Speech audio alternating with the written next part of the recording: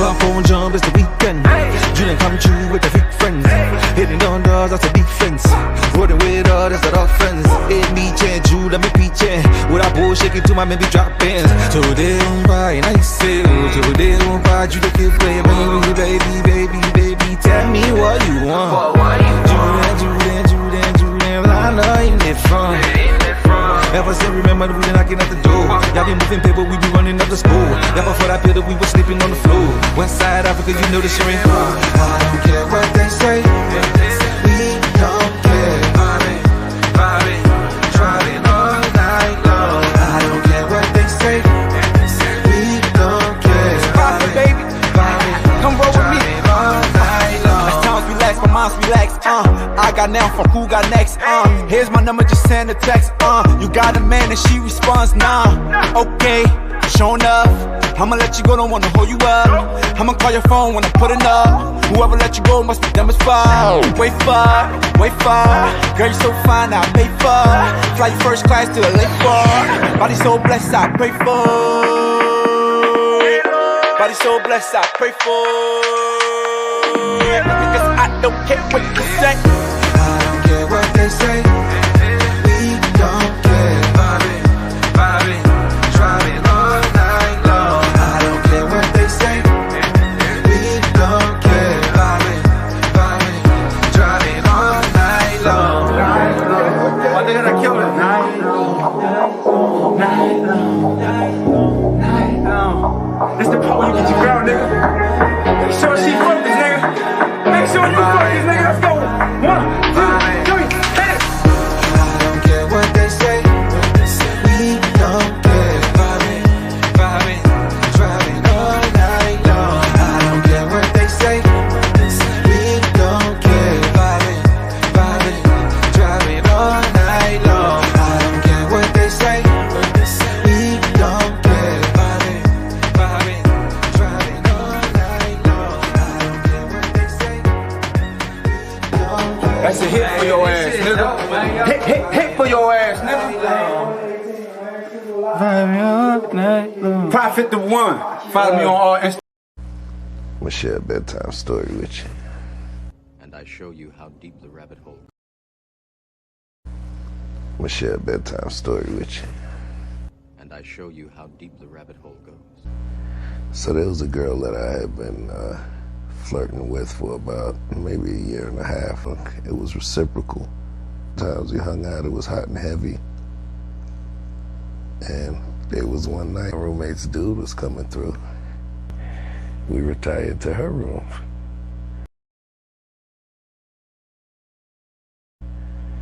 And it was on and popping.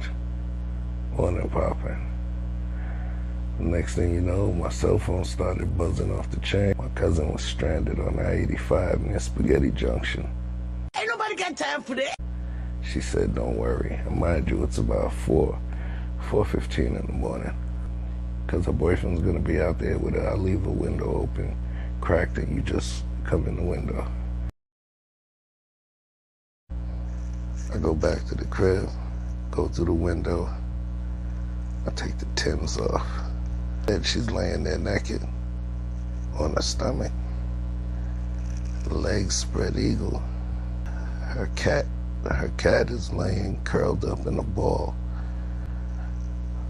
right in the money spot. Yeah, right in the money spot. So I go and I gently take the cat, put it on the floor. Chill, kitty, it's all good. I get back in the bed. The damn cat jumped back in the freaking bed. Gently pick the cat back up, put it on the floor, get back up, he jumps up again, back into the same spot.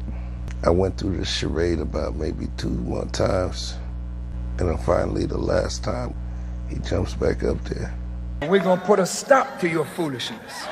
His claws is clawed into the freaking blanket like don't want to move, so We're not gonna allow that to happen anymore. And I'm put on the floor. And that mother feline scratched my ankle.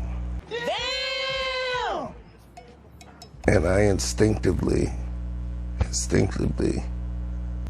kicked his ass at the same foot, and he bounced off the wall.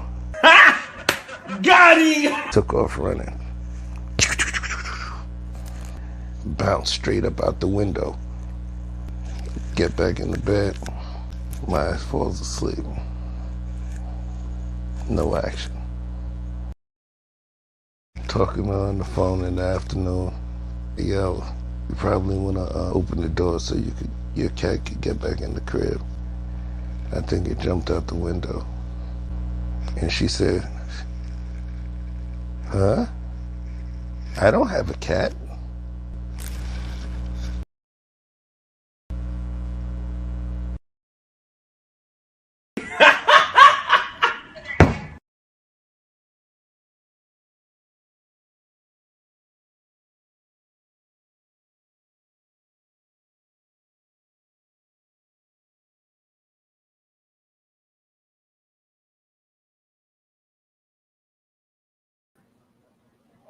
Damn, I was feeling good with that one right quick. I got to do it again. Hold on. What up, YouTube? It's your boy, the one and only Chef Shupeezy.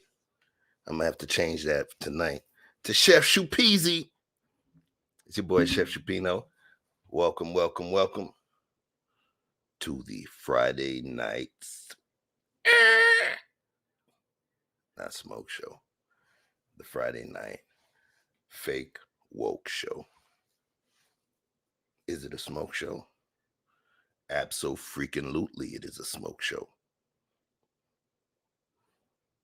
But some of our smoke is going to be directed at, let me do this. It's going to be directed at cancel culture and Me Too movement and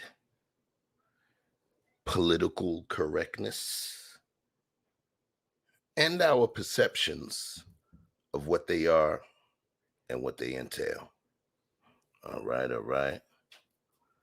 Thanks for the back end, huh? Peace, Anton. All right. Yo, so without further ado, let me bring on this man that has been extremely pivotal to the movement. It was originally me, so I can't say without him there would not be me. However,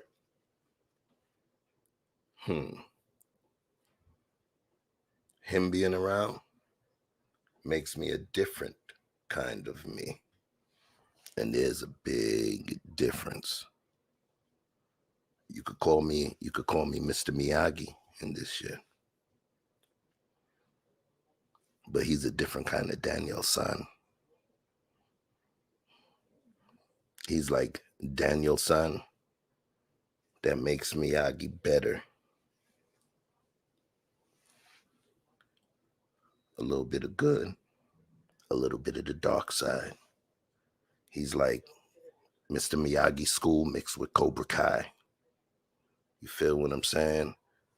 With a little rim shot to kick your ass. And here he is. Just Vic. You like that? You like that, bro? Come on, you like that intro, son? I've been getting good intros all week. I'm getting my best chef on right now. Hey, you kill me with the little bit of Cobra Kai. You like that? Hey, I definitely spent a few months at that school. So you already know. Okay. You already know, baby. Yeah. Friday night. You know, if y'all know that song that plays at the beginning and the end of the show, it's by my man, one of the favorite artists that I had the opportunity to represent, you know, named Roll Papers and Prophet the King. And it's called Vibin'. And whenever I play that song, it always feels the best on Fridays and Saturdays. What's the first lines of the show? Club on Jump is the weekend. Club on Jump is the weekend. Friday, yo. For those that start your Tuesday week, your work week on Tuesday, I apologize. This is a Thursday for you.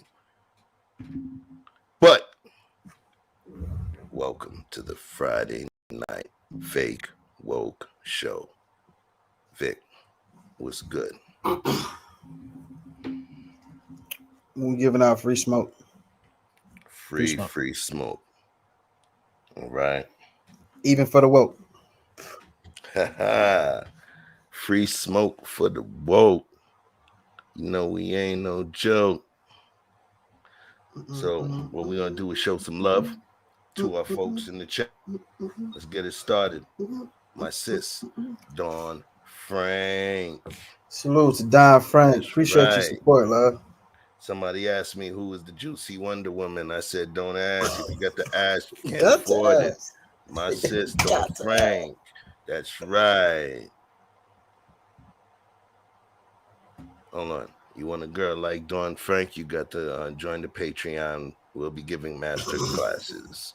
Yeah. Hey, this guy. This fucking guy. Hey, April Carter. What's up? What's decided to come home, Flower? We were about to send the Amber Alert out on you. I done been on a couple of tours looking for her. Sometimes she be spying for the government. All right. Yo, man, this guy right here, they say believe half of what you see and none of what you hear. Yo, I don't believe shit of what I see until I send that footage to this guy, Danique Anthony. Let me take a moment right now just to explain something to y'all. Holler at the guy, yo. Go to his IG. He's gonna put his information. Put your information in there. Go to his IG. Go to his email.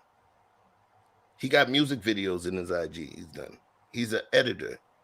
My dude is bananas. And I would not be able to progress through this thing without this guy. When I say it, I say it. You know what I'm saying?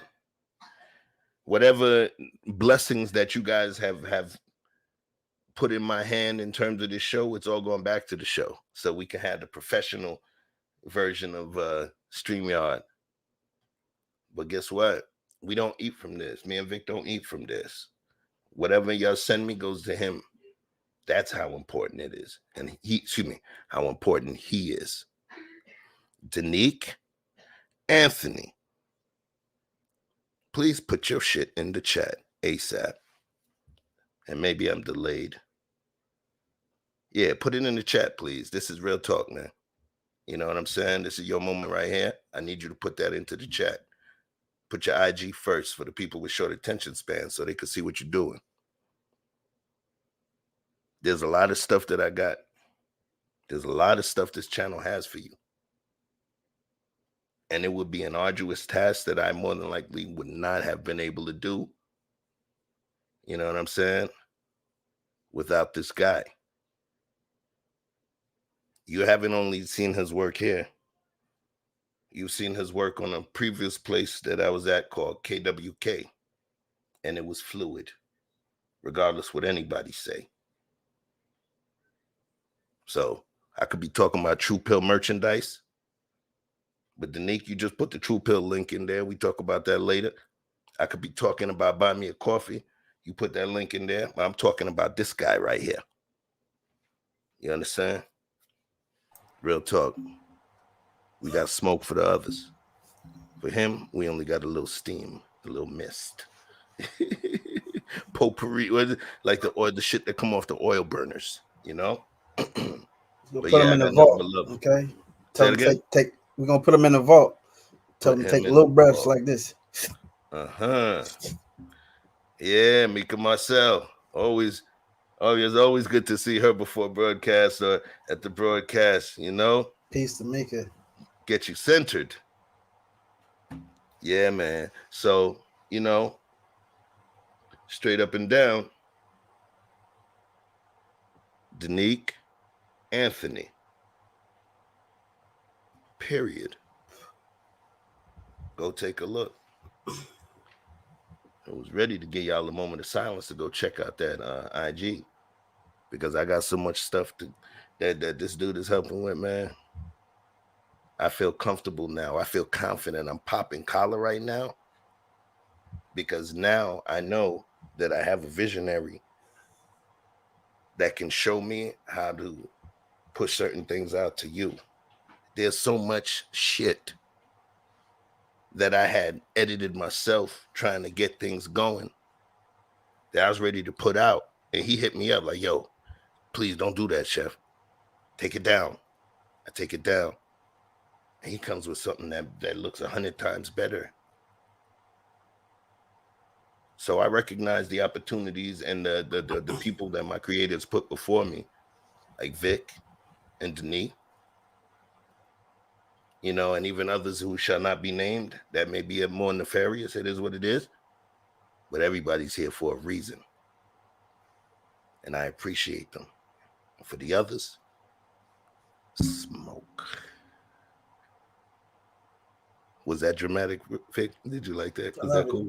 Okay, cool. Yo, Danique, you got to clip that one. I think I did that one. That was pretty cool. I got a little goosebumpy there, man. Oh, snap. Peace to Menzie Limbs. Loverboy Lenski. Bon nuit, beautiful people. Bon nuit in French means good night. Lenski is one of my Haitian brothers.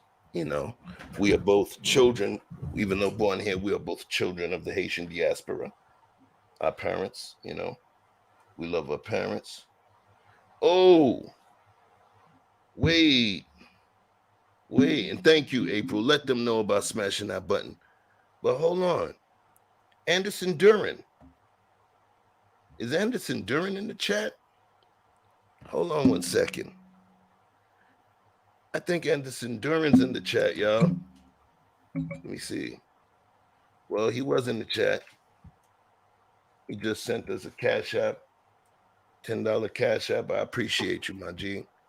Peace, you know, we're not monetized right now, but I appreciate the fact that you see the love. And this is not your first donation to the cause, you know, so I appreciate you. Straight up. Just Kaya, my sister. Is she still? Let me see if she's still in the chat, yo. Because this one here, okay, she dropped out the chat. Yo, this lady does like 32-hour streams, kid. Yeah, that's just wow. Yo, she's wilding. Then we talk about we on the night. She on the damn week. Jeez. Okay, yo, Anderson, I appreciate you. I appreciate you, my king. Thank you. And understand that every penny, if you donated 75 cents, believe that is going to good use, you know, and for the brothers around me. So, talking about that, yeah, even, watch this. Yeah, I don't want to talk about it. I don't talk about gifts. We're going to keep it moving. So, we're going to put this thing in the chat too. Bust your gun, chef. Say it again. Bust your gun, yo. No. It's a warning shot. They want to know it's real, man. It came for the smoke. So now it was really more in terms of y'all. You know what I'm saying? Like, I'm gonna talk. So I'm gonna give it up as a. It's a way to. Not. I don't want to feel like I'm pandering for donations to this, right? But what I'm saying is this, y'all. With this thing here, it's organic. We're not even monetized, but I'm making sure if I eat, we eat. There's budgets. We got StreamYard. We got this, that, and the other. You get what I'm saying? I had a budget for equipment, right? And this is where karma always works. You know, if I be bad, she kisses me on the cheek quick. I'm good, she triples my blessings. So I had a budget where I wanted to get a mic, the mic that I'm using now, right? And I had a budget for it. And in terms of the cash apps, there was some people that put up some good cash app. And I was like, shit, I got the money for the mic, right? Perfect. I didn't have to get the mic because 2 days after the money for the mic was there, my lady, she gave me a mic for Christmas. Peace to Mr. Chef. Yo, peace, Ron P. I see you there.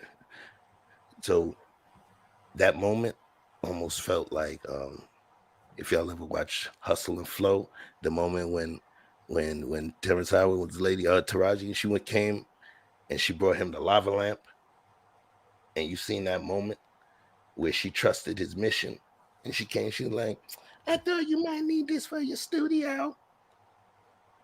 I felt like that, and guess what? I had the mic I needed, and what did I do? It's hard out here, fool. No, what did I do, Vic?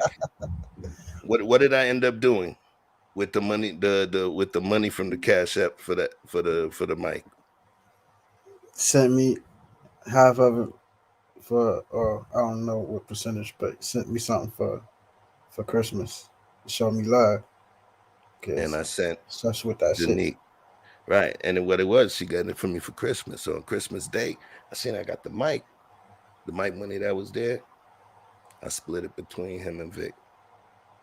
And this is not about me. It's about this. Wherever you seen me before, I never received a penny, yo.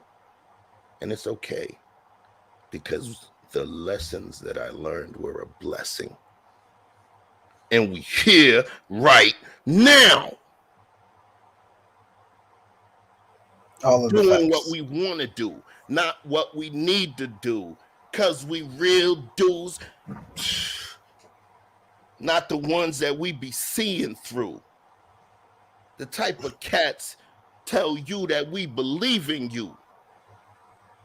Treat you like we love you, even though may not be needing you. What we need to do is think about the message we leave for you. See like a tree that grew in seeds we perceive for you.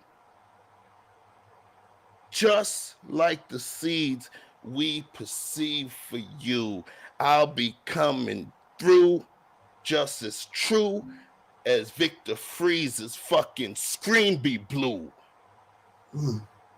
That was freestyle. Murderous. Let's go and get this damn smoke. Let's go.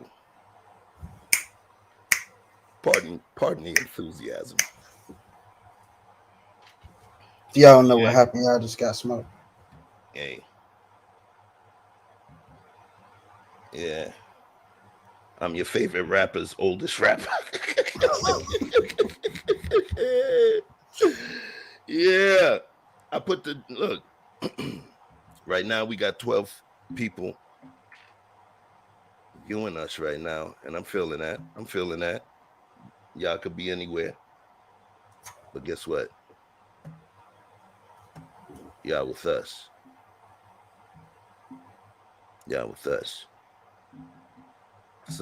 Some people say just get a show a name. But I prefer to get a show a name of the players who show you the game. Damn. I need to go in the studio. Peace to El Rod. Peace to Frank and Janai Entertainment. Long story. Google it.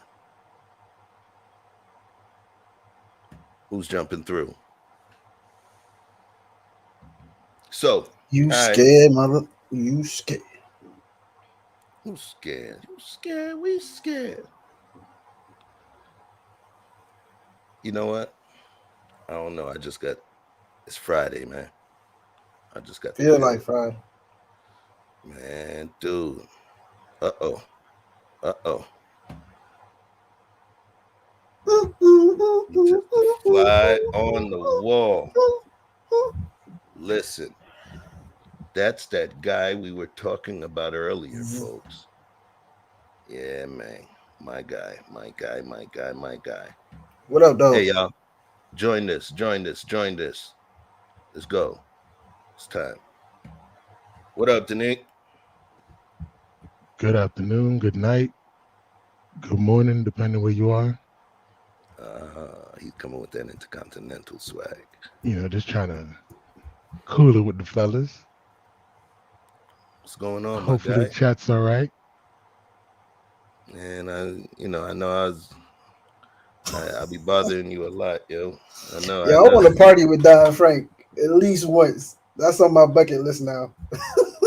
Hey, you motherfucker, you better sign a waiver, yo. I told you that. I'm just saying, you got to sign a waiver and an NDA, Okay, wait. non-disclosure agreement, messing with Dawn, yo. I'm just saying, yo.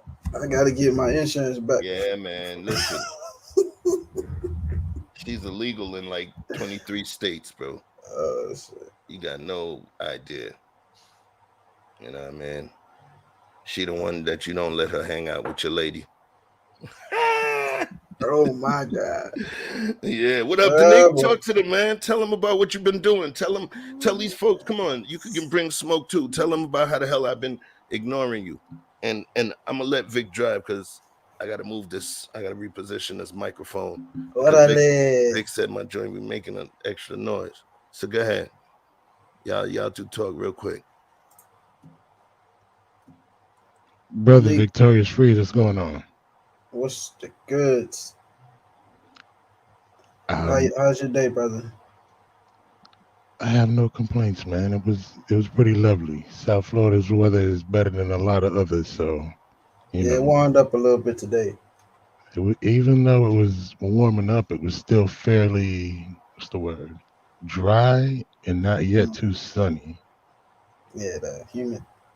Yeah, it was lovely. No humidity, breezy. Yeah. It's coming up on Sunday, a day that I enjoy personally, a day that I try to do as minimum as possible. Friday is like a pre-Sunday, and then I get a little working on Saturday. So tell me a little bit about what you're doing on Instagram, bro. Instagram, damn, what I'm doing on Instagram, it's a combination of like funny clips I see I reposted in my bonsai. I don't know if you were bonsai, the plant with the pot, kind of like what you saw me, Mr. Miyagi, working on the tree. Mm-hmm. Right. So I have a collection of those. I'm learning to work on because different strokes. Different trees have different habits, and I lost a few already. And they say you don't start. What is it? You can't win until you lost. You can't learn to win until you've learned to lose. And so in the trees I lost, I think I learned a couple lessons. But it's gonna have some trees coming forward, legal trees, until I guess our state situation changes. But yeah. So you got videos over there? What you got? Yo, all right. Listen. This is a Friday night smoke show, damn it. I mean, you scared with the smoke? No, you said it was a fake woke show, not smoke. I don't want no feng shui. I don't want no Pour feng shui. No feng shui. I want stuff. This dude that's right, Cannon. This dude here, he's a clever guy. He's a clever guy. Did you know he came up with a theory? Tonight is the fake woke show, smoke show. So he came with a theory. You know, Danique Anthony is not just a visionary on film media, on DSLR, on mirrorless cameras. He is a visionary in other places too. From what I heard, he's a visionary in the bedroom. Whoa. Yeah. Now, Vic, he could probably handle Don Frank. You got, you know. So hold on one second before Danique gives his dissertation. All right. Oh shit. I need you to prepare your. I'm going to give you opportunity as I do this intro to prepare your the lettering, your acronym or whatever. Okay, because we finna teach them tonight too. Everything on this network is gonna be a teacher. You're gonna leave with something. We ain't gonna pickpocket you. We're gonna place something in your pocket. All right. So while you're doing that, Danique Anthony, here goes my sis. Now we can get some smoke in this. Loco DeMarco. Hey, these niggas don't even smoke, Andrea. What's up? What? They don't smoke. I love you, good blood. Non-smokers in here, man. Wait up. Wait, Andrea, you gave up the Black and Miles? No, I don't smoke. Oh no. Okay. All right. Andrea's still smoking Black and Mild wood tips, y'all. And she got the new ones because where she live at, they got the new kind. It's the hickory wood. That Black and Mild stinks. That stuff stinks. Yeah. That stinks. Yeah. Say it again. No, Black and Mild stinks. Yo, can you take the phone from out of your boot? Okay, them Black and Mild stinks. Okay. Yo, I can't hear you. You can't hear me? Nah. She good, chef. You gotta turn your headphone up or something. Headphone. Can you hear me, Vic? Yeah, I hear you pretty clear. Okay. Nah, what I'm saying is she's sounding lower than everybody else. Can you turn her up? Yeah, that's what I'm doing. Can I turn her up? I got a lady. them Black and Mild stink. Okay. I didn't answer the question. Like Black and Mild. I was dating this guy and he smoked the Black and Mild. I came home with a suitcase full smelling like brand new clothes, smelling like Black and Mild. I was so angry. Mm. I was like, that's sticky. Hey, I had to respect that shit. Like guilty. Yo, listen. That's a down south. That's a down south thing. But look though, who hot boxes Black and Miles or cigarettes? Huh? That's like tobacco and leather. But yo, I got to make sure I shout out my brethren, knowledge and relationships in the place to be. Peace. You know what I'm saying? You have to shout them out because they show you love. All right. I see you moving up. You at 460 now. You at 460. Hey, you see actually that at link? 461. Yeah, 461. Okay, come on there. Mimsy. Knowledge and relationships. Y'all see the link? For real, man. I appreciate the love. This is and peace out to Just Kaya. You know what I'm saying? I appreciate earning your loyalty, and I'm gonna make sure that the content we provide will be consistent with the great content you provide, as well as to continue to earn that. Real talk. Now, you finna learn a lesson, Andrea. Yes. Don't you come with no bullshit. All right. Peace to Miss Deb. Peace to Miss Deb. You already know. It's pinned to the top if you want to play in this game, but I know you may be playing it safe. Real talk with Mimsy Lynn. Listen, I gotta show love because for the other ones, they get to smoke. Real talk with Mimsy Limbs. There's times you feel spiritual. There's times when you don't. There's times when you want to rage. Some people take their energy out in the gym. Some people take it out in the boxing gym. Some people run, you know. Sometimes you got to rage.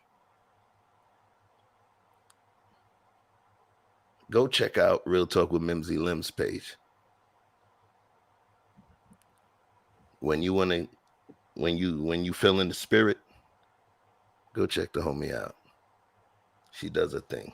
Just want to say, you believe what you believe, you feel what you feel. Even if I didn't believe what I believe or did believe different things, the way she brings it to the table is pretty ill.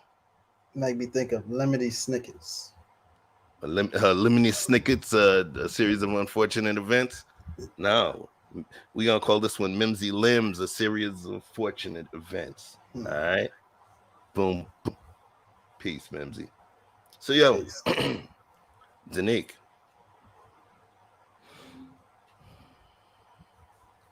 I think the world needs to be schooled. And what I'm going to do is keep the moment right?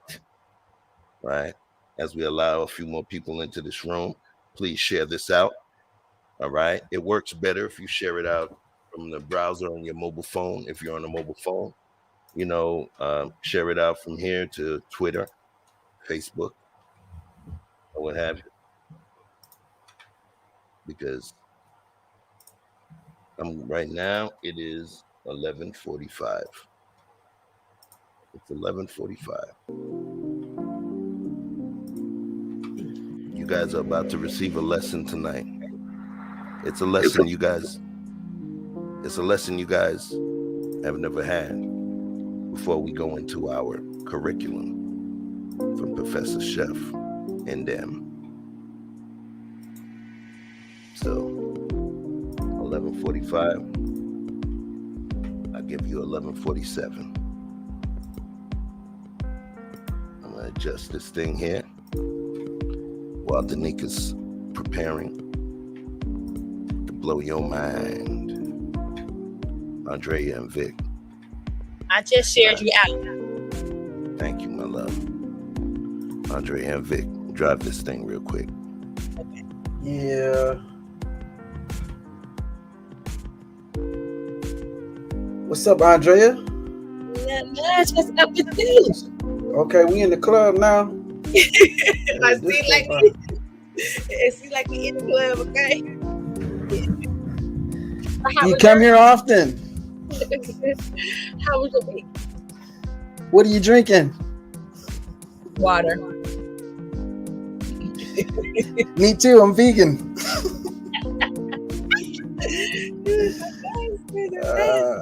Where do you get your vegan water, Vic? Okay. Out the same. He ain't drinking no vegan water, is he? I don't think it's vegan out the tap. Yeah, it's no meat. It's no meat. I promise. He ain't drinking no vegan water. It's gluten free too. Oh God. I don't believe that. Hey, but yeah, man. What's the wokes? What is woke? Let's talk about woke. That's fake. What is woke? What's your definition of woke? When the first time you heard that term and put legs to it? What do you believe it is? Woke to me is people just say it in a way that it doesn't mean anything. Like woke to me is like, you know what's going on in the world, like you know what's going on in your community, you know what's going on in your people. That's woke to me. Not you running around here as a zombie and don't act like you don't know what's going on. So somebody who's woke is somebody who know what's going on. Yes. In their community, if nowhere else. Yes, in their community, where they stay, where their proximity is, all that. So what if you know about all the shit that's going on TV, but you don't know shit about what's going on in your neighborhood? Then there's something wrong with you. Because you need balance. But what if you listen to Michael Eric Dyson and Oh, I love Michael Eric Dyson, but Michael Eric Dyson don't live in my community. Michael Eric Dyson got money. Michael Eric Dyson think he live a good life. And don't get me wrong, I definitely think he's an activist, but baby, you ain't in the coaches right now. You sit up in your college professor class teaching. But I watch all of the YouTube shows. They be putting me on game. You know what I'm saying? I feel like I'm real woke. You know what I'm saying? Because I watch all of these shows, and they be telling me these stats and stuff. You know what I'm saying? I mean, I ain't never had time to go check them out or nothing like that, but it sounds like what I be seeing. So, shit. You can have stats, but you need put a person, a face to the stats. You can have all the stats in the world, but what is that? I got some stats. Okay, come on, Chef. One of the stats in my mind is that I was going to keep it 50-50. For the same amount of smoke that I spew, I have to share that amount of love into the world. I got my boy, Rashawn Dave. People call me, a couple people try to refer to me as genius. I'm not genius at all. My brain just has a filing system where I take useless pieces of information and I store it in a good place and just happen to be lucky enough to find times to make it useful. For you think it's genius, and for me, it's fucking politrick. Y'all think I'm smart. This is my little bro right here. 42 years old as of, recently. Yo, I consider him a genius. Rashawn Dave. Real talk. Rashawn, I'm honest with you. I didn't know Danique was gonna come up, but you need to be the fourth square on this thing. All right. So at this point, you need to be the fifth square on this thing. Real talk. What up, Dave? Come on. Please. You don't have to cam up. Don't tell me them boy I didn't push hard. Right. If I ever had a debate to have on YouTube, he's the only one that I would want as my moderator, either him or Hanifa Naila. Nah, yo, listen, bro. Listen. When I give love, I don't give false love. It's not empty. You know what I'm saying? It's real. All right. So, like I said, Rashawn Dave, link is posted at the top. But what better but to trigger y'all, right? My little bro. Yeah. What's up? Okay. Yeah. I knew if you pull on his coattail long enough, he'd come. Welcome. Vic, Danique, what's up, bro? and Miss Lynch. Hello. Oops, wrong one. Yeah, man. What's going Andrea, on? that was my brother Rashawn saying hello. If you don't want the cat, you better speak back. Oh, my bad. I'm sorry. Hello, how you doing? I'm good. How you doing? I had my thing muted. I'm sorry. Okay. How are you doing? You almost got the cat, girl. Nah, I appreciate the kind words though, Chef, man. Really appreciate it, man. But shoot, I'm nowhere near a genius. Listen. Look, Chef. What they say? You ain't know what a phantom was. What a phantom was till a phantom pull up. Oh, right. You know, Yeah, Pizza Cat Williams. You're talking about, when they had that the 300C and everybody be like, yeah, that looked like a Rolls Royce Phantom, until the Phantom pull up next to you. And now, when it does, that shit look like a 300C. That shit like a Chrysler 300. Yo, this dude made me feel like a Chrysler 300. But guess what? You always got to keep folks around you that make you want to be better. Special shout out to Mr. Best in the World. He's one of them friends that's like that. Yeah. He's the homie you might not have seen for 3 years, but he's the one that gets 2 boxes of the 100 Christmas cards and sends it to every single person he knows every single year. And you get it every single year. And you be like, damn, I need to be a better friend. You know, so peace to Mr. Best in the world. Love is love. Thank you. And speaking of love, come on. It ain't love if it ain't quantum love. What it do, fam? Egg one, day one. Do y'all know what quantum means? Do y'all know what quantum means? Come on, y'all. Do y'all know what quantum means? I'm going to tell y'all what quantum means. I'm going to show y'all what quantum means. You know how I do. It ain't going to be a chef show. That's some education, right? I got a $5 cash app for anybody who other than quantum who can put it in the chat. No Google definitions. Let's see. All the context, I know what quantum is, like quantum computing, quantum physics, but I don't know exactly what that means. I never even looked it up.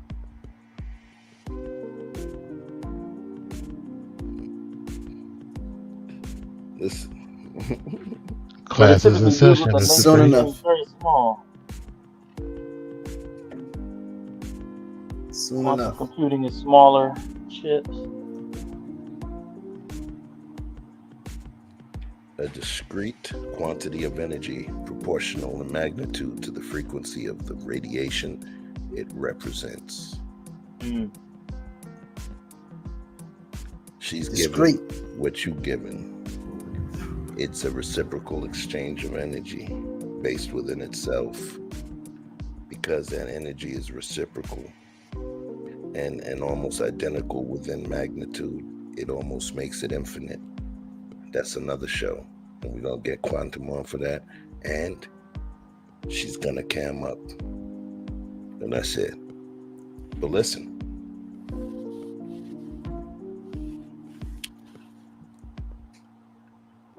tonight, yeah, you're gonna trigger you, and it's okay. You're gonna take what it is, but it's time for a little lesson. All right, and get you warmed up a little bit. You know what I'm saying? Tonight, yeah, I'm a big boy. You know what I mean? Andrea likes big boys too. Ooh. Fart when people hug you and makes them feel strong. You do it too much. Okay, you really do it too much. All right. But yo, Andrea like them big dudes that get on the roof. See a big boy get on the roof. I ain't never see a big boy get on the roof. Big boy ain't driving on the roof. I ain't never see a big boy get on the roof. How you do it like that?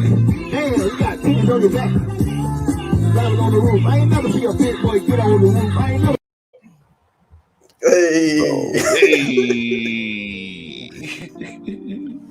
Y'all ain't never seen a big boy get on the effing roof. He brave. Yeah. Yo, Danique. So yes, sir. I'm going to adjust your microphone because I believe I gotta turn it up louder. Nah, you good. You good. I got you over here. It's critical.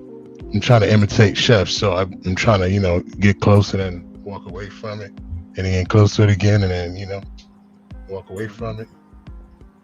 How is that now? Oh, you good. You good. You good. You good. All right.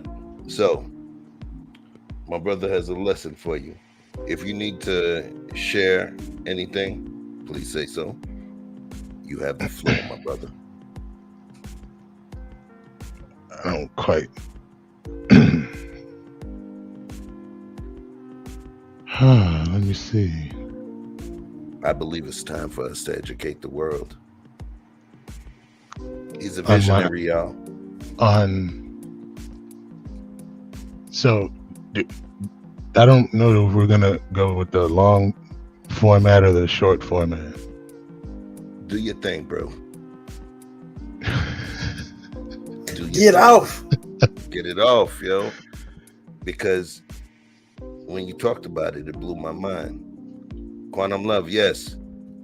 He got that voice. He Yes, he literally, do. when he talks to you, he's like that voice in your head, right? He's that voice in your head. Okay. You ever, any of y'all ever watch the Flintstones? Mm-hmm. Yeah, I watched the Flintstones. Do you remember? You remember the Don't Flintstones? start that again. No. It was a dude. I'm gonna bring him up here. Bring him up. If y'all see, I'll send $5 Cash App to the first person who could tell me what Flintstones character does Danique Anthony sound like. And I'm gonna give y'all till 12 midnight.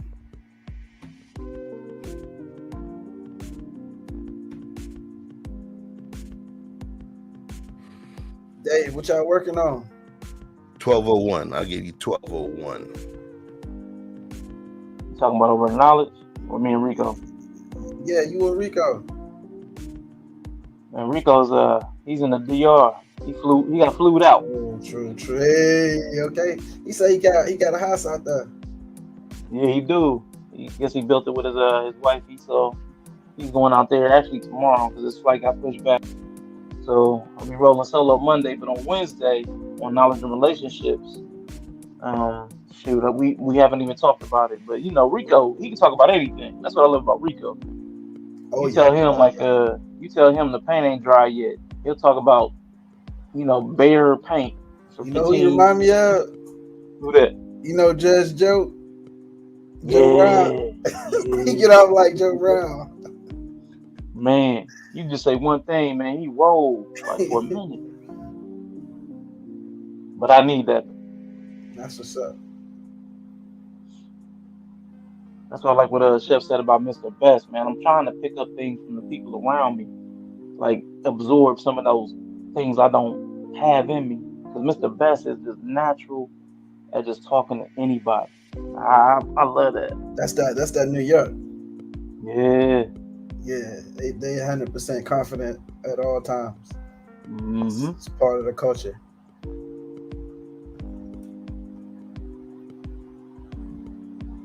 Yeah, man, nothing popping off, man. I'm waiting to see what this fake woke's about, man. I like fake woke. Somebody about to get it. Oh yeah, Chef got something cooking over there. Shout out to Absalom Pianki TV. Respect to the garden, respect to you. Thank you for supporting the channel. We appreciate you. You supported the channel one of the other nights. I didn't have the opportunity to show you that love and tell you thank you. So thank you, my brother. I appreciate you. Real talk. So we didn't get any correct answers. So this is who Danique's voice reminds me of. Yoga. Y'all remember this character? The Great Gazoo? Hello, dum-dums. Dang that old. Hello, dum-dums. There's times where this dude, Danique, will ask me questions and where he's telling me you did a silly move, but he don't want to tell me he did a silly move. So he's like, yeah, so I guess you've never used a DSLR camera before, huh, Chef? I'm like, what you talking about?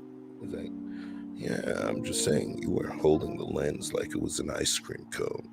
This motherfucker.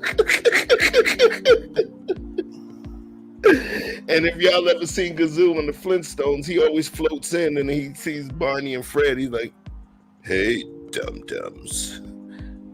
That's whose voice he reminds me of.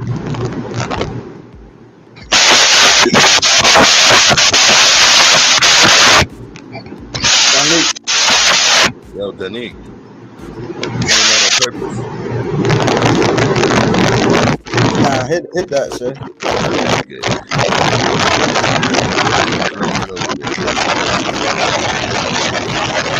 Fix that mic, bro. Yeah. Fix that mic. His voice blew out the speakers. Well, that was the real Kazoo coming for his ass. Pause. So, enough of this talk. We got 17 folks in the room. I want to send a special shout out to somebody that you guys never heard of before. You know what I'm saying? You never heard of him before, but you are going to hear about him. His name is Dr. Fun, aka Tim Donegan. Don't ask, don't tell, but you'll see. Because I feel he's floating somewhere here in the rafters tonight. So, all right, love is love. 4 minutes into an hour. Danique, what you got for these folks, man?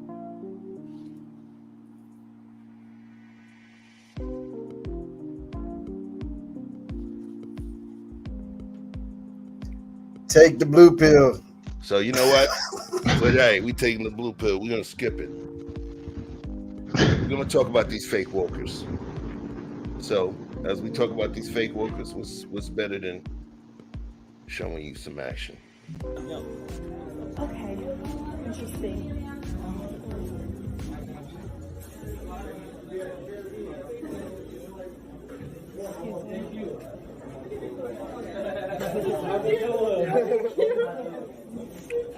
I hate these. Good, how are you? Doing good. Olivia? Yeah, Taro Slush. Got you. It's coming up right now. Okay.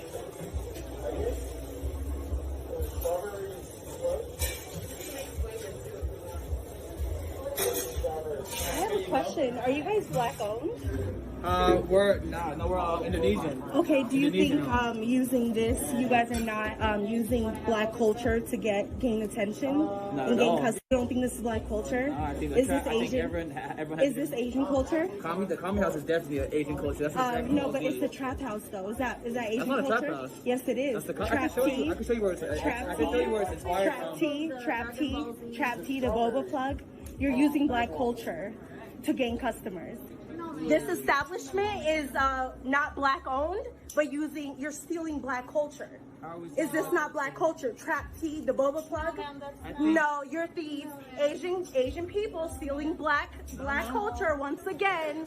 It's okay, you'll be exposed though. You're not black owned. You're stealing black culture. Thank you for coming. Black culture. Thank you for coming. No, I came here because I thought it was black owned. That's why I came here. I told my friends I'm supporting a black business. This is not black owned. This is not black owned. Asians stealing black culture once again. I came here because I didn't know it was black owned. You already spent money on them. I already did. But Because I'm tired of people. The pace. Hold on. Yo. Can you hear me? Yep. So good. God damn, A boy. little loud. Hold on. Let me stay where you are. Don't do anything right now. Hold on. Go ahead. Say something. Something. Keep going. Stop trying to eat the phone. Something. What you mean eat the phone? I mean, you too close. Too close. To How about now? You good? Good. Say something. Something. Perfect. Something. Chef Again. got the rest. All right, so something we good? Yeah. I never seen Big Danique get on the roof. I call his phone like, yo, son, you good? We trying to keep this going, yo. You good? Yo, Danique. Walk on. Get on the roof. All right, ladies and gentlemen. So it all started back when I was maybe 12 years old. That was kind of like the first time I was introduced to like different activities, right? We're gonna keep it clean for YouTube. Nah, yo. Go ahead, my man. All right, so where you actually come across seeing different. Pull the microphone away from you a little bit, because we're getting a little pop, and they need to hear this. All right. Go ahead. Perfecto. Say it again. Go ahead. Go ahead. Go ahead. Where was that? So you were when you were younger. Okay. All right. I remember now. All right. So when I was younger, I remember being exposed to like different medias. Well, back then it was cassette tapes. Because you catch a cassette tape and it's a flick on there. It's like, ooh, catches your attention. I'm like, oh, that's very interesting. So fast forward to my experiencing years when you're now learning to put things into play. It's coming to my realization that I identify different than what's put out to the world or what everybody else accepts, I should say, because guys, it's kind of hard for me here. So as long as I could remember, it's been like what I was exposed to was just traditional missionary. But then I was introduced to like doggy style, and then like my life changed. So I identify traditional doggy style with optional hair pulling, which is TDX WOHP. And I just hope everyone accepts me and me coming out and embraces how I identify. Show them the acronym, bro. Put it up. They got you, because that shit is too many letters for me, man. I just figured out the LGBTQXJC plus. Un momento, por favor. Yeah, man. It's revolutionary. Man, I just caught that so late. Oh my god. Son, it's revolutionary. Okay. When you get it up on that screen, because too many letters for the kid, I'm going to give you the solo, and I would like you to. There you go. Explain it to him one more time, please, my king. All right, guys. Once again, I identify traditional doggy style with optional hair pulling. There's more to it that I'm still working out, that I'm finding out as I go along. But I'm pretty sure there would be more letters to come. Any caveats you may want to give us a sneak peek on, Well, the latest experimentations that have been can maybe be implemented would be what was it again? AC. Am I not coming in clear? ADC? AC. AC. Alpha Charlie. Sounds about right. Yeah, TDX WOHP AC. What's the AC for? And choking.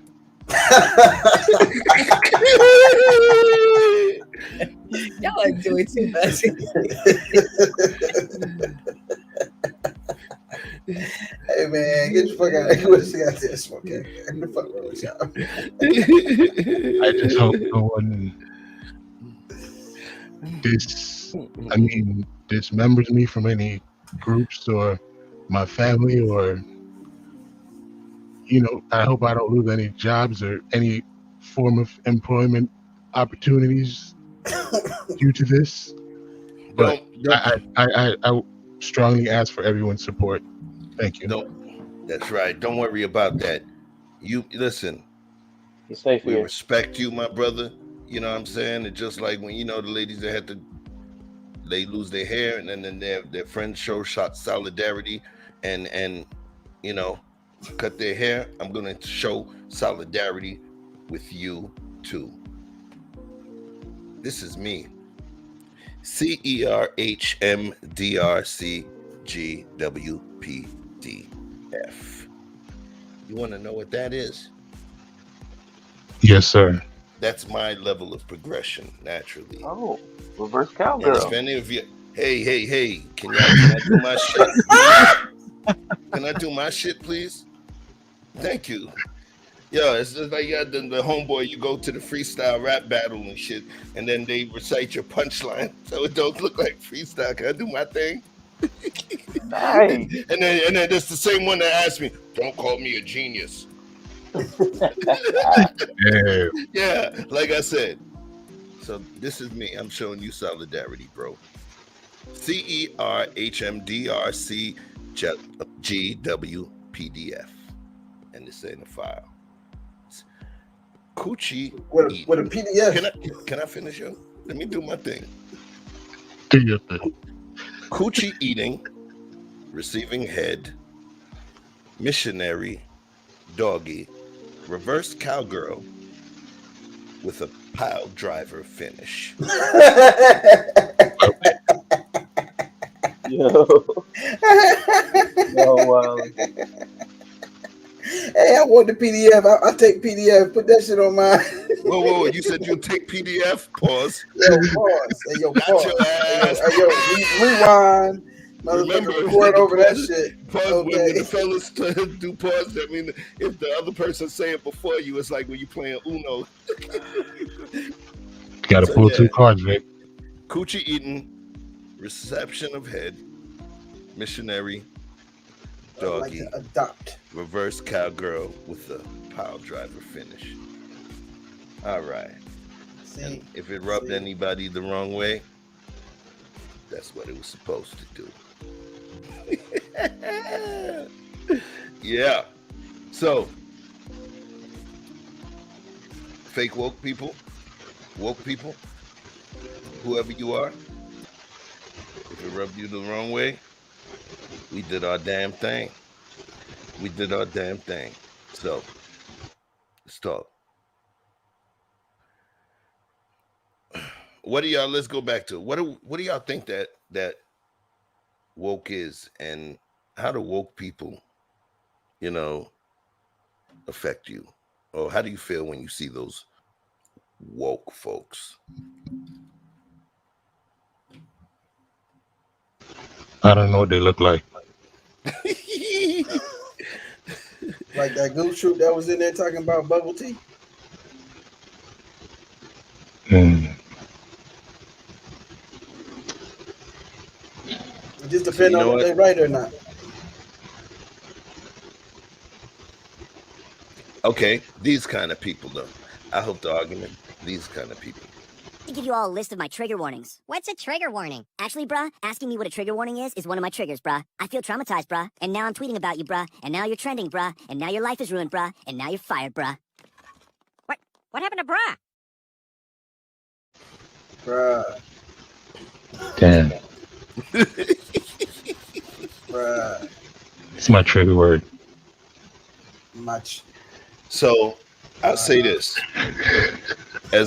As a man that was born in the 70s, I was able to, by the time 1979 hit, I was 7 years old. So I grew into a man in the 80s, into a young man in the 80s. And then I got to experience the 90s. By 92, I was 20 years old. Yo, it's crazy where we've come. This is my personal, and I'm going to make sure I'm clear on what my opinion is, what statistics are, and, what people consider. But it's crazy. Bear with me a moment. So, what do you guys think about how PC we've come or become as a people? Just everybody want to be accommodated for. or catered to. And I think we started it, and everybody else was like, "Shit." Apparently, the squeaky wheel get the oil. Now we had a reason to squeak. You understand? And everybody got to eat off that squeak, but then everybody else was like, "Shit, well, we got next. How about us? How about us? How about us?" And then it was just unlimited because nobody want to offend anybody, and now everybody's scared to say anything. And now just the same thing that you thought freed you has enslaved you or entrapped you.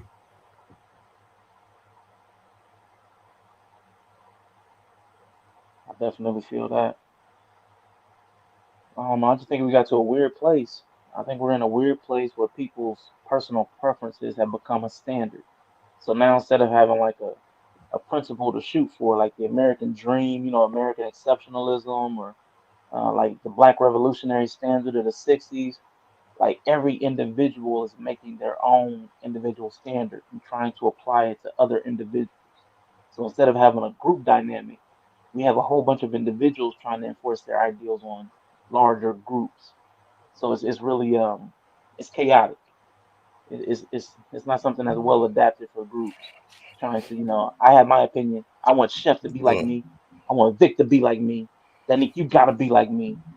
Andrea Lynch, you're a woman, but you gotta be like me too. Otherwise, I'm canceling all of y'all.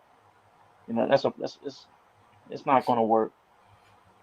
So he doesn't want to be called genius.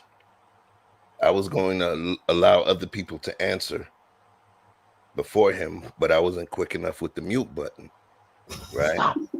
So he ended up going first, right?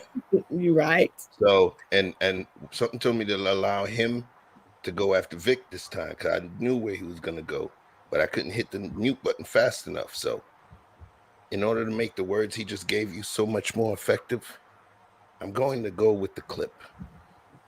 And I'm gonna figure out how this dude is reading my MFing mind, yo.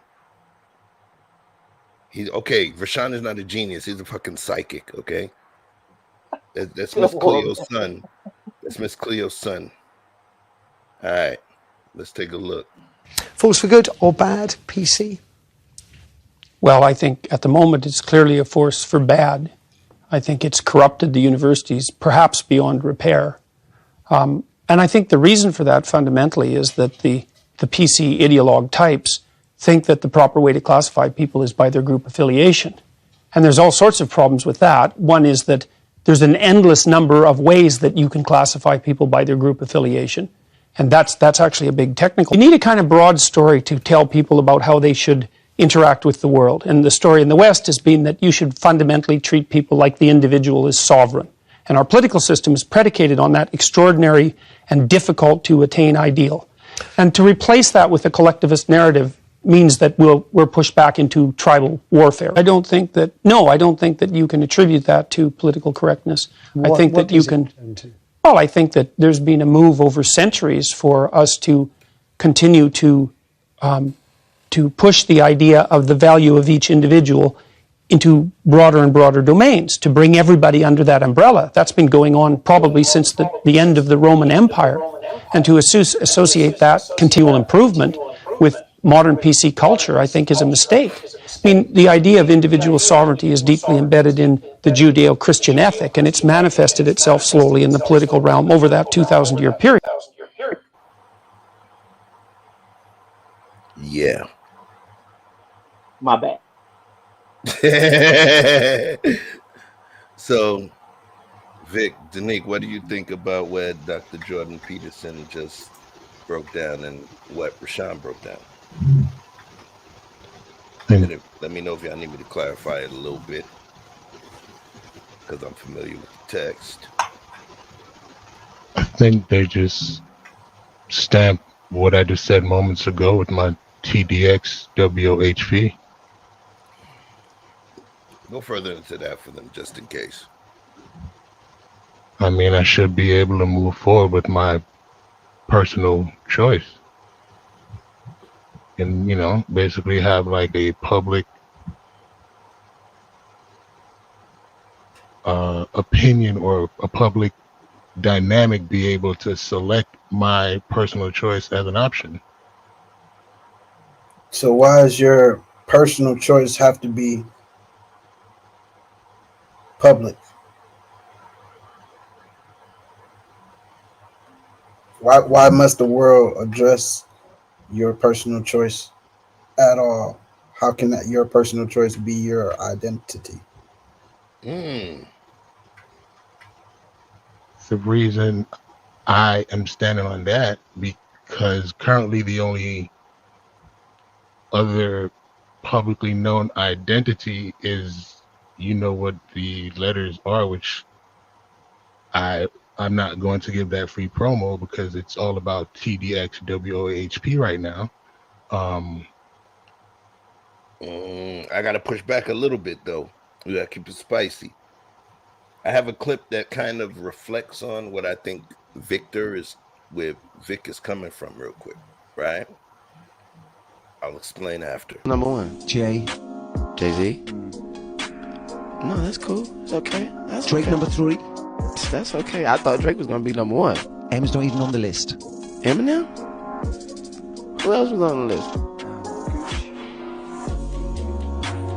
Gucci who? Gucci Mane? Was on the list. Eminem was on the list. Shout out my nigga Gucci. Shout out my nigga Gucci. Why did I play that clip? Because even though in his mind, it's 2 pieces. Even though in his mind, he knew and felt that Eminem should have been on the top of that list, right?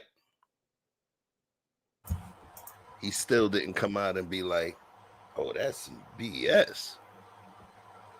He kept that to himself and he celebrated Gucci for even his replacement, even though in my mind, it feels like he expected him to be on the list and not Gucci.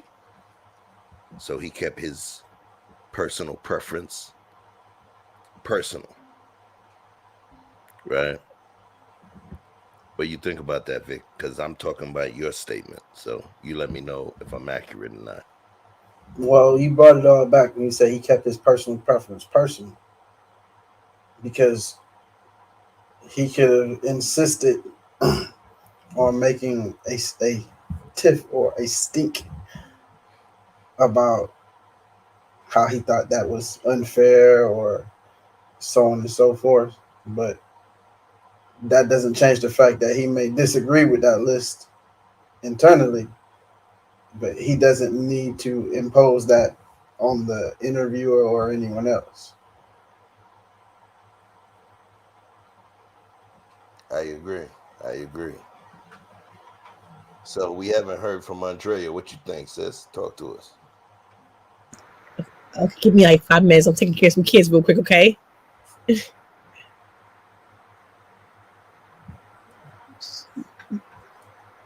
good? You can mute.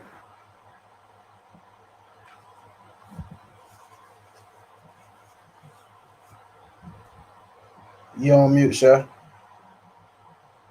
Rashawn, what do you think?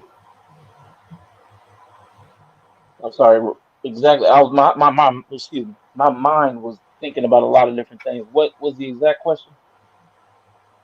So the question was, what did you think in terms of? I gave a kind of synopsis to what Vic was saying to Danique, and I utilized the clip from Lil Weezy, where Lil Weezy, when he found out that on the list of top 5 rappers, Eminem wasn't on the list and Gucci was on the list. And I said you could tell he thought Gucci should. Let me just do this real quick. Let me bring it back. It's a short clip. Number 1. Jay-Z. No, that's cool. It's okay. That's Drake okay. number 3. That's okay. I thought Drake was gonna be number 1. M's not even on the list. Eminem? Who else was on the list? Gucci who? Gucci Mane? Was on the list. Eminem was on the list. Shout out my nigga Gucci. Shout out my nigga Gucci. So after seeing that, what I said was, I believe that you could tell Eminem. He believed that. Excuse me. You could tell Weezy believed that Eminem should have been on the list before Gucci, but he didn't allow his own personal opinion to shine, and he played it diplomatically. What do you think about that? I actually think that's the right way for people to move. I don't think we should be trying to enforce or impose our opinions, like opinions, on other people. And I'm seeing this so much. The more I get into the YouTube space, I'm seeing people want to enforce their opinions on other people and make it law. So I mean, I definitely respect when people can fall back and say, "Well, these are just my feelings and my opinions. I'm not going to try to lure them over." So I'm with that. I definitely agree with that. Cool, cool, cool. So we're gonna talk about some stuff. What do y'all think about imitation of culture,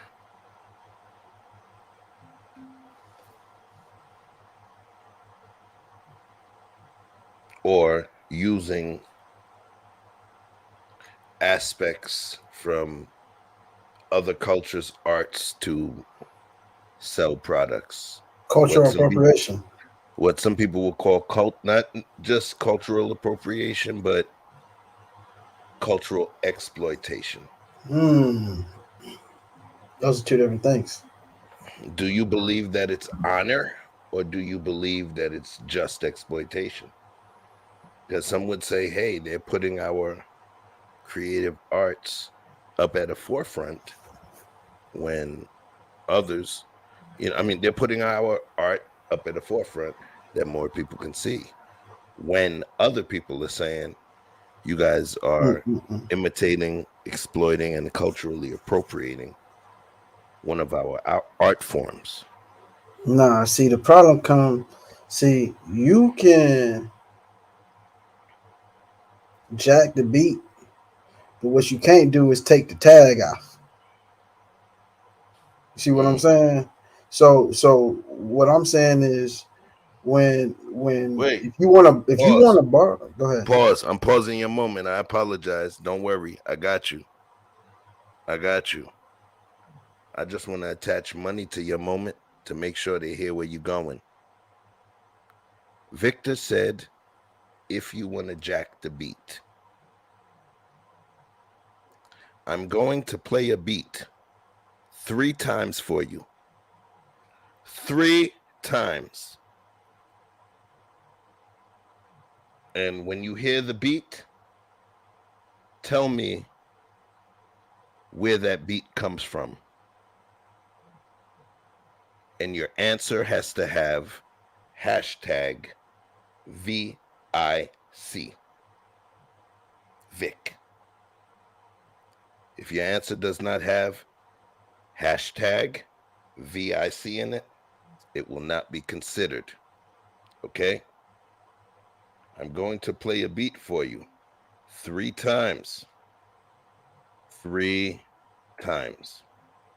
And your answer has to have V hashtag VIC in it.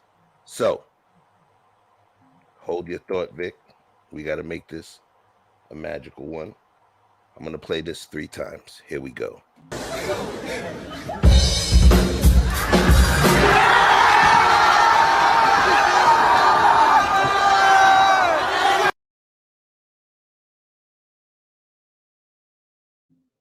Remember, it's a beat.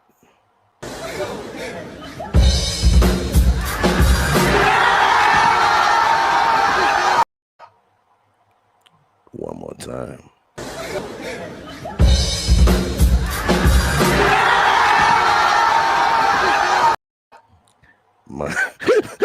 Mind you, this was at a high school talent show, and he actually won the talent show. Let me see the answers. Let me see the answers.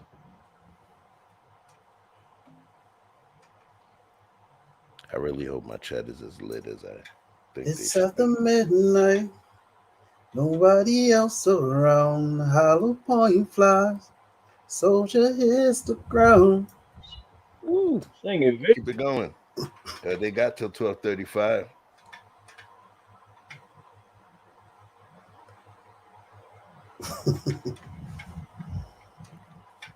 As I sip my beverage. You gonna do this bullshit? I ain't gonna have no story to tell when we come back. They won't admit it. Hey, short If they term don't get memory the is answer, not my strong suit. look, if they don't get the answer, cool. 12:35 hits. It's okay. We still control the night.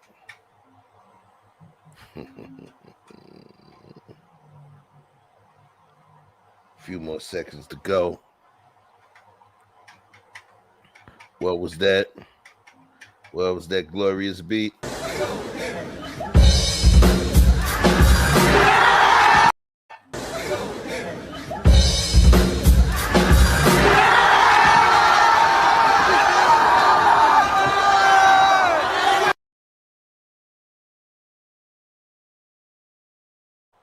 All the kids sure seem to know. Mm-hmm.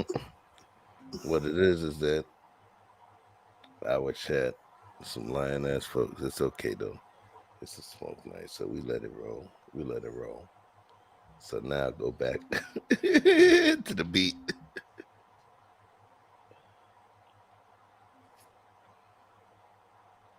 Vic. Vic, what? Let's go back to where you was at. Oh hell nah, man! Knock it off. Took way too long. So I'm gonna take dedicated. it. I'm gonna take it. Cultural exploitation. Name me a cultural point of exploitation. Cultural shit that people use to. It's not meant to oppress, but to capitalize off of cultural arts and cultural norms. Yeah, that's what I was getting at. If you take something that we made or our culture originated,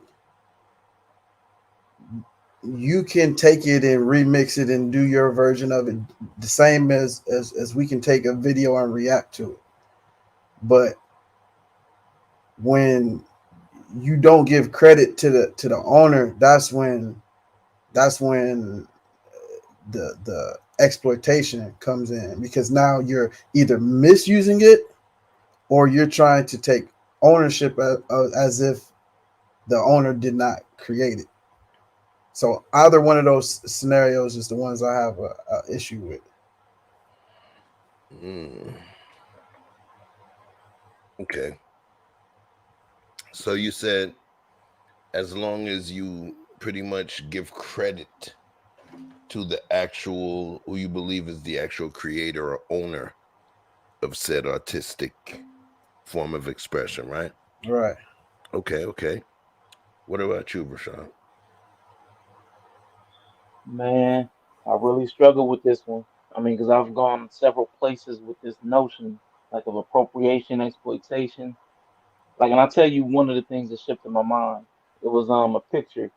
Everybody was going off about this little white boy, probably about 6 or 7, and he was in blackface because he was trying to be Michael Jordan.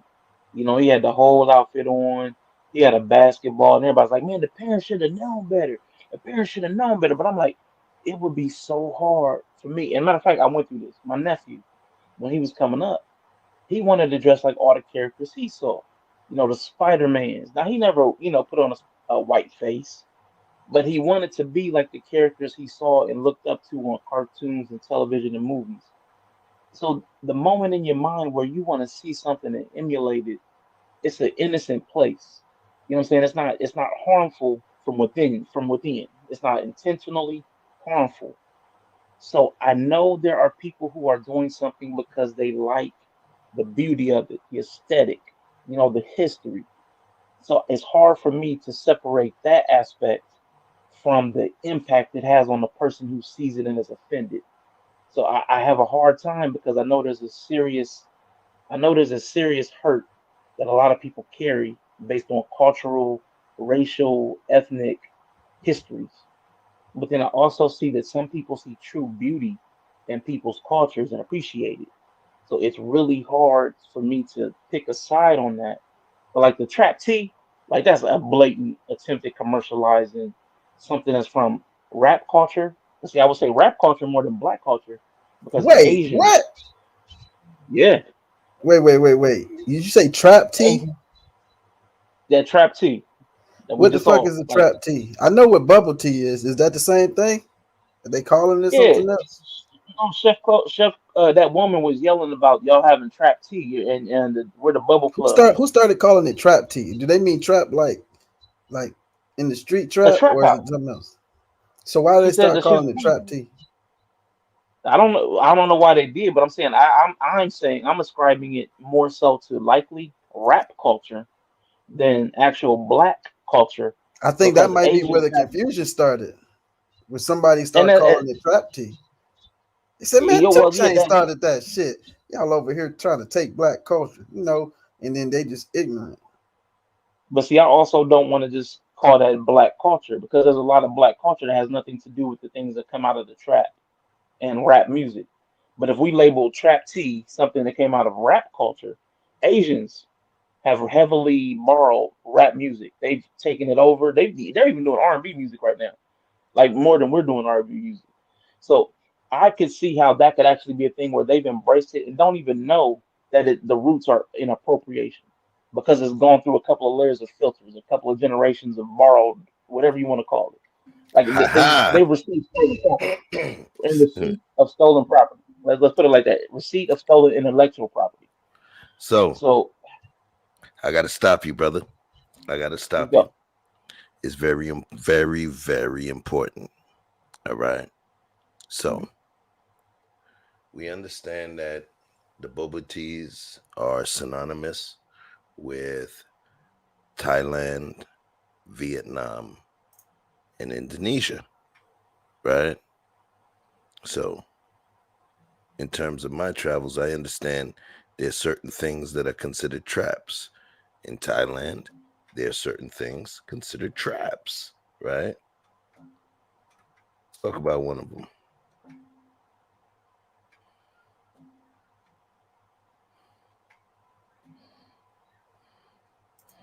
All right. You see what's on the screen? Why is Thailand famous for traps? People often associate a trap with gullible tourists. These traps will typically provide entertainment, food, and souvenirs for visitors. All right. Now, You don't got to highlight it, chef. thank you, sir. Vic, you make me better. Pause. Pause. Right. Why is Thailand famous for traps? People often associate a trap with gullible tourists. These traps will typically provide entertainment, food, and souvenir for visitors. All right. So no. Did we steal that? Right. Okay. Ghetto is from Germany. So now, None of that shit ain't exactly, black culture. exactly. Now, trap. Okay, trap is actually because another place that does boba tea are Vietnamese communities, right? Vietnamese were known for their traps. They were known for their traps, right? Anybody been served in the Vietnam War would understand that they were known for their traps. So, Sure. Vietnamese trap. A cartridge trap is a type of booby trap devised by the Viet Cong and subsequently used against American and other anti-communist forces supporting South Vietnam during the Vietnam War. All right. Two versions of traps that we were able to show. So now we talk about culture. We talk about culture. when we talk about cultural appropriation and cultural exploitation, let's talk, man. And can I push back on She your was talking pushback? about rap shit. She was talking about rap shit. I just showed you guys 2 determinations for the name based on 2 of the cultures that actually are known to have created and consume boba tea. Go ahead, Rashawn, talk to us. I want you to finish, but I also want you to bring in and cross-reference the fact that they said we're the bubble plug. We're the plug and trap. When you put those two together, that's highly indicative of something. And I'd really love for you to point me something where Thailand or Vietnam and where trap and plug went together. I'd like to see. Okay, so watch this. Here's where it gets real. Are you guys familiar with a food called pho? PHO. That's African, man. No. I saw you eat it. Aha. Talk to him. Now that's fufu I'm thinking about. Oh yeah, you talking about fufu? That's FUFU. I'm talking about pho, which is PHO. Yeah, I actually have a video of me eating fufu from the African restaurant. But anyway, pho. All right. Yes, Mr. Tulilo. Exactly. You've been holding it down for a long time. Shout out to Mr. Tolilo. Say it again? I said shout out to Mr. Tolilo. He's been holding it down for a long time. For a long time. One of the earlies. Foundationals. Pho. Now, a type of Vietnamese soup typically made from beef stock and spices to which noodles and thinly sliced beef or chicken are added. Of course, I like to add shrimp to mine. But nonetheless, pho. A lot of people eat pho. There's a restaurant where I live, right? Some people will say, hey, this is cultural appropriation. This is cultural appropriation. This is wrong. This is no good. This is wrong. How can you people do this? You shouldn't do this. Come on, man. The freaking restaurant. Look at this. This is what the name of the restaurant is. So is this wrong too?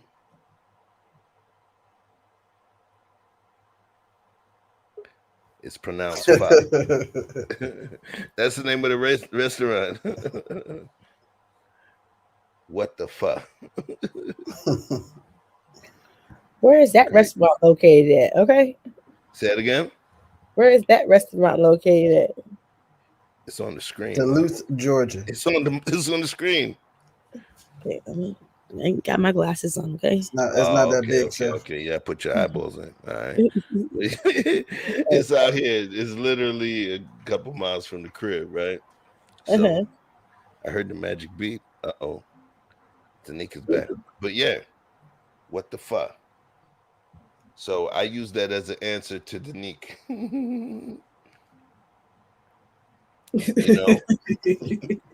If these people are trying to serve other communities, would it not make sense for them to figure out a way to bring it in? Market. And before you answer it, I'm going to say one other food. The California roll. I'm a sushi eater. I've been to Japan and I've eaten sushi in Japan. Guess what they don't have in Japan? What they have nowhere in Asia where they serve sushi. You didn't put that in your PDF. Ain't no California rolls outside of the United States, my friends. None. None. No California rolls, right? But what they did was it's named after a freaking state, one of 51. So it happens all the time, you know. But I know you're equipped to answer that. I said a lot, but I'm gonna give you the opportunity to do your thing, Doctor. Filibuster, flow. Hey, answer me this. Wait. Because remember, I hit him with a lot, bro. I'm saying this is in the same There's vein. gonna be another brick for his This is the satchel. same vein. This is the same vein. Okay. So we got a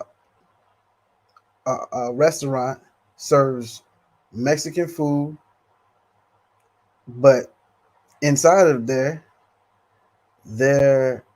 uh, are all white people, not one Mexican to be found. But on the sign it says authentic Mexican. And technically speaking, the food is authentically Mexican.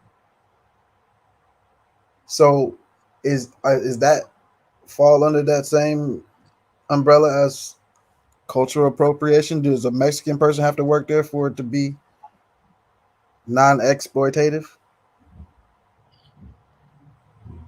Well, I assume if it's a Mexican, if it says Mexican, it's a Mexican restaurant, it should be some Mexican working in there. I'm just saying. They know So about, they know they about must maintain at least one Mexican at Taco We Bell. gotta let Rashawn. Remember, we giving him a lot to crunch. We gotta let Rashawn go in there Yeah, because Rashawn, you after wanted Rashawn pushback for answers, pushbacks anyway. yeah, before Rashawn answers, I mean after he answers, you know what I'm saying? I got some red carpet to roll out, so I want to let the brother cook. We can't put too much on his plate. You know what I mean? He's on some gluten-free shit right now. Let's go, Rashawn. Oh shoot! Now, honestly, like I want to couch all this real quick in that I believe once you enter American capitalism, everything is fair game. All right, so that's my personal opinion. But if we're talking about sensitivity to peoples and cultures, then appropriation is where you make use of it yourself. Exploitation is where you're monetizing the use of it.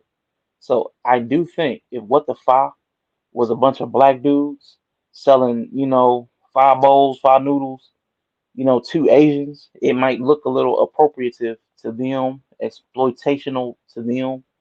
Cool. Then there's like you said, what was it about the bubble tea? If they are trying to enter into a market that looks for things trap related, that looks for things, we the plug, we got the plug. Okay, I understand you need a point of entry in marketing. I get all of that, but it just really seems it's a little, it's you're towing the line, man, for real. Hey, so then this is just a little question, a little bullet point question. So if me as a brother and I live in Japan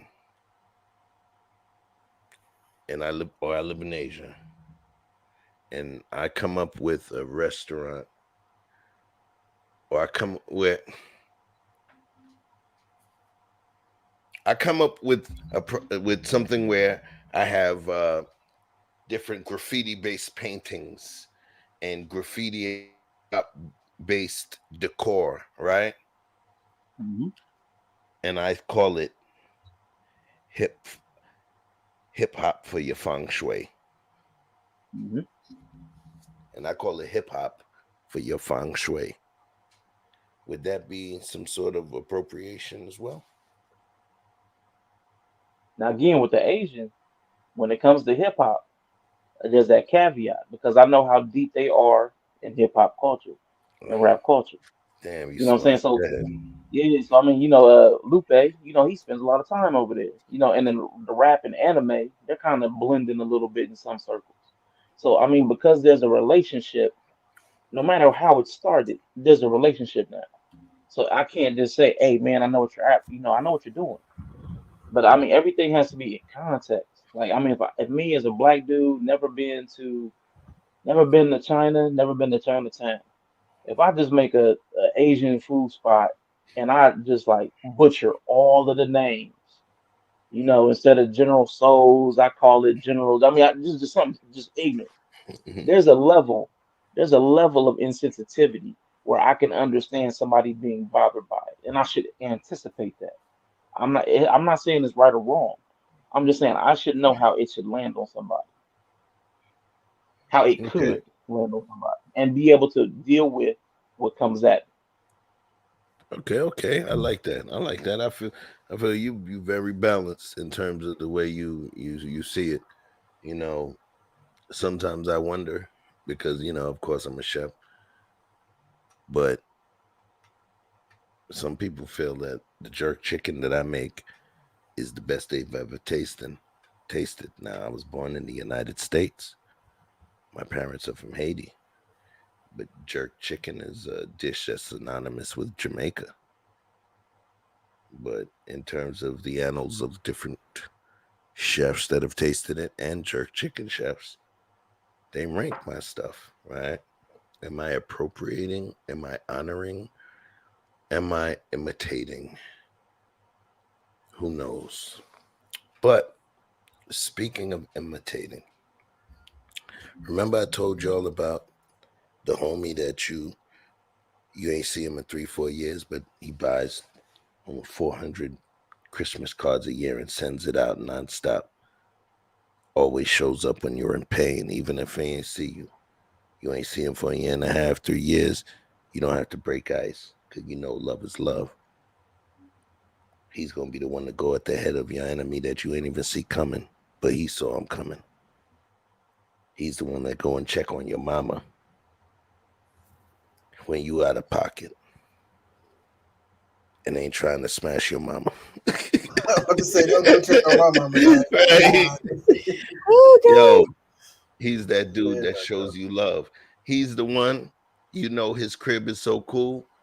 Even when he ain't home and you go pop in to go find him, and mama like, yeah, he out, but come on in. And you could chill on the couch and play. You could play his Xbox while he chilling. This guy makes home. He's the friend that makes you be like, damn, I needed to be a better friend. And I appreciate having this man in my life. And you understand this. If there is ever a name or a freaking word called network, that 7-letter word behind anything called Chef Chupino, this man will be a part of it. Bring it on. Mr. Best in the world. The Oh right my name. gosh. Let's I'm about freaking to cry. go. I'm about to cry, yo. Two Brooklyn, times. Brooklyn, we in the house, baby. We in the Brooklyn in house. the house. We Let's definitely in the go. house. We definitely in the Let's house for real. go. Nighthawks, we in the house, dog. We in the house. This is Yeah, home man. right here. This is my home away from home. Now, I was in relationships is definitely home, most definitely. Shout out to M3. M3, I see you in the comments, Shout baby. out to M3, traveling The man, but boss. still showing love. The boss, you know what I mean? Definitely. He is the Rick Ross, our MGM. You know what I mean? He is the man. You know what I mean? He's the Vince McMahon. He's the guy. You know what I'm saying? He's the guy with the pen in his hand. Love him, man. That's the brother. You know what I mean? Shout out to everybody on here. Lady Andrea, great to see you. Salute to you. Salute to It's great Donique. to see you too. Salute to Arshawn. Arshawn, what's going on, brother? You know what Yeah, I yeah, yeah. mean? Yeah. Vic, what up, baby? What up, What up? Vic? What up? What up? What up? Love that Cartman shirt. And definitely Chef, man. Chef, baby, thank you for the love, man. I appreciate you.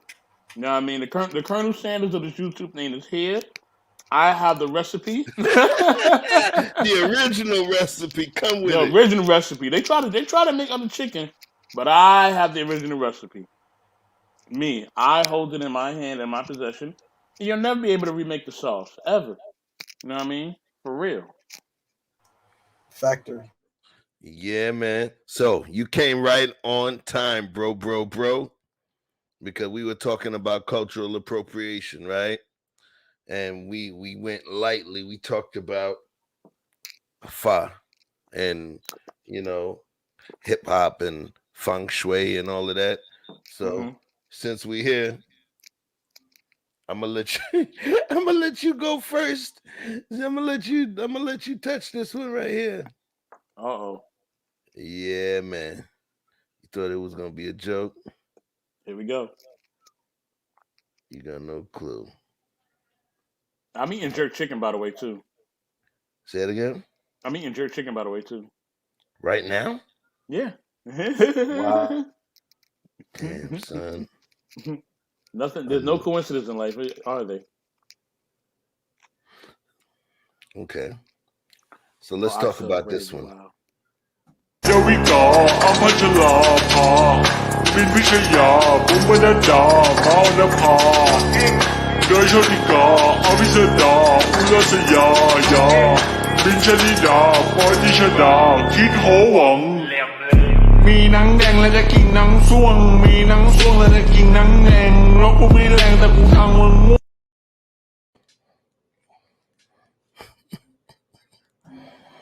Cultural appropriation or no?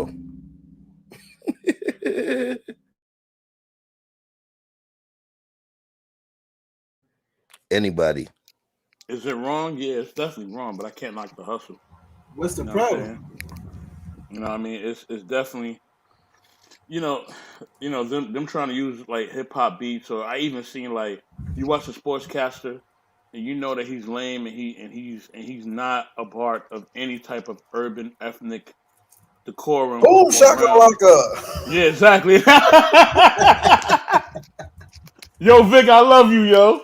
They be like, well, it was all that in a bag of chips. Just like, huh? Like, you don't even talk like that. Like, what? You know what I mean? So we've seen that over and over again. You know what I mean?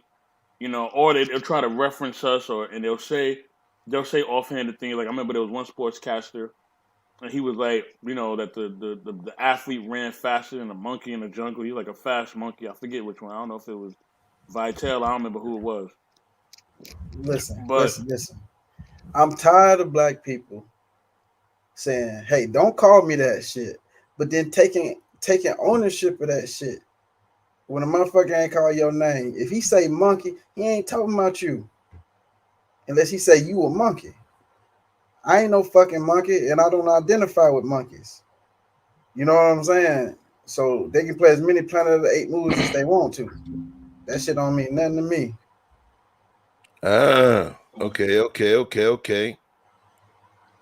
I'll give one person who wants to go an opportunity to follow Vic up before I drop this clip in here.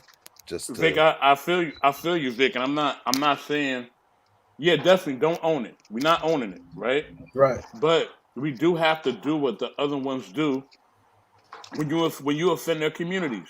We seen what just happened to Whoopi, right? We seen what happened to it. What Whoopi said was a basic misunderstanding of certain things, or maybe a misunderstanding based on what she thought, and she got sat down for 2 weeks. You know what I mean? We got to start moving in that direction. You know what I mean? If we could do that and stop just just protesting and looting and doing all the other garbage, but really be a force, then that's when the respect will come in. That's what we need to start doing, most definitely. If I may, before you go, Chef, I This just is want to your say, crib. man, No, I was saying it was for Vic, one of you guys to go. Go ahead, bro. This is your crib tonight. Vic gave the cheat code back when we started this whole conversation. Vic talked to Danique about the TDX WOHP label and said, How you why remember do that you shit? How you remember that shit and don't call yourself a freaking genius? He This dude don't been I had to telling me work it about out. he this don't shit for the compare. last few months. Chef, let me say this. I've been calling this man a genius. I'm not even gonna give the backstory. He already know. Listen. I got you, Vic, Danique, Andrea, Rashawn on the screen. And the fact that each of the things that y'all bring to my ecosystem, always this is a blessing note. This ain't the smoke, y'all.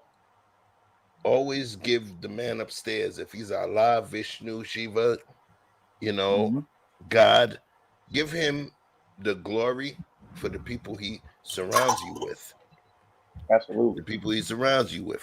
Because Most definitely. this guy, I'm around y'all. This guy been telling me this TDX WHOP. Thanks for being on screen. for a few months, and I was like, yo, this shit is pivotal, man. You know what I'm saying? We might make a cartoon about this shit. But Rashawn, Yeah, real quick. But Vic gave the answer because what he said was, and he talked about it again just now with the eighth thing. It's about identity. Why do you identify with the thing you labeled yourself?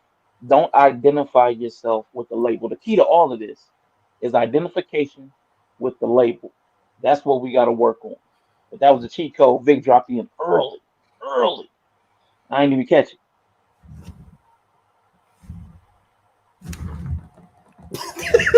so That's the boy named KB. That is true, brothers. But like I said, we have to move as an intelligent force when those things are put out there about our people. And I see that every other people do that, and it works every time. I just gave an example of the Whoopi thing. She said something, and they took her down. You know what I'm saying? But look though, why were they able to? That's what I'm saying, Vic. That's what I'm Is saying. because this is the wave, the cancel culture movement, They've or been doing that before that. is it because they actually have genuine power? That's what I'm talking about. That's what we got to do. We got to get genuine okay. power. So I got to pause y'all now because there is a curriculum. The thing is, I got brilliant people on this panel, so things go a certain way. But in order to embolden this argument, we're going to play this. And then I want to see how y'all feel. Welcome to the Fly Soldier.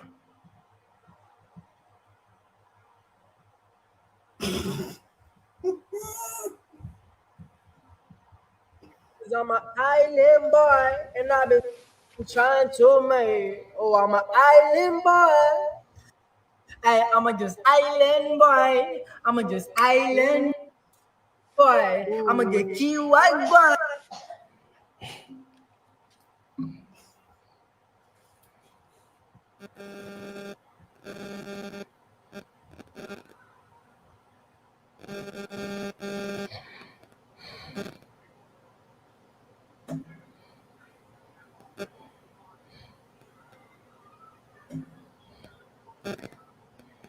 I'm gonna keep that gun. I'll be just staring at the sun. I'm just fool gazing. I'm like, cool where I'm staying. They're like, you wanna be famous? I'm trying to be out the greatest. I'm a Florida boy. I get a real damn tropic. I'm like, damn on the topic. I'm an island. I put my best on, yeah, like a wild man, trying to make it to the top. I'm an island boy, I've been trying to make it. I ain't seen it with a gang slang. You ain't just saying okay. And through the storm, through the rain, cause we try home like a line. From the island boy, from the Caribbean, porque soy cubano. I'm an island boy, put my best on, yeah.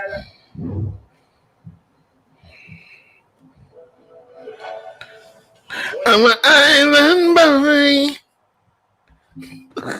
Wait a minute. Did these two kids get raided out with somebody raiding their house? I see them on TikTok. So you ain't sending it to me. Well, I'm just saying. Listen, I swear to you God, asking questions. You asking questions. I'm asking you. Wait a minute. I just seen these two boys got raided. They got arrested. They did. Lady Andrea, let's talk about how we trying to feel run about up what on we've them. seen on the screen. People been trying to run up on them for a long time, Lady Andrea. I'll just say that. But yeah, Oh, okay. Okay. Well, thank you. Tell me how you feel about that, Andrea. How I feel about what? Are they American? About the video I just played. I mean, they look a little different. They different, very different. Okay, I'm asking you, how do you feel about them and what they're doing? Okay, so Chef, I'm gonna be honest. You here to get for your opinion, yo. Okay, I rode by them on TikTok. I didn't pay attention to them. I just seen them. I'm talking about act like you never seen them before. And I Okay. just played that for you. Okay, These well, I'll white be boys asking talking some about questions. They're a Island little Boy. strange to me. I'll say they're a little strange to me. I mean, are they American? I mean, all them tattoos. What's up with their hair? I would just ask all the questions. That's what I would see. Okay. Somebody else. Who's next? I would say that to me, it's just blackface 2022. That's all it is. You know what I mean? Them just trying to mock our cultures, mock our people, and mock what we do. You know what I mean? Mock? And yeah, I mean they doing it. If they not just mock, but they, you know what I mean? They put on that Or blackface imitate. hat. You mean mock in the form Imitate. of imitation. Gotcha. There you go. Yeah. You know what I mean? So thank you, Vic. Thank you. But yeah, that's what they're doing. You know what I mean? And eventually people like that they usually get what's coming to them. And the way I feel about it is, it's wrong. It is hurtful. You know what I mean? When people do those things, you know what I mean? A lot of times they're just thinking that, they don't think about the consequences they're gonna face. It is disrespectful, and I Does don't that think make you feel a certain way? Like honestly, seeing that, does that make you feel a certain way inside? Like somebody calling you a name or something?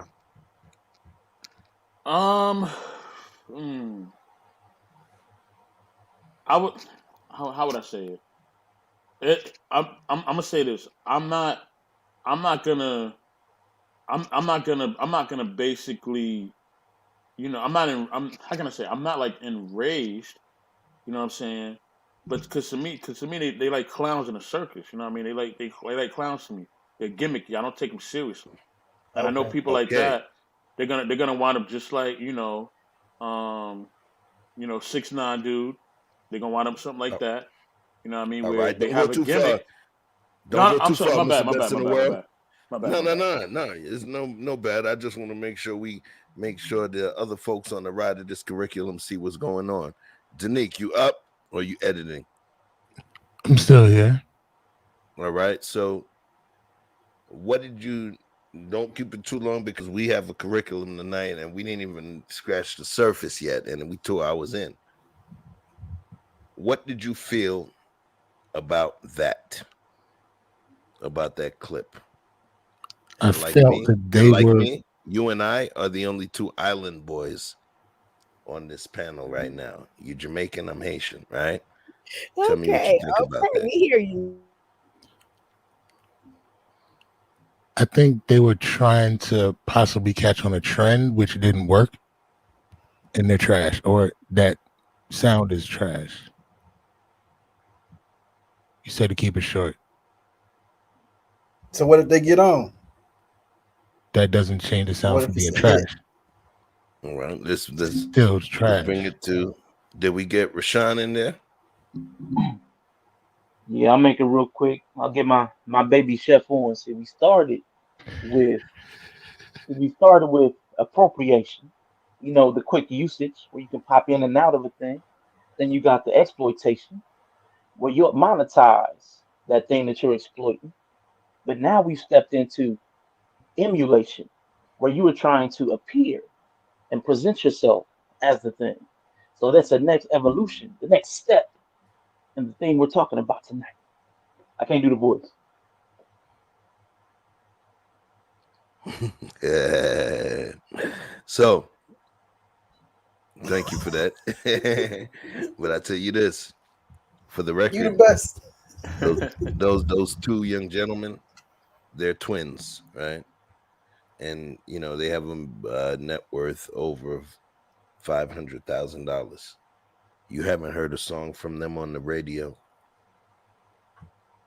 You just see them viral on social media. But over 500,000 people have listened to what they brought to the table. So, what we're going to do is Can I take get some? this. Go ahead. Roll for Victor Freeze, man. Come on, man.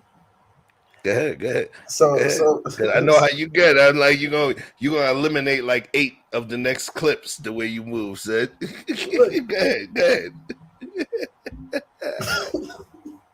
Go ahead, son. okay. So my thing is this.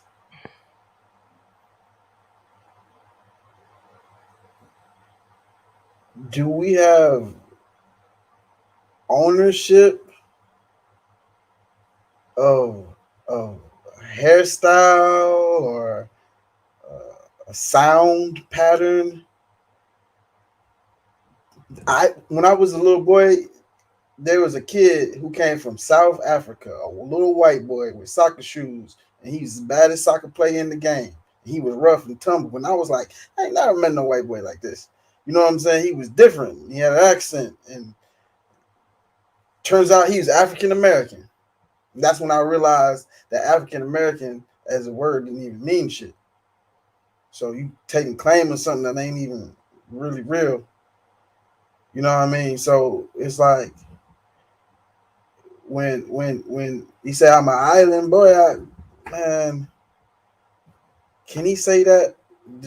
Do black people have ownership of island? That groove, that tone, that cadence, that hairstyle. What you seeing is black people's influence. You mad because you influence everybody's children? That look like Kodak Black and NBA YoungBoy. Don't look like no island boy. That look like they had a white baby. You know what I'm saying?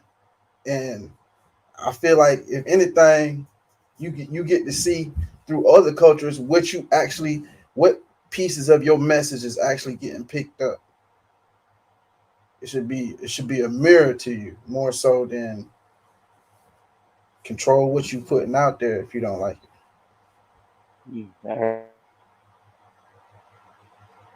So, correct me if I'm wrong. So, are you saying that you're cool with that, or you're not cool with that? I'm cool with that. So you're cool with you vibing what they did. I don't like it. Like I'm gonna go listen to nothing that they got going on, but I ain't got no beef. So do They you make a feel they that? make $1 trillion doing that right there. I'm cool. Do you feel that they are? I want to use the right term. So, do you feel that they're exploiting a cultural, some sort of cultural mores or traditional hairstyles or what have you?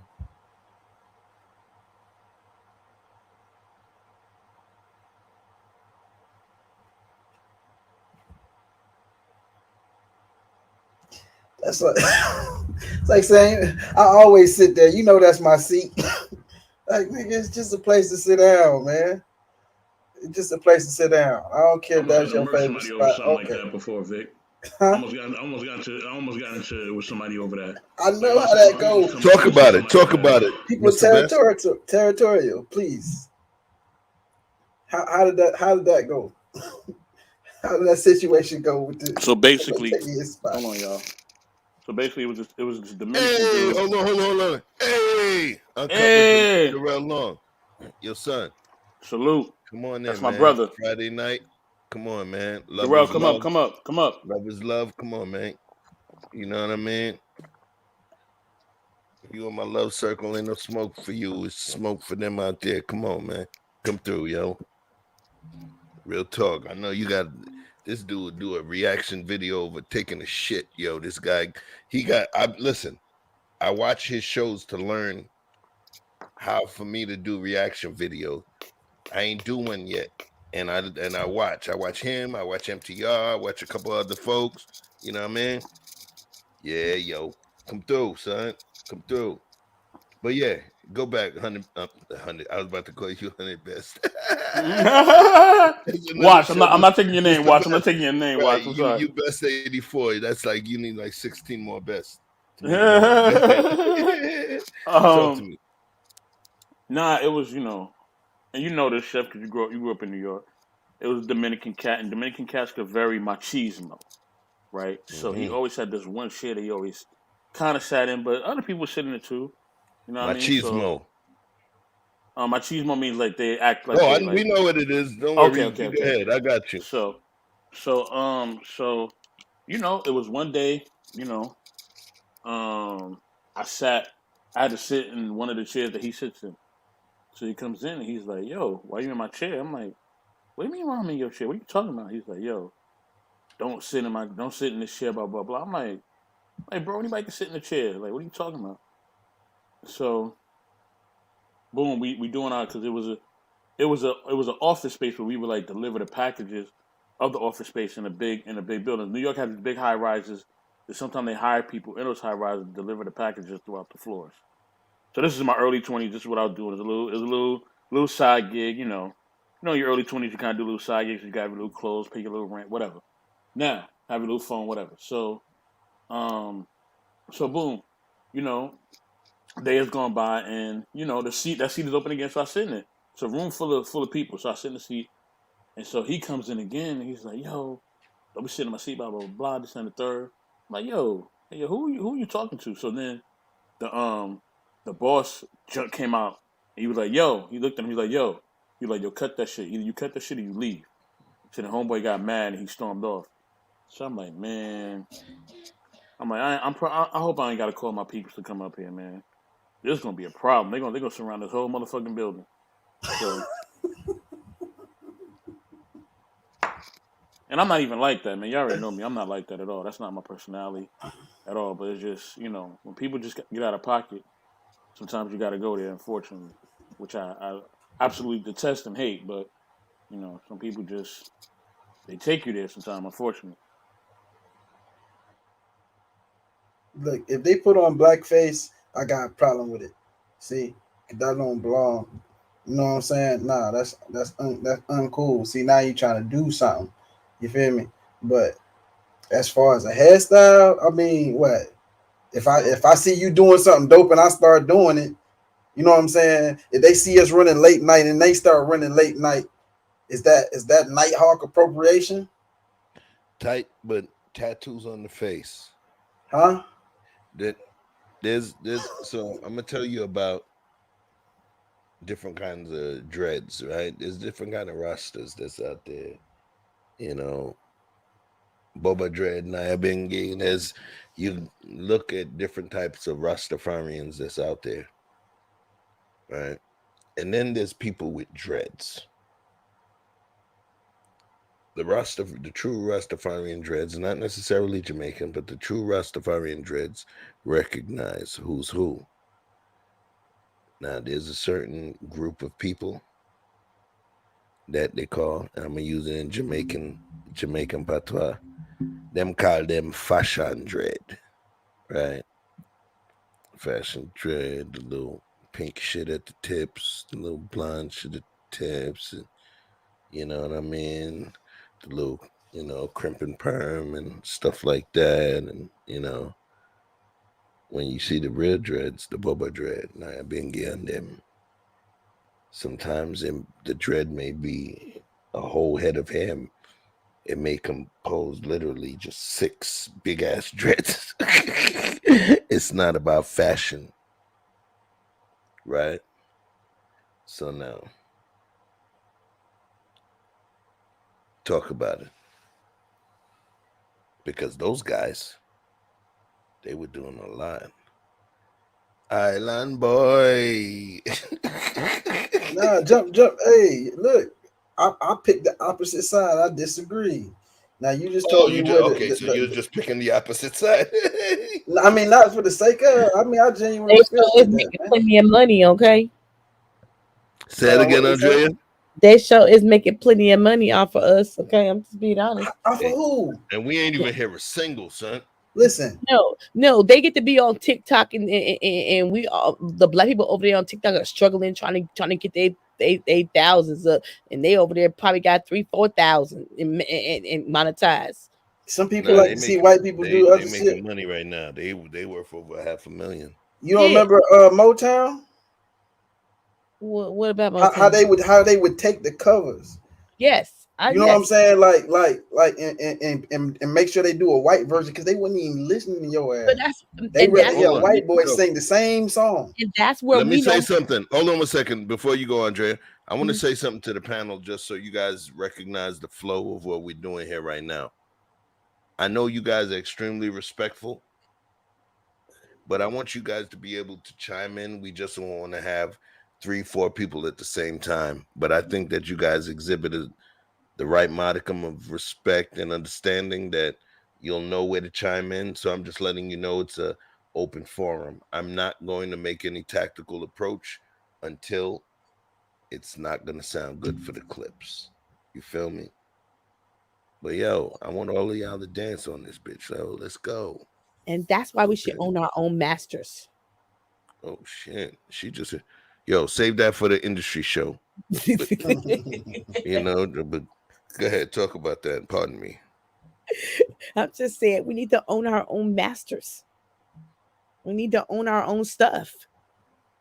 Right. I mean, anything that you want to have claim to nationally or internationally, we're not doing business. We're talking about handshake deals and on my word and what's understood don't need to be discussed. Nigga, if you want it to be respected, it do.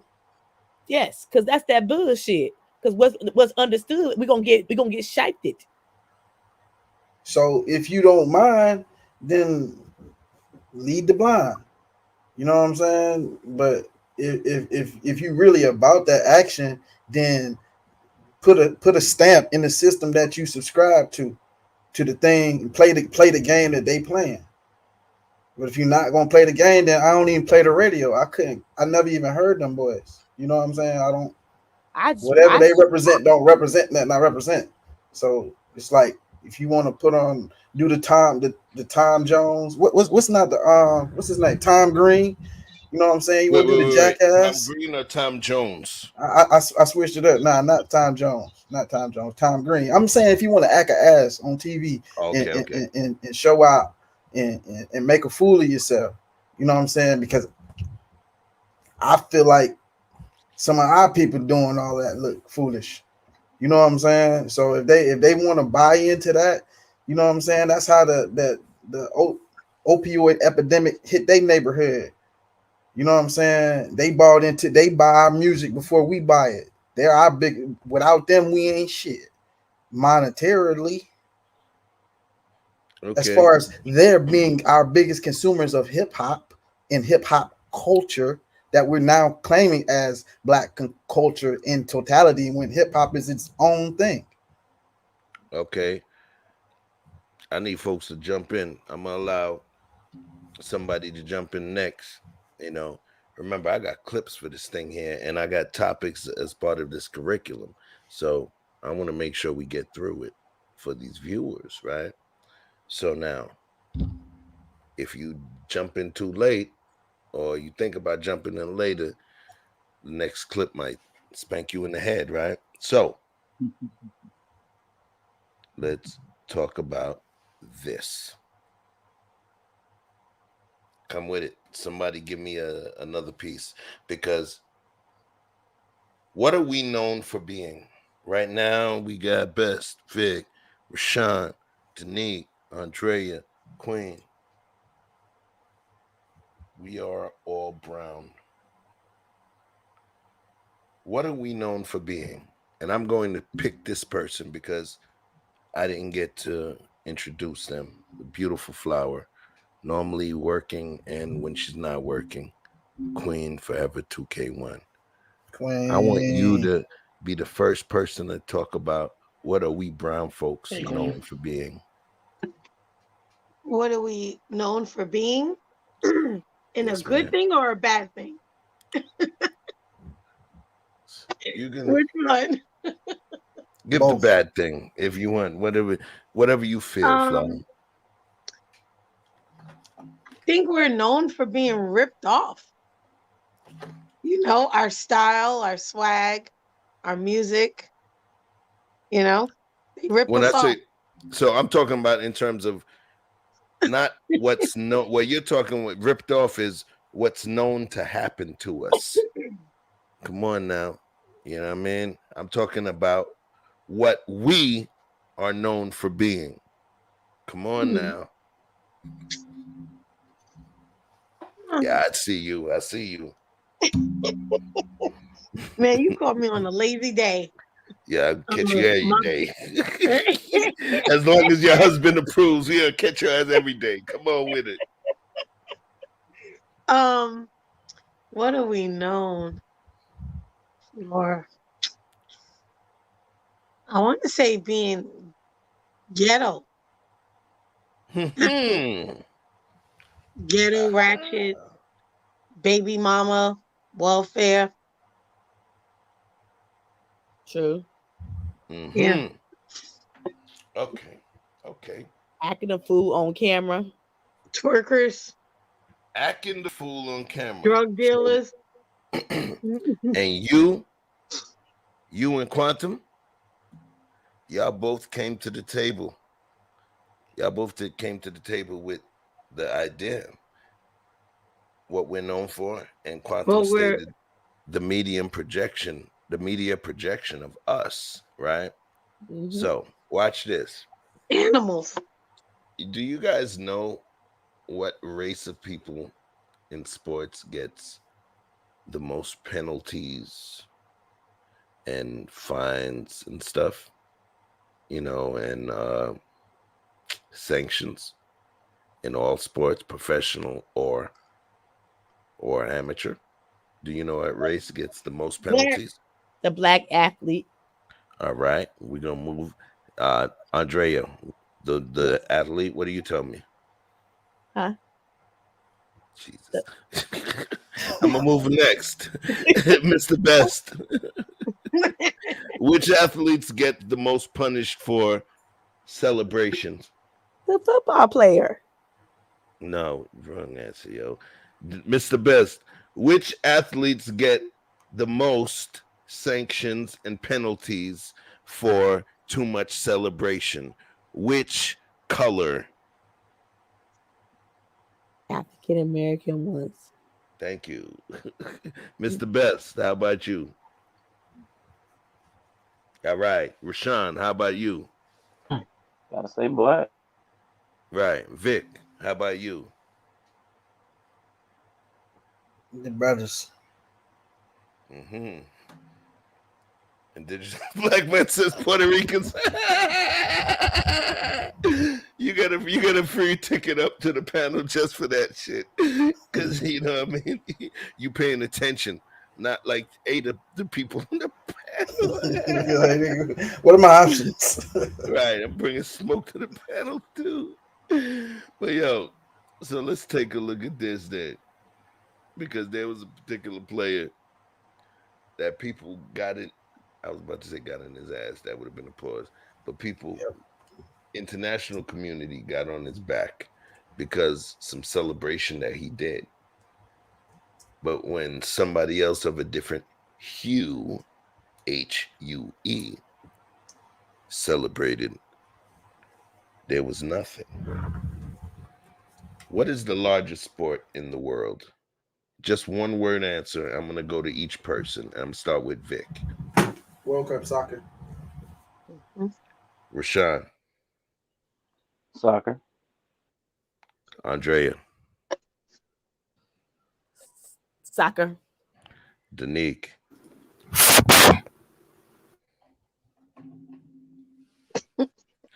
Mr. Best in the world. Soccer. Queen.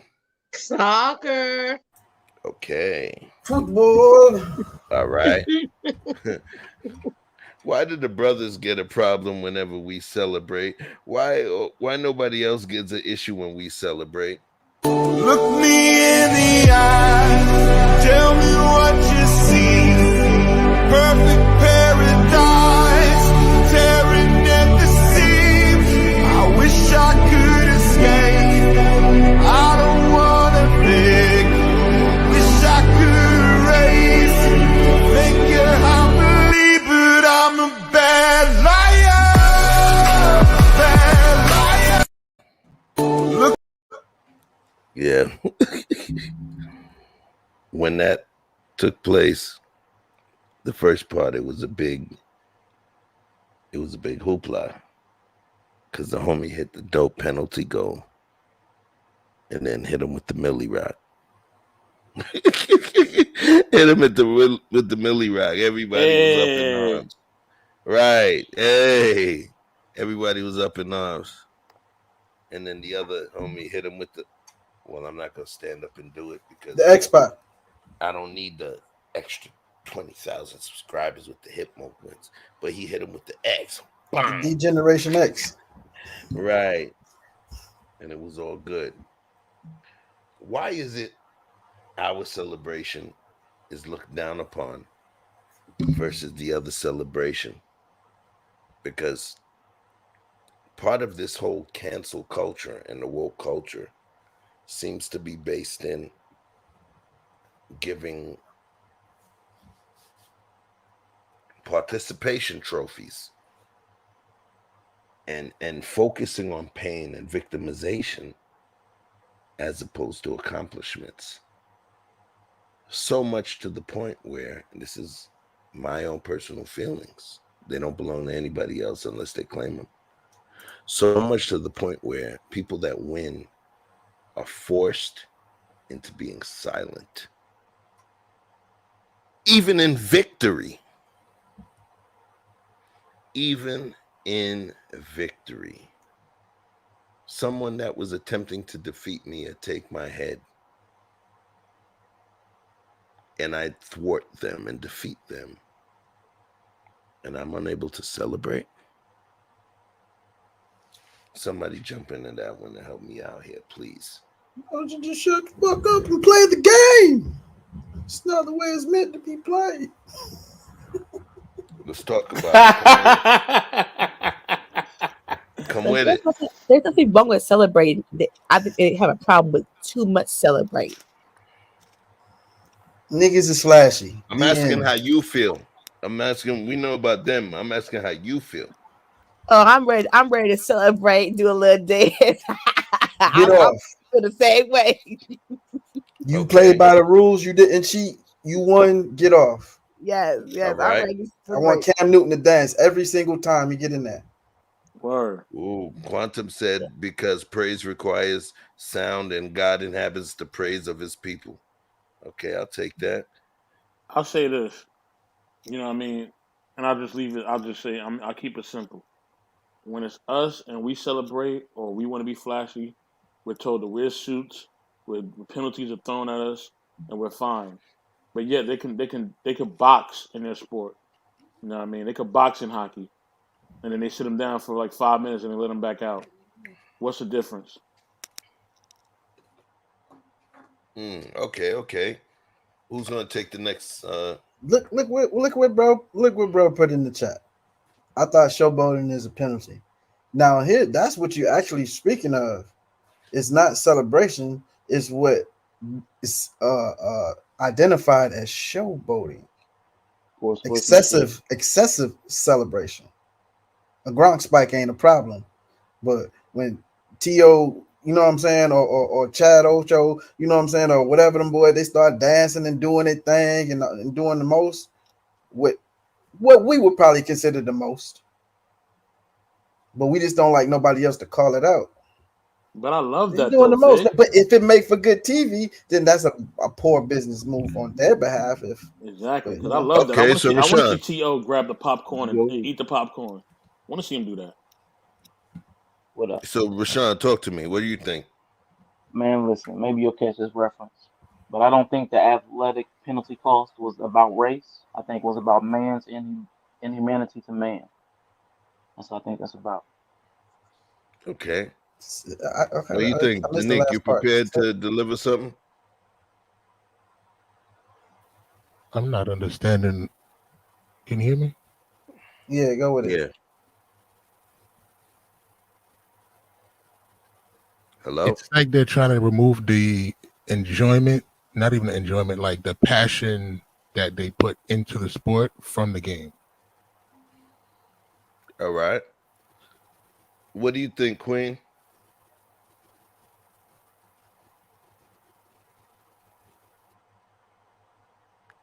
Queen?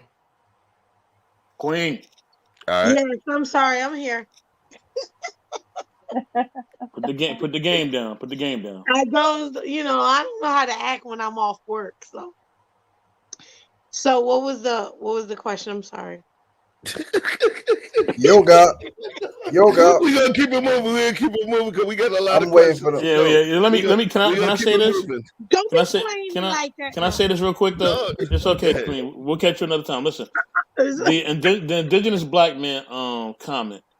Can we just put that up real quick? The Aaron Rodgers joint. That's no bullying.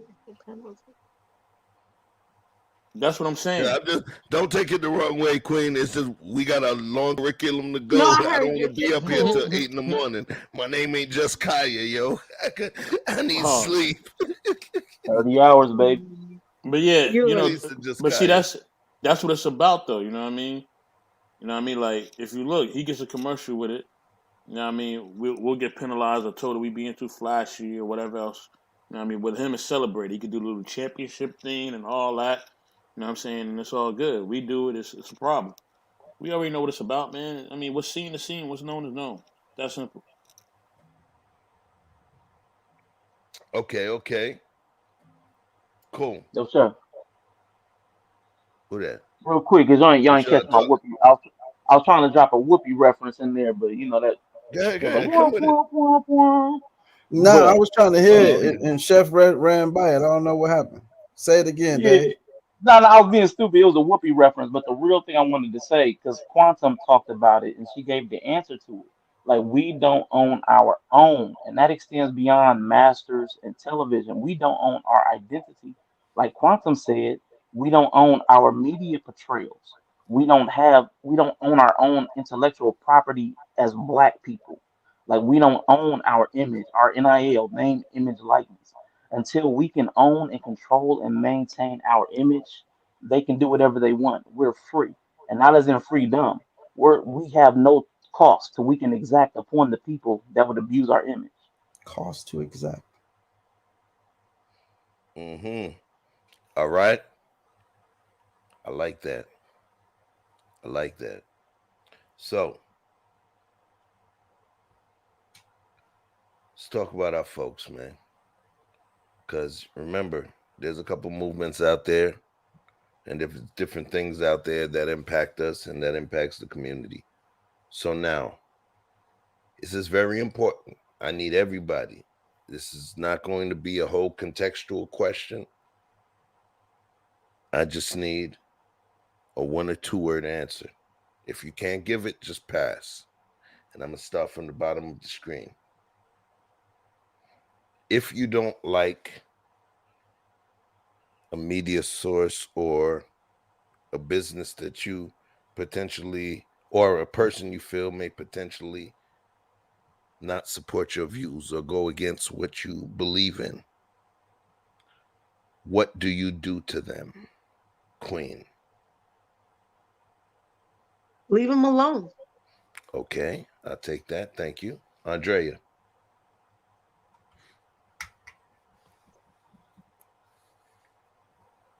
You don't deal with them. They don't support your views. Just move away from them. Start something Okay. else. All right. Danique. I'd want to know why.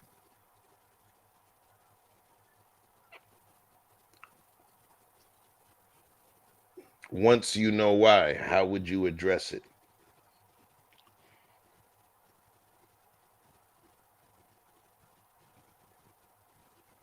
Most likely with distance. Okay. Mr. Best in the world. If you see a business, an entity, or individual that you feel doesn't espouse your views or go against what you believe in, how would you respond? Move forward. What does that mean? What does that look like? Move forward while changing the narrative. So, for Hey, you example, ain't slept me. You got dancing shoes on now, big dog. Not tonight, yo. Come with it. What does that look like? that means basically you know what I mean, you may not understand or support my vision, but you damn sure gonna see my vision, and it's gonna make you think, well, man, maybe I should have rocked with them. So yeah, Okay, I'll take that. Rashawn, what does it look like? How does it look for you? If the utility gets surpassed by how problematic they are, I cut them off. So, for the folks that have not communed with the galaxy as you have, my brilliant brother, can you give it to them in humanese? Hey man, I was trying to use few words, man. You said a few words. Okay, listen. If something is useful and I need necessity, if I need something or I want something, that's why I do business with you. But if you're causing a problem that makes me feel worse than the need and the want satisfies, it's just like a relationship. Even business is a relationship. If a person is more of a problem than they are a resource, you need to cut them off.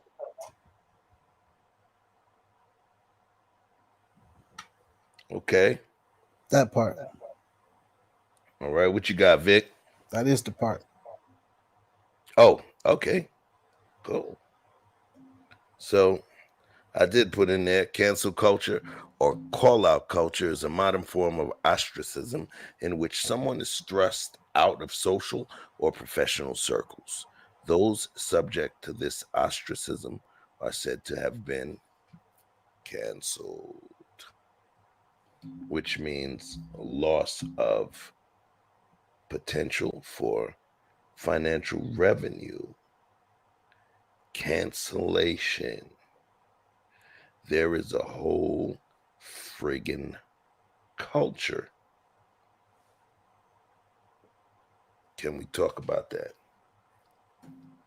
Yeah, it's Can we called a talk court. about that? The first person that answers is going to determine if we're going clockwise or counterclockwise. Or if y'all can evenly jump in so that it's not crazy for the clips that Danique will be processing. We could do that too. Let's get hot. Let's go. So are you asking how do we feel about cancel culture? Whatever you feel, I brought up cancel culture and the definition. So I want to discuss what you feel about it, what issues you have with it, and we see what jumps out from there. We building tonight. Perfect, Everybody perfect. got Okay. bricks. Okay, I'm with it. At times it is a necessary resource. I'm not gonna say even times a necessary resource, but then at times people take it too far because that's what we always do as human beings. We always take things way too far.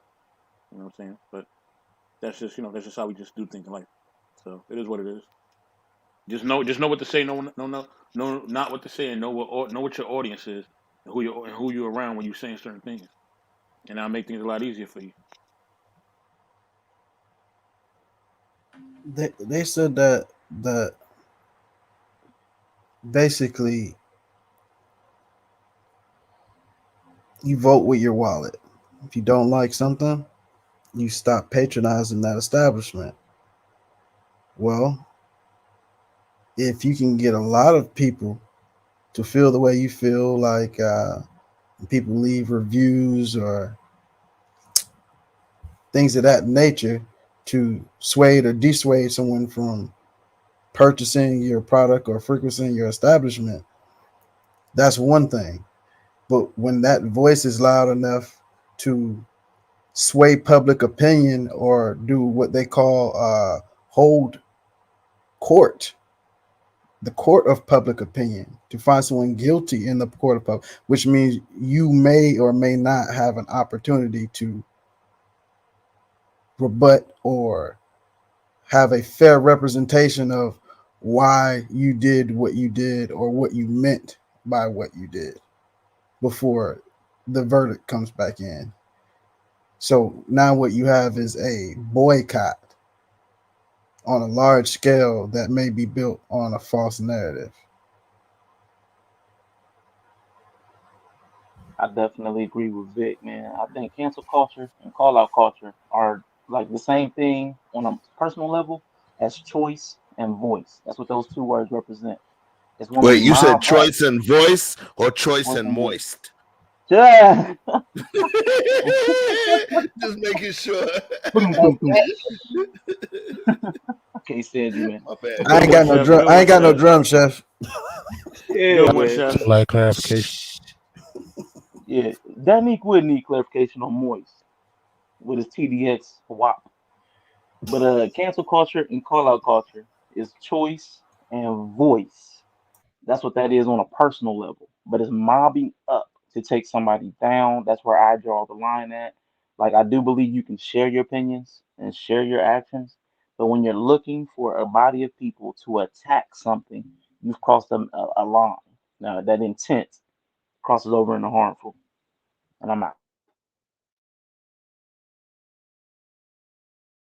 Mob Yo, mentality. this dude is ill. Wait. Now I gotta make sure I wasn't quick enough for y'all, but understand knowledge that this gentleman delivers is real knowledge. Just so you know, just in case you did not know, call out culture refers to the tendency among progressives, radicals, activists, and community organizers to publicly name instances or patterns of oppressive behavior in a language used by others. This is very important. I knew he was going to say something that's going to take us to some of the next clips. However, I'm going to let the other folks cook. Let's go. These are Yeah, my sous chefs tonight. yeah, I don't really like cancel culture. I feel like, you're allowed to have your opinion, but when you cross the line as trying to cancel somebody gonna lose their job, lose their money. That's where I draw the line at. Bing! Every time you cook, that freaking bell pops up. I don't know if Jesus is just telling you that's how Jesus communicate with you, like, "Hey, you cooking, my child." I don't know, but whenever you say some dope shit, that bell pops up, and maybe it's some dude next to you. I gotta interview that guy, but whoever he is, he's giving you wisdom because every time you cook, that freaking bell pops up. You have any more cooking, or you need to reset the bell? I need to reset this bell. Okay. All right, Danique, what you looking like?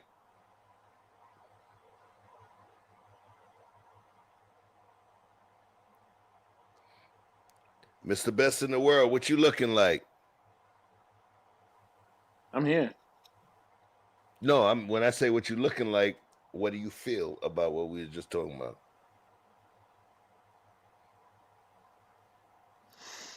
Um, I think, yeah, you have In to, terms of cancel culture, definitely pardon me. don't subscribe to something.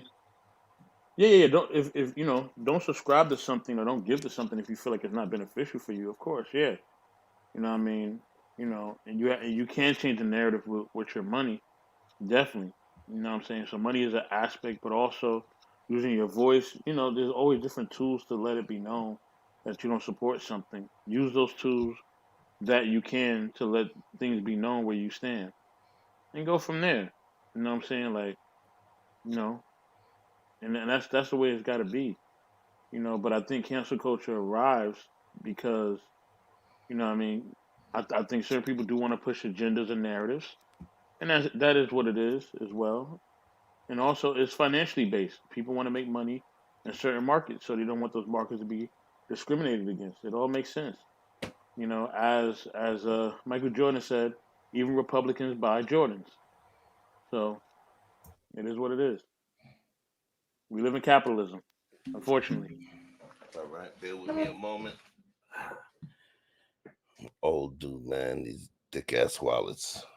I was losing feeling to my right leg. All right. Dang. So, Queen, I didn't hear you. Talk I talk to think us, Queen. I think cancel culture is very necessary, and I think a lot of Karens and Kens have been canceled because of their behaviors. Thought the Karens was the ones doing the canceling. Huh? I said I thought the Karens were the one doing the canceling. No, they Karens lose their jobs. Thought those were Can't, just racist. can't Those are hear just you. racist. I said I thought those were just racist. Oh, I know what you saying. You saying okay, they came on that Karen shit, but then they turned out to be somebody, and they said some racist shit in the process. So then we And they get got their rest. ass canceled. They got canceled. The Oh. canceller gets canceled. Huh? I said, the canceller gets canceled. That's right. Indubitably. No, the attempted canceller gets canceled. So should that happen? Hell yeah. Okay. What is it? Turn If about you a in straight book. a prominent public position, hell yeah. Andrea, what you think?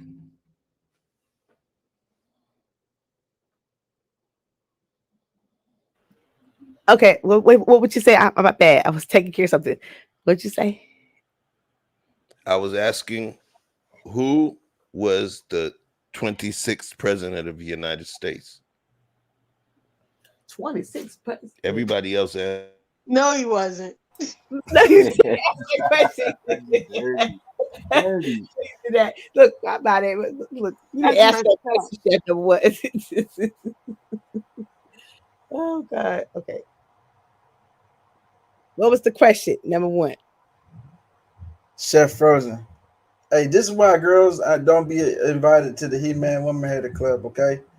Because Queen over here like inappropriate, and Andrea over there sleep, texting with her boyfriend. I'm not texting with a boyfriend. You say Queen is inappropriate. I said Queen talking about inappropriate. You know, it's always a girl telling you that y'all doing some nasty stuff like as boys, and they're like inappropriate. That's so disgusting. Why y'all do that? You like, why you in here with us? That is you. That is you. Be quiet. Ain't nobody asked you. Nobody asked you 84. Your mic's mute. So back to what I said, Andrea. The question that everybody answered correctly, I was asking who was the 26th president of the United States. I don't know, Chef. I don't know the 26 Right. president. That's why your punk ass need to pay attention if you up on the screen. Yeah. Oh. And you need a break if you got to take a poop or do number 2, 3, or 4. I need to drop your ass down. you remember we got to clip these shits for YouTube, my ninja. Okay. It don't make you look good on the clips if you don't know what we talking about, homie. Okay. I'm just saying, we finna clip this little lecture out, right? But going forward, yo. So we gonna keep it moving because we got a lot to go, yo. Okay. If anybody, and this is for future reference, if anybody needs to go take a shit, feed the kids, take out the fucking dog for a walk, ask me to bring y'all down so that when I get back to y'all, I don't got to replay the goddamn video and shit. Okay. All right, y'all. Love is All love. right. All right. All right. Sorry, Chef. Sorry. Take me down for 5 minutes, Chef. Take me down for 5 minutes, okay? Wow. Yo, hit me. Don't. I ain't gonna pull you back. You tell me when you're ready to come back. Hold it down. Look, yo, I got. Look. It's everybody. Anybody could get it tonight. I love y'all. You know what I mean? But shit. I'm here. I'm awake. I'm paying attention. Nah, you fake woke. Shut up. She definitely is. Right. So now, Hey, Chef went Hell's Kitchen on us. say that again. I said you went Hell's Kitchen on us. Nah. See, you making me seem like over rotate. Nah, it's just Chef Ram. We got a lot going on. You get what I'm saying? So it's anybody could get it, yo. Hey, look what my brother Gabriel put down there. What you think about that, Chef? Let me see. Should we cancel big time drug dealers? Is that our responsibility to cancel them? Is it our responsibility to cancel them? You know what? I'll say this. Drug dealers, crimes, and everything wrong in our community. So, those are 3 things. 3 out of 100, if we're going to assign it a percentage. 3 out of 100, which it means each of those variables equals 33.333333% Mm-hmm. So I agree with 66.67 of those percent. I agree. Cancel crimes and cancel all drug dealers, and everything wrong in our communities. Why do I agree with that? Or why do I understand? Which part are you leaving out? Crime? I just named the two. I said cancel all drug dealers and everything wrong in our communities. So I left the crimes out. Okay. The cancel all drug dealers part, I'm going to answer that, and I'm going to be very specific. So if anybody want to clip this shit or quote me right. When it says cancel all drug dealers, my stance is based on the illicit, synthetic, opioid-based stuff that has been created by man in order to tie us and lock us in to some sort of pharmaceutical bondage, which has now, in post-pandemic times, somehow linked and morphed itself into corporate mandate. All right. Don't say the V word on the channel. I'll take your ass straight off the channel, because I know people have literally lost their channels for talking about that. So be safe in my zone, straight up. And I'm saying that without jokes. So now, I understand the first part, cancel all drug dealers. And I'm making a basic assumption in terms of the type of drug dealers he's referring to, not the predatory people that may touch our communities in a certain way. I'm going to put the crimes part to the side. That everything wrong in our communities. Of course, every person, regardless, liberal, conservative, Democrat, Republican, this, that, and the other, Whig party, don't matter. Everybody wants everything wrong within their communities canceled. So that's where I took two of them. 2 out of 3. Percentage equals 66.67%. The piece I left out was crimes. Crimes. A black man leaving a plantation while he was still owned by another person was a crime. Crimes are just things that happen to be legislation passed by men. So that's why I purposefully left crimes out of that discussion. So I agree. Now, we got places to go with this thing. Let's talk, man. There's a debate about this thing here. Let's see what they're debating about. Step forward if you agree with the prompt. Cancel culture is a good thing. We have the freedom to say what you want, but everyone else has the freedom to respond and cancel you if you say something that is racist, homophobic, transphobic, etc. Cancel culture is definitely good in the means of deplatforming people who are spreading very hateful messages. What is your opinion on Trump being cancelled on Twitter? When you go onto Twitter, whatever, you check I accept the, guidelines, the community guidelines, I agree to follow them, and he didn't follow them, so Twitter has the right to take him off the app. And for people that might make the counter argument that Twitter is biased and will only cancel right-wing politicians, that's not true at all. Twitter and other forms of social media have canceled left-wing activists. There is an equal balance on both sides.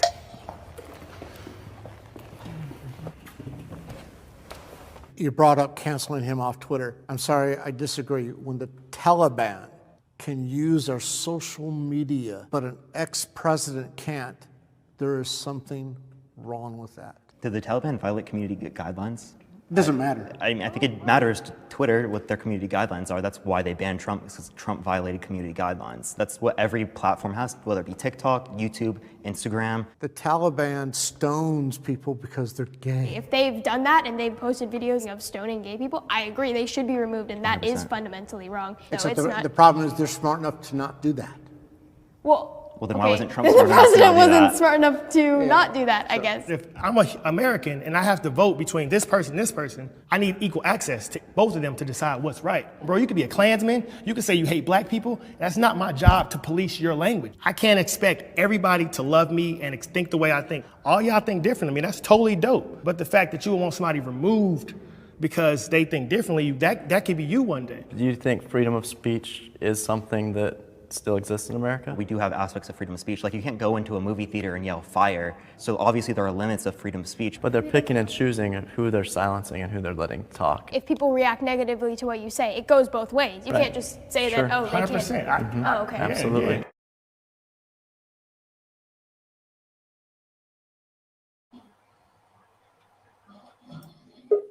Yeah. I agree with the black dude. So, well, I lost two people. So, oh, damn. Let me move my screen up. So, each person on the panel, because we have a curriculum going, we have two questions.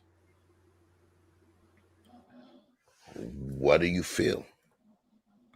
What do you feel about, well, let me just do this real quick just to make sure. Peace to Princess K. Peace to Princess K. Princess All K, right. what's going on? Step forward if you agree with the Is cancel culture a good thing? I say no. Okay, Danique went first. He said no. And I would say my why to follow would be simply because it, in essence, when you cancel somebody, you're trying to silence them. So there goes your quote unquote freedom of speech.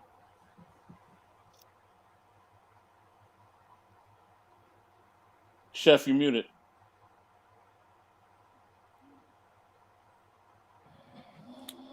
Mr. Best, you make me better. You make me better. That's my jam. That's my jam. Fab, Right peace to Fab. So, yo, Fab, hold what on. up, Fab? So, the first, thank you, Mr. Best. So, the first part was about how you felt. The second part, how did you feel? And this is for every single person. You got to answer it. First was, how did you feel about what you saw? And then the second part is, I'm going to leave it at that. And because I know people be trying to get crafty in this piece. So you already told me how you felt about what you saw, right? We're going to go to Queen. Queen, you ready to rock with us? Yes. You was asking if cancel culture was a good thing or not. Are you changing the premise? Is cancel culture a good thing or not? No. Wait, I'm not asking you. You going at the end. You going at the end. I'm going clockwise right now. So, Queen. I'm in between. I'm 50-50. Walk on it. Can't hear you. I said talk on it. I understand what's not good about it, but I also think that some people need to be shut up. What do you think I is don't not good think, about it? You ain't gonna get around that. What do you think is not good about it? because it depends on who's trying to cancel you and what message you're putting out there. But I don't think freedom of speech is really freedom. I think your speech is always controlled. Okay. I like that. Now we got you. I don't know if you had. I don't know what you sipped on, but take another 2 shots. I had me That's some what I'm talking oxtail. about. That's what I'm talking about. All right, Danique, you ready to rock? Yes, sir. But my stance doesn't change. Like, I still feel like when you go to cancel somebody, you're trying to silence them, and it's wrong. Okay. All right. How did you feel? Okay. And I'm gonna leave it at that. All right. We're gonna go to the next. Rashawn, talk to us. What do you think?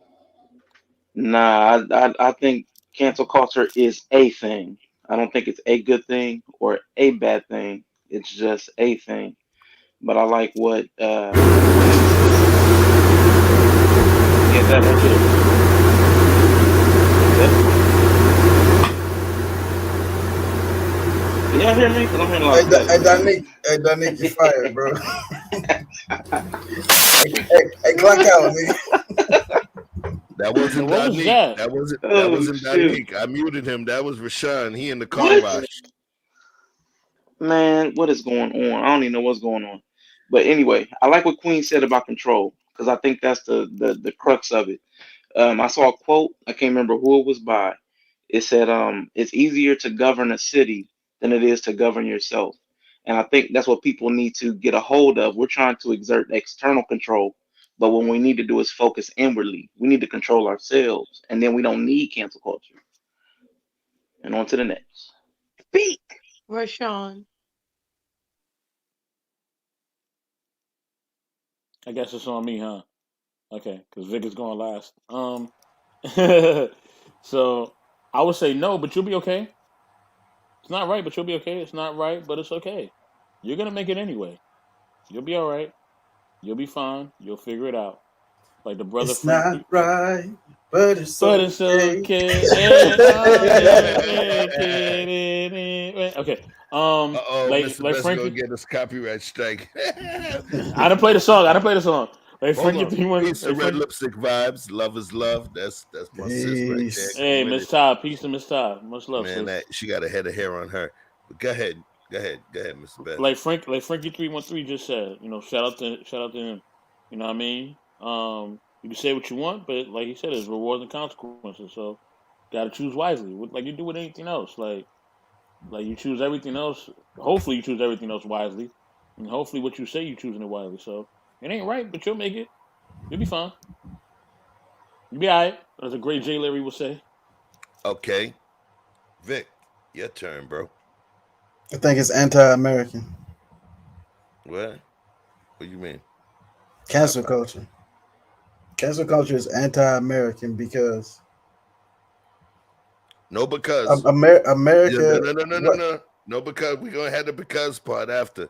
Remember the context. If y'all remember knowledge and relationships with Vic, then it's no context. There's a reason. So you disagree with knowledge with not knowledge. You disagree with cancel culture, yes? Right. Okay. Do you agree with someone that you disagree with who has a heavy voice and impact?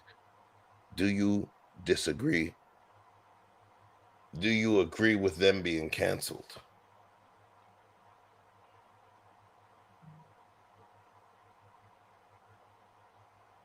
Yes or no?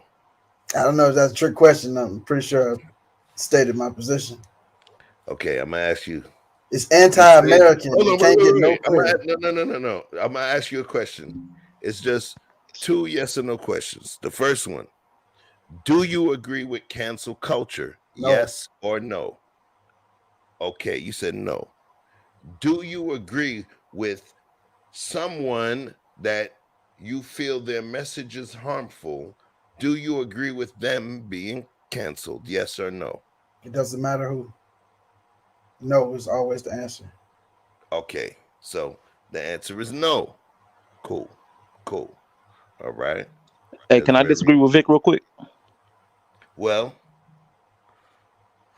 We can let it go. We can let it go. There's a curriculum here. There's gonna be Fuck a that point. curriculum, nigga. Smoke. Nah, fuck that. There's a reason. There's a Hey, reason. Chef Fake Woke, man. Chef Fake Woke, man. Hold on. You fake woke. You don't Because really want to smoke. listen, no. I'm gonna say no on this one. Okay. The reason I'm gonna say no because we're gonna get this curriculum out, and between Rashawn and Vic, the shit gonna be an 8-hour stream. All right. So what I'm saying is that So let's play the there's a clip again. Let's reason. talk about it. But there's Play I 3 want or to 4 put of them some stuff out motherfuckers. there. Remember, it ain't for the geniuses in this panel. It's for the folks that's out there, right? So now, the cancel culture. Let's talk. Rashawn, go ahead. I'm gonna see before you unravel our shit. I know Man, how if you you don't do. get us out the RV, nigga, we trying to get to It's the California. They keep driving 22. it ain't number 10 seconds, real quick. He said it's un-American, but I say that America exists solely as cancel culture of Great Britain, and that's it. America, what about Great Britain? America canceled Great Britain, and that's why we exist. That's real shit. It's anti-American. Now see, y'all gonna make me push back on it. Did we cancel Great Britain, or did we hustle Great Britain? Both. Watch this. Watch this. I tell, let's make believe y'all not together, no rainbow. There's 2 kings, King Vic, King Rashawn. And they run Vic Rashanatovia. And I live there, and I say, hey, what I want to do is I want to leave here. Don't worry. Hook me up with a little bread, but I just need you to give me the okay to go over to that place where ain't nobody else goes, try to create something, and try to. Basically, I'm telling Nino Brown, if y'all seen New Jack City, I'm telling Nino Brown, hey, I know we in Harlem, but I'm about to go to Sheboygan, Wisconsin, and we can open up the Carter in Sheboygan, Wisconsin. Can you give me the okay and just a couple dollars so I could go there and do that and show you love and bring you more money, Mr. Nino Brown? And Mr. Nino Brown says, okay. And he sends me out there. And I'm from Flatbush, Brooklyn. He sends a dude from Queens. He sends a dude from Harlem. He sends a dude from the Bronx. He sends a dude from Staten Island. And all 5 of us head out over there to go try and do our thing. Once we get out there, each of us who didn't rock with each other before, we get out there and we start to get that bread. We take over land, we colonize people, we do all of these crazy things that, us Europeans do, right? And then we start getting so much bread. Well, even they help us go to Africa and pick up folks to help us do work for free 99. We make so much bread that we're like, yo, I don't want to kick Nino Brown no money up no more, man. It's called running off on the plug, Chef. Brooklyn, talking to Queens and talking to Staten Island, talking to Harlem and talking to the Bronx. Like, yo, we don't got to pay these motherfuckers no money. They don't even want to come out here. We here. They ain't trying to be out in these streets. Fuck that. We're going to do this on our own. And if they try to come out here, we already control our head. We're going to go at them. That's what happened. That's what happened. So when we talk about the European and this and that, the folks that got their help and the extra money and all of that to come out here, like Vic said, they literally ran off on the plug. They ran off on the plug. Anybody want to kind of ingest that? Or after you ingest it, please expel whatever waste comes from that statement I gave. Shit it out.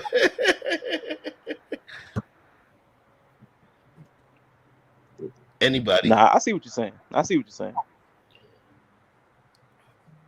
Okay. Anybody else? I need some ignorance. Say it again. I need some ignorance. My ghetto hood meter is telling me I can't read no more books. Shorty can't eat no books. I need action. Peace of Jackson. buns. R.I.P. DMX. All right, who's next? Let's talk about what I just said. Who's next?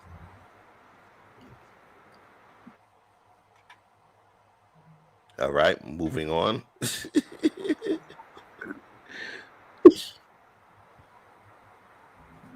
Yeah, so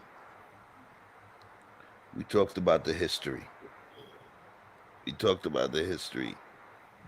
And Rashawn was clever enough to be able to bring that to us. So when we talk about culture, cancel culture related to history and historical appropriations, right? I'm going to start from the bottom.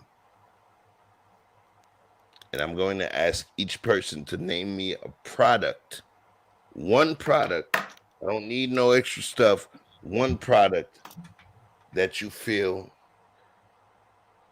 that negatively, or let me clarify it. One particular product that you believe either should change or misrepresents our Black culture. One product. No context required. I'm being the police on this one right here. The Aunt Mama product. Okay. Thank you, Andrea. Mm-hmm. Next. What she say? Queen. She said Aunt Jemima products. Okay. Queen. Product. A product or two that misrepresents Black culture or reappropriates our culture for exploitation. One product. Rice, Uncle Ben. Thank you. All right. Danique, same question. The television.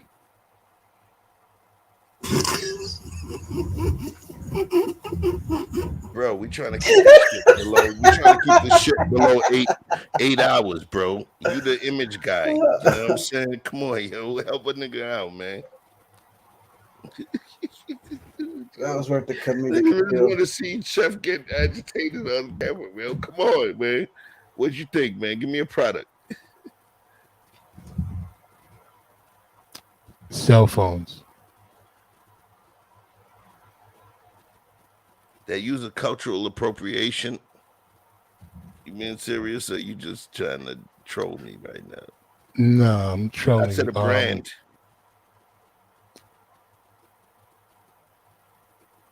All right, I'm gonna give you a pass. I'm gonna pass it on to Rashawn, and then I'm gonna come back. I'm gonna double back to you, Rashawn. Yeah, man, probably I'll say McDonald's with those black ads. Say it again. McDonald's with the black advertisements they try to run. Okay, I'll take that. We're loving it. All right. That's everybody though. Man, I come up with one of them. You ain't getting the answer though. You said shoes.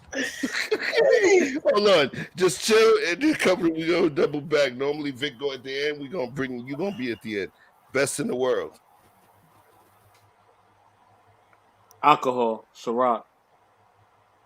Ciroc. Thank you. Vic. Or alcohol in general. Okay. Thank you. Vic. Cardi B. Ha! Popeye's Wait. That was all you get to use. Interesting. To the point where I got to lift my joints up real quick. Let's talk about it. Let's go.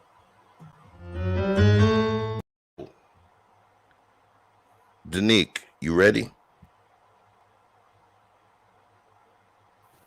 Run it. Say it again. Run it. What did that mean? You said. I mean, do that shit, Nelgo. Oh, okay. So he don't got to answer. Okay.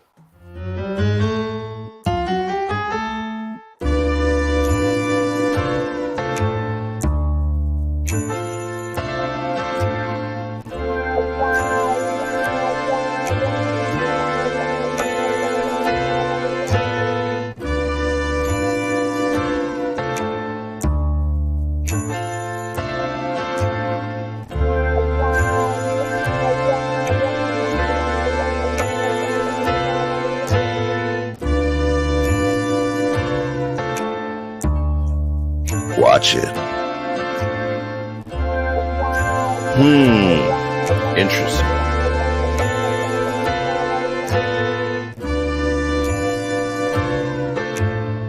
We ain't finished.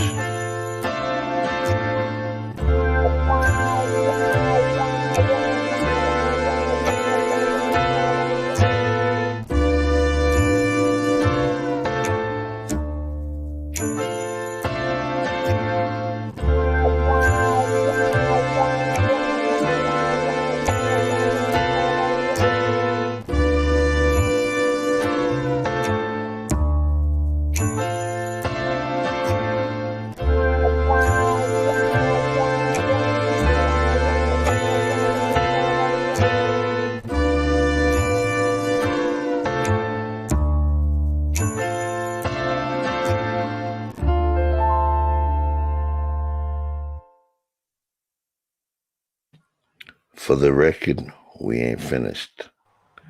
We are not commenting yet. It is not time for us to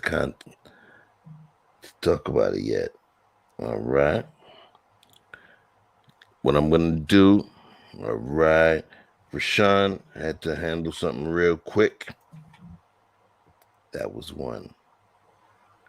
We're going to talk about another one.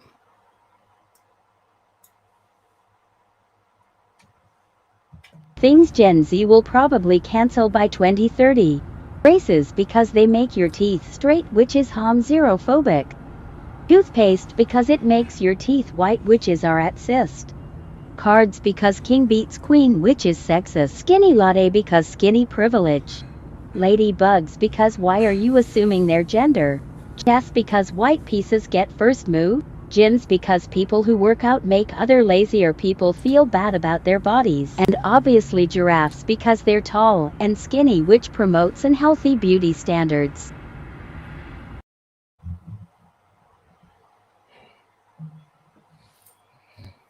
I'm going to go clockwise now. Vic, has your answer changed based on that video? Yes or no? No. All right. Best in the world, yes or no? Has your answer changed based on that video? Nope. Okay. Quinn Forever, has your answer changed based on that video?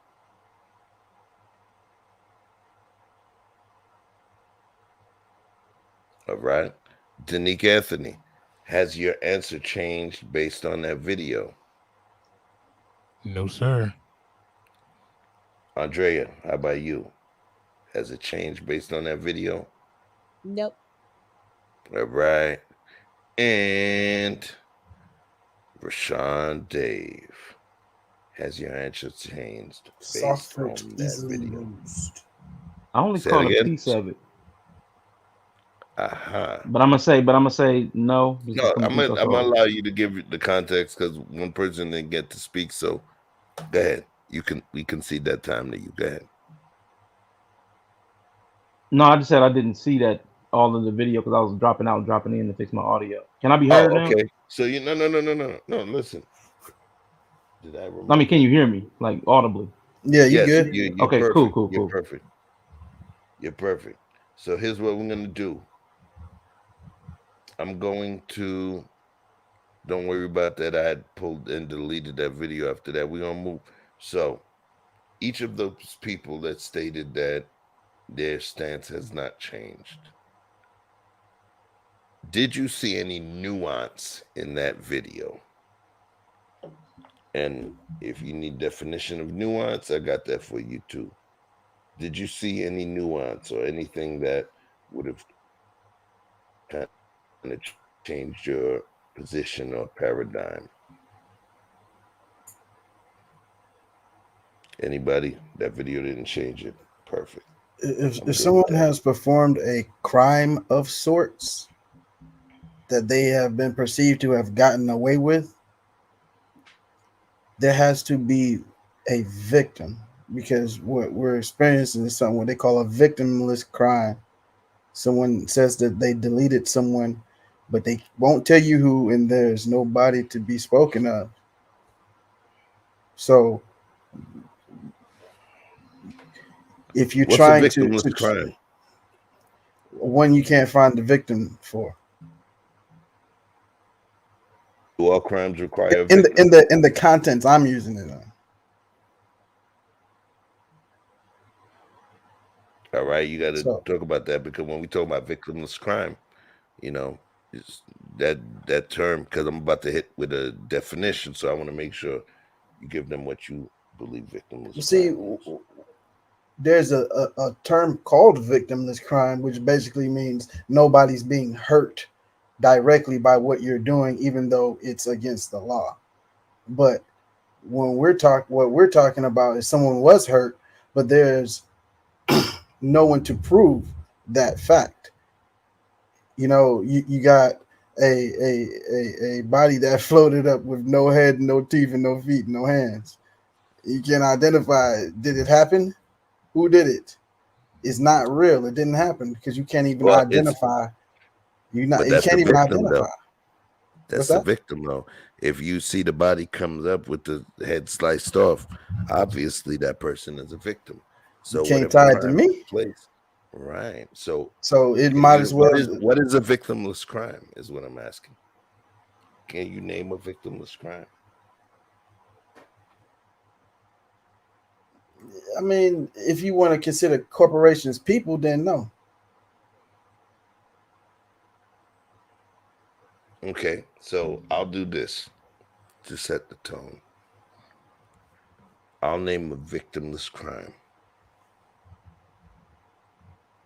Speeding. Jaywalking. Yeah, I won't say jaywalking. I won't say that's a victimless crime, because I had done a ton of assholes walk in front of my shit. So I've been a victim. So I ain't gonna give that. Speeding. I've never been anybody in front of anybody that I was going too slow for, and I I'm wasn't willing sorry. to go. You've never I've been in never. front of. Say it Let again. me. You gotta allow me to land a plane. I said I've never been in front of someone that I was moving too slow for, and I was not willing to go faster, right? Because at that point I was already breaking the speed limit. Speed limit might have been 70 on I-85. I was going 86, but the motherfucker pulling up on me is going 95, and I see him in the rear view, right? So I don't consider that, I consider that a victimless crime. I was speeding just as well as the other person, but I don't want to digress. Because what we're talking about is the cancel culture and what it represents to us, right? And how we see different people.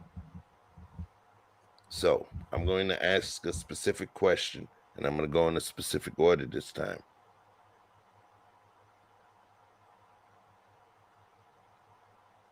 Mr. Best, how do you feel that the Quaker people, the white Quaker people, impacted?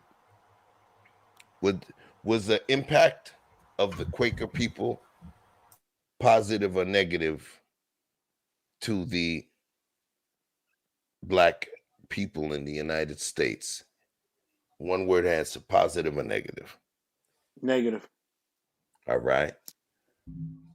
Queen, positive or negative?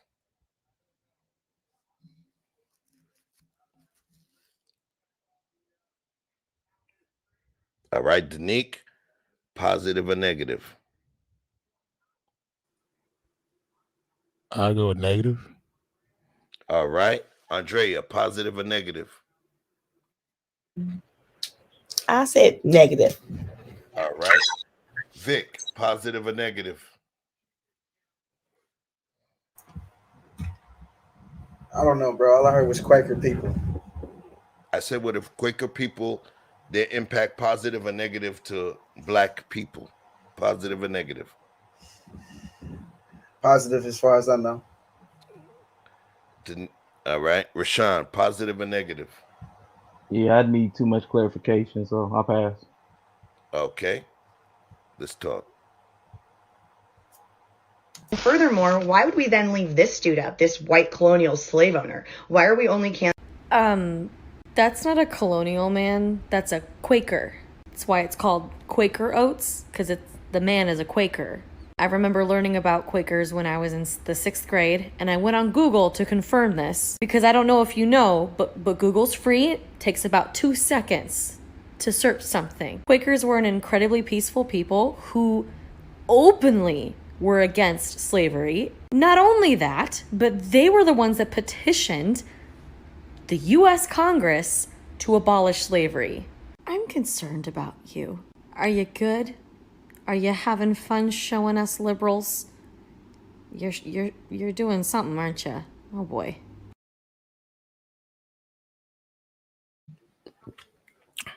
Okay, I like her tone. we don't do this to shine on anybody, right? But because I do understand and recognize doing the show, there's people that may tune out, so I'm gonna give you one more run back. Furthermore, why would we then leave this dude out, this white colonial slave owner? Why are we only That's not a colonial man, that's a Quaker.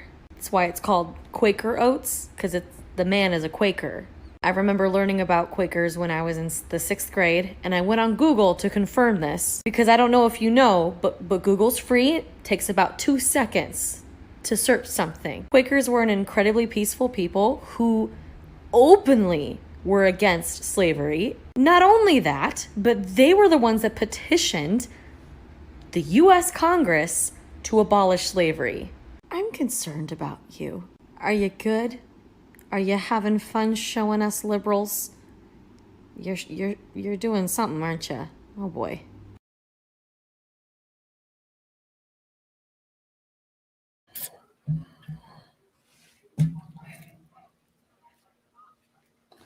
Talk to us. So now, in terms of what we viewed, we're gonna start from Rashawn, going back in the inverse direction. Rashawn, what you think, brother? I mean, just based on what she said, I mean, based on what she said alone, it would seem like they had a positive impact, excuse me, on black people if they were actually abolitionists. But again, that's just based on what she said, not any research I've done. Google is free, but I haven't taken to it to examine what she said. So I'm glad you stated it the way that you did, and you're brilliant in terms of the way you parse your words. They were pretty much, and like what some would call pre-abolitionists. They happened to be, it was funny as they happened to be the white folks before the other white folks were thinking about it. And the people, us melanated folks that were oppressed, these were the ones that actually had power, that were the first ones to speak. We talk about the Harriets, we talk about the Fredericks, we talk about those that we talk about the Martins, those that brought us to power. I ain't even gonna tell you. Somebody go Google who founded NAACP, and then you talk about if it was all brothers. You talk about the different movements that took place. That do you think? Wait, now I'm about to sound messed up when I say it. What y'all think? Harriet was delivering these runaway slave niggas. Come on, son. It was people in power, white folks on the other side. Y'all seen 12 Years a Slave. Let's be real about this thing here. Less melanated people had a part in our movement. Go figure. Go figure. And here's what I got for you right here, because I got to slip something in your psychological wallet, right? As a primary Quaker belief is that all human beings are equal and worthy of respect. The fight for human rights has also extended to many other areas of society. Hey, Chef. Funny. Quakers actually, were the folks that created what's called ABC schools, right? Some of the greatest schools of higher and lower education in the country are ABC schools. I'm not going to go into all of that today. Just Google the shit, right? And then we could talk about it again. Who on this panel got the tough nuts enough to disagree with what I'm saying? Because remember, tonight is the night. Let's go. I just can't wait until you get to the end of this, just so we can find out that the Island Boys were Quakers and abolitionists. That's all I want to. That's what I'm waiting on. Damn it, man. Listen, yo, I'm about to take. Hold on. You know what, man? I'm sick of this shit right here, man. I'm sick of this shit right here. All right? This guy gonna remove all my goddamn rabbit holes, and I can't take it anymore. So I'll let him back up because you revealed it. Those two guys, the Island Boys, those are actually Barack Obama's two illegitimate twin sons that he had with Cindy Crawford. All right? That sounds about right. No problem. But watch this. If you have everybody like and subscribe to Chef Chupino's channel, we will reveal all of the details on Tuesday. Clickbait, bitches. Let's go.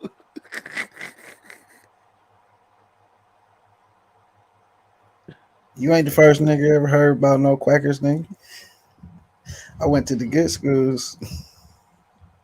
My mama made sure. Everybody quiet. Okay, just one question. Did anybody like oatmeal in this bitch?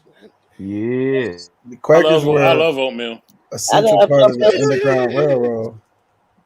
I hate oatmeal. But Chef and you guys, I'm gonna have to go. My migraine's coming back. I gotta go. Okay. Your mind frame is coming back. My migraine headache. Okay. Okay. So I love you guys. Okay. See ya. Love you, sis. Hold it down. Later, Sister Andrea. Okay. Everybody check Andrea Lynch's page. It's all hot air. She goes hard in the paint. All right. Yeah, yo. And let me put this link out there just in case anybody in the chat does not realize that they can just scroll up and see that the link for this chat is pinned.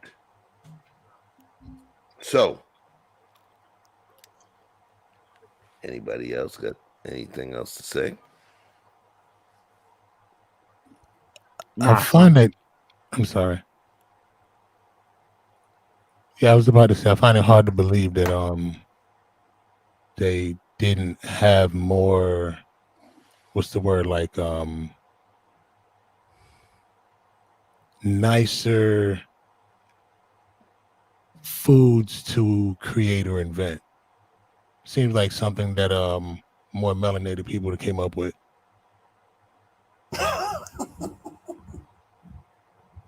It's just my 2 cents. Yo, you got to that's you just give it, you got to clarify that. What does that mean? You know, like how I believe quite a few inventions back in the days were like due to us going, or people of, the melanated diaspora going through certain trials and tribulations and coming up with different ways to do things. It's like, oh, what is this? Oh shit, Massa ain't give me nothing. We done stumbled into oatmeal. Look at this. Oh yeah, game changer. Oh, what do you know? Quaker oats. Like, it can be. Comes across as slave food, necessity food. Somewhat, yes. It was actually developed by the Greeks. Thank you. Who told you Thank that? you. Is there a limit to who can have slaves? No. That's his. It's elaborate, Here's what Queen. I'm. Wait. Huh? No. Wait, Queen, because I know. I just want to address Danique, right?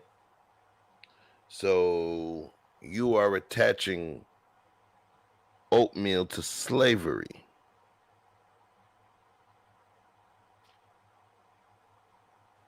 So you see the video that I played, right? I played. Did you? Let me know. I played that shit again. Well, I deleted it after I played it because I got a lot of clips in here. But I could pull it up on YouTube. The young lady played the video of someone else talking about the racist aspects of Quaker Oats. And the young lady literally described that person who was bringing that cancellation style culture to the topic was incorrect. Quakers were the only friends the slaves had. So now I go back and I ask you, how do you feel about that? And you can Google it. Those were the only white people that were speaking us up for us. Quakers were the actual beginners of the abolitionist movement, even though they knew they can make money off the backs of slaves. Their socio-political as well as religious beliefs told them that every single human being with eyes, mouth, nose, ears, feet, arms, any human being, even if they didn't have all of those things, but came out of a human being's holiest of holies, were equal and should not be enslaved. So now I ask you again, and I'm just saying this not to shine on you, just to make sure in terms of the answer, you have all of the necessary context, right? There was no abolitionist. There was no Harriet. There was no Frederick. With the Quakers, this is way before anything, right? They was the one telling the white folks, no, you're wrong, you son of a bitch. So now, Danique, I want you to kind of think about it now. I'm giving you the context. If that was before slavery, I stand corrected. No. It was not before slavery. What I'm saying, it was before civil rights. When slavery was, the whole world accepted slavery, the Quakers were the only people of the power class that said, fuck no. Appreciate it. Okay, so what you're saying is the Quakers were the labels before Spotify and the internet. Bro, I ain't saying none of that crazy shit you're talking about, bro. I ain't saying all of that. I said what I said, bro. What I'm saying to you is that the Yes or no? Quakers Is were that the what you first said? group of people that was against the shit that is considered our oppression. Remember, we got a curriculum. So, in terms of what I said to you, what do you feel now? Cause I could push this shit to 12 hours, my dude. You want to see if Sip smoke? See, goddamn, your head turn to steam. Yo, I mean, how about you tell me what you want me to feel, and I'll tell you All right, yo. what you So want me to I'm tell gonna you move to on to feel. the next person, yo. I'm gonna move on. Queen, talk to me.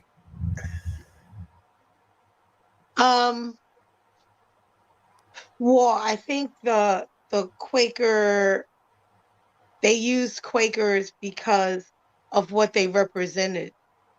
The guy who started it, Henry Seymour, he used the words integrity, honesty, and purity to describe Quakers, and that's what he wanted his oatmeal to represent. So Okay, that's so why what they does use that Quakers. mean? So that's why they use Quakers on Quaker oatmeal. But no. So I'm trying to understand, like, so what do you mean?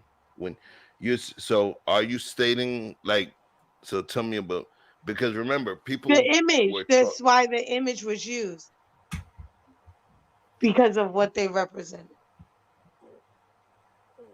right. So what I was stating though is the person, if you seen the video that I posted up, the Yes. person, right, the person stated, how can y'all, they didn't talk about what they did. What they stated was, how can y'all dare use Quakers because they were racist? And then the person behind her stated that that was incorrect Yes. because the Quakers were the only people that were in power, and those were the only people in power that outwardly rejected racism. And because the rest of the geopolitical classes that existed out there enjoyed racism, made millions of dollars. Imagine you and your husband being just two people in a land of 1,000 people, right?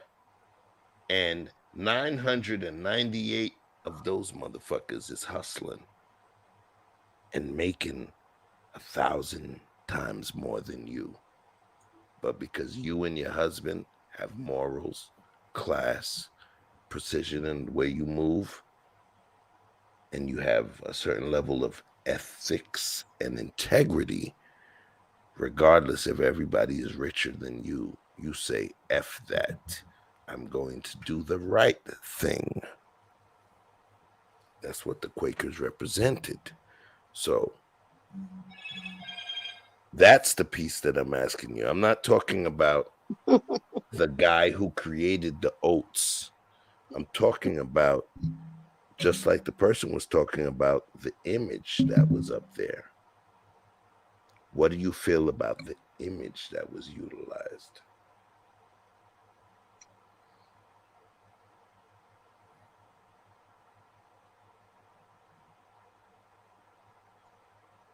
I think the image is good when you know the history of the image, but when you don't know it, the Boom! picture of it looks racist. Thank know? you, sis. I'm loving you extra right now. Thank you. I know you're a married woman. I'm loving you in the Christian brotherly way, right? Because I love your husband too, right? So I'm going to say this. Thank you.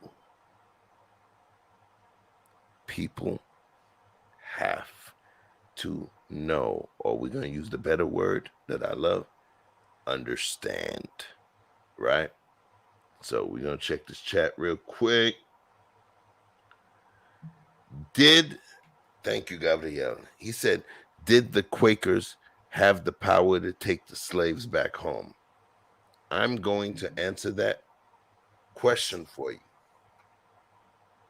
But because we on some YouTube, Hollywood shit, I'm going to answer it my way first, and then the way you answer. Did the Quakers have the power to take the slaves back home? No. But pay close attention to the example that I provided not more than 69 to 77 seconds earlier. There could be two, and the opposition is 998, where we all equal 1,000. If you understand the Quakers, they didn't give a shit. They went against the 998. So did they have the power to take the slaves back home? No, they didn't. Even knowing it was a losing battle, they still went up against them. There was 2 Crips and 998 Bloods. And I'm just raising my voice because, Denis got to clip this stuff, so I'm being dramatic. 2 Crips, 998 Bloods. You know it's an L. How many mother effing people watch this movie called 300? The Spartans. 300. That's all they had. but they still went up against the fight. And that's the key. So whether they had the power to succeed or not, even understanding their potential loss, they still laid their lives on the line for it. We call them veterans. Every last Monday in the month of May, we celebrate those soldiers that laid their mother effing lives on the line for a cause that nobody else thought was viable, was winnable. But they did. That's all I'm saying, right? But you know, love is love, Gabrielle. You my Haitian brother in Canada. You know what I mean? You just gave me an opportunity to get a little dramatic, right? But straight up, didn't matter if they had the power or not. They sacrificed what they had in order to fight that battle just because they recognized that it was right. Now, we're going to go counterclockwise. Oh, well, actually, we're going to, counterclockwise from my face. Rashawn, Danique, Queen, Mr. Best, and Vic. I'm going to allow y'all to cook now. Let's go. Yeah, I really don't have much to say about the Quaker thing that y'all like went down. But the point that came out that you brought up, the knowing the history of the thing, divorcing of history from the images we see is what's causing a lot of the miscommunication or misconceptions. So I mean that was the central point that I thought that was brought out that probably needs to be more fleshed out than a lot of the oats was the oats. But man, that was powerful. Okay. I want y'all to be active. Talk to me, Danique. I would have to blame that on my lack of knowledge. I was not aware of the history. Okay. I appreciate your honesty. So, Queen, I'm gonna let you have that sorry, one, Chef. I'm gonna let Say you that have again? that one. I said Chef 1, Danique 0. Well, there you go, man. We ain't against each other, man. You're gonna be the dude that make me. You're gonna put like a monkey head on my face and shit because you got all my damn videos. So No, I'm gonna put a monkey face on your head. It's gonna be the Quaker. You gonna have Chef face it. I'm gonna be the face of a monkey smashing a goat or some weird shit. Put Chef I on the can't piss him off, y'all. So we're gonna move you to the right. We keep going we're gonna keep going kind of clockwise. I learned something new today. Queen, talk to me. Where you at? I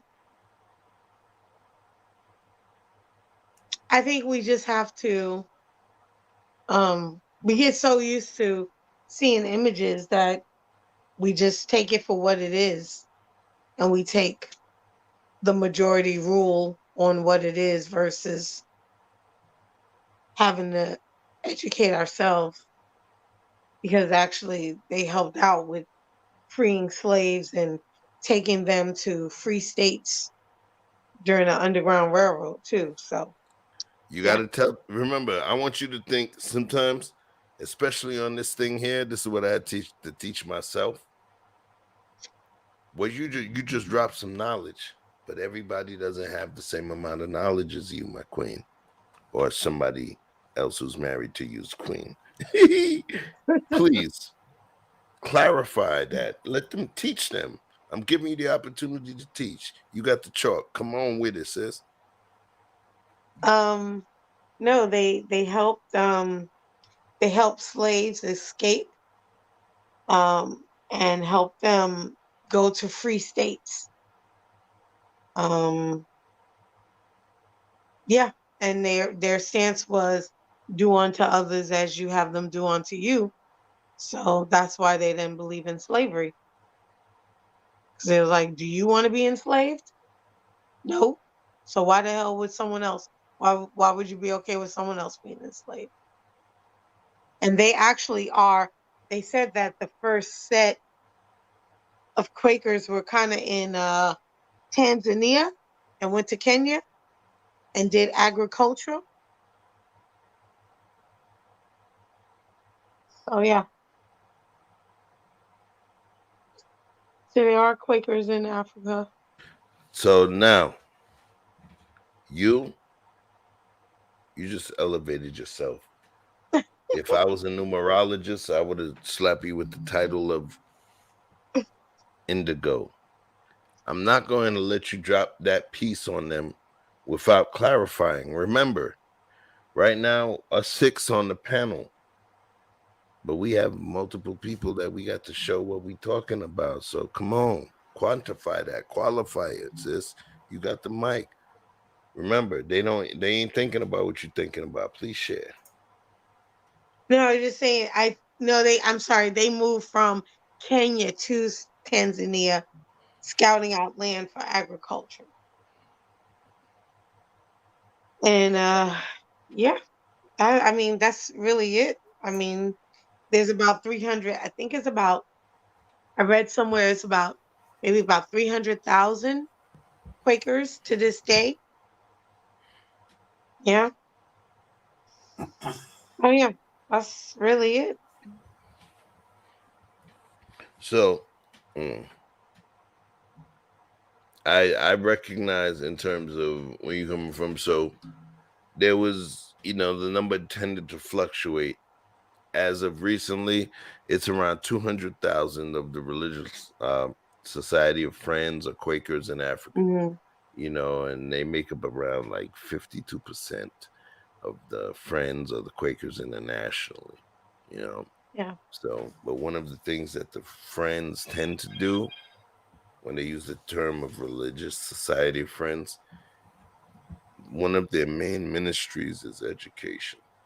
Some of the top schools in the United States are run by the Religious Society of Friends or Quakers. They're Yeah. not religious schools, but when I talk about geniuses come out of that school, those schools, I attended several people attended. I'm not no genius, but many people that I know and a lot of people that are influential have attended ABC schools. They call them Religious Society of Friends. Some call them ABC schools. Long story.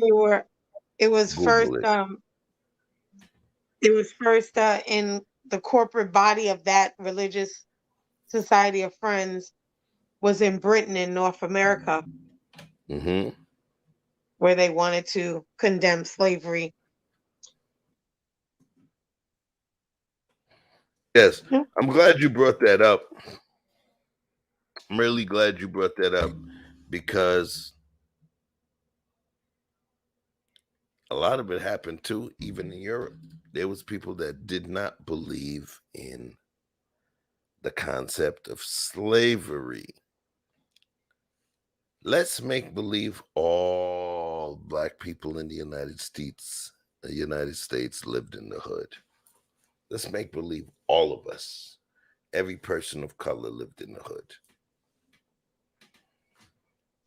I'm going to ask a specific question. Give me a percentage or don't say nothing, just say pass.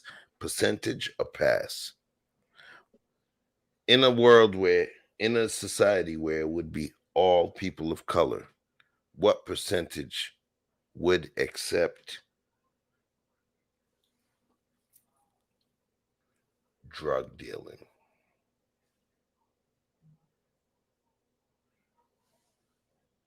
And I'm going to start counterclockwise. Danique going first. 13.52. Thank you, Dang. Danique. Okay, 13.52. Okay, all right. We're gonna go, Rashawn. Yeah, dang, that's tough. I'll pass. I have no idea how to quantify that. Okay. Queen. 25%. All right. Mr. Best. 10%. Okay. All right. Big He's just J. trying to price his right rules me. That's all he's trying to do right now.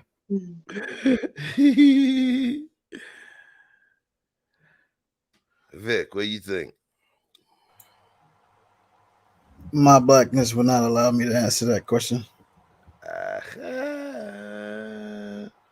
Gabrielle said 50%. Okay. Now, you guys don't have to answer that. But what I do recommend is this.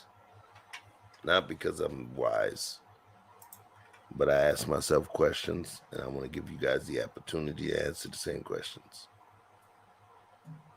What made me come to that opinion? Because that opinion gave you the opportunity to generate a number. If I was able to generate a specific, measurable, articulatable measurement or weight or class or speed, that means that shit really weighs on me and has an impact on the way that I think. So, not for the panel, but for the people that are actually watching the show, think about it. Think about it. What made you choose that percentage? Gabrielle said 50%. Do I believe 50%? Actually, I don't believe 50%. I do believe the percentage is less.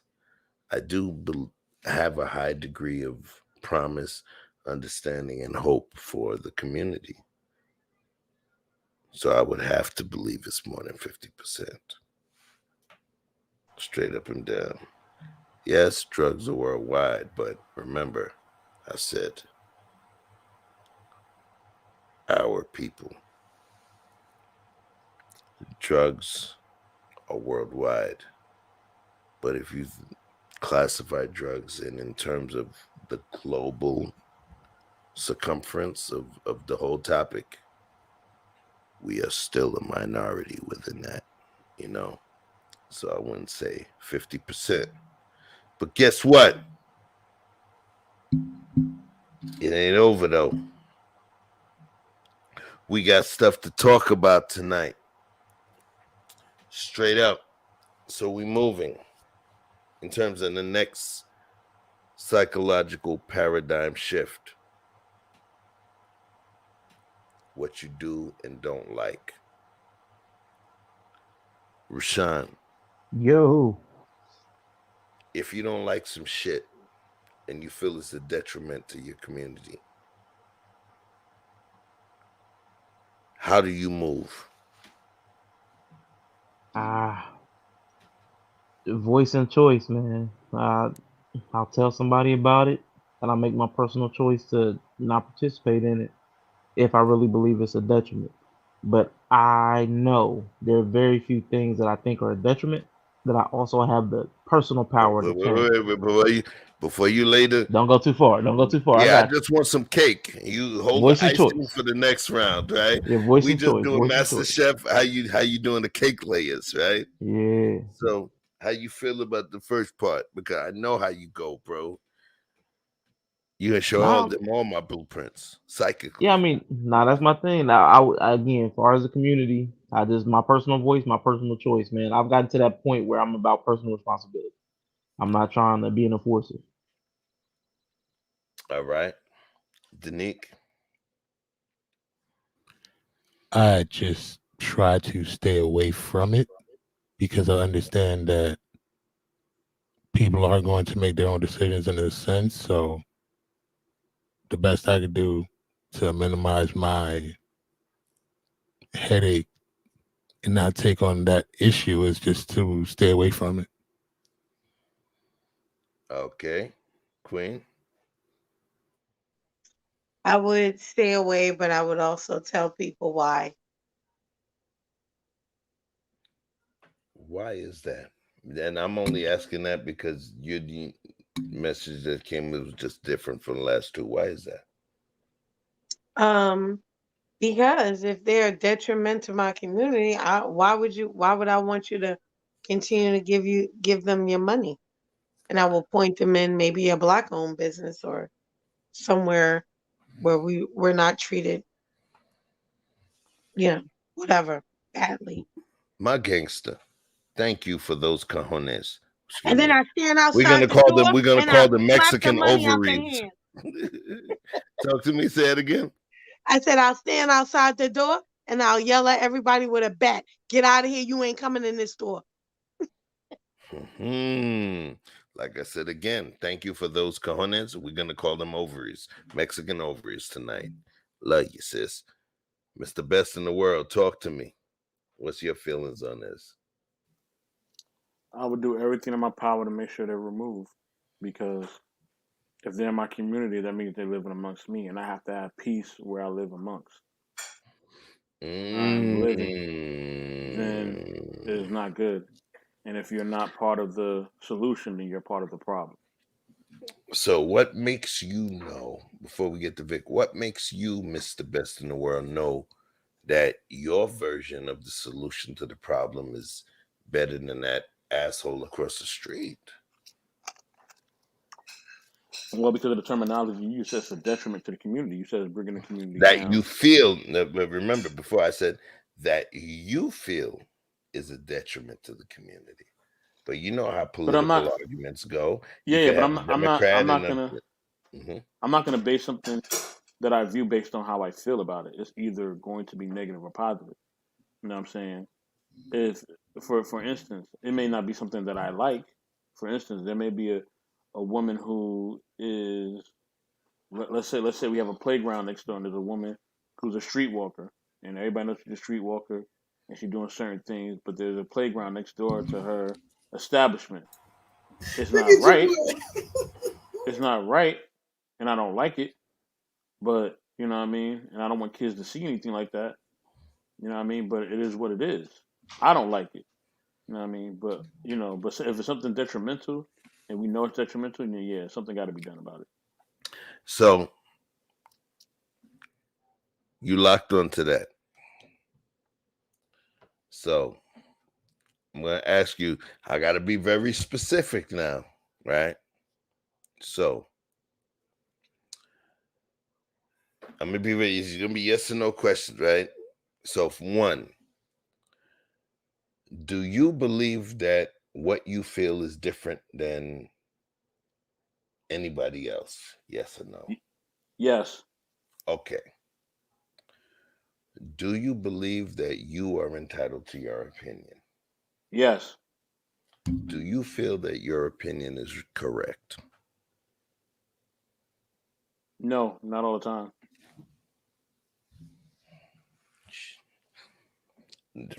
Okay, now you added a variable. Remember, so I'm gonna say this just for you to understand. Mm-hmm.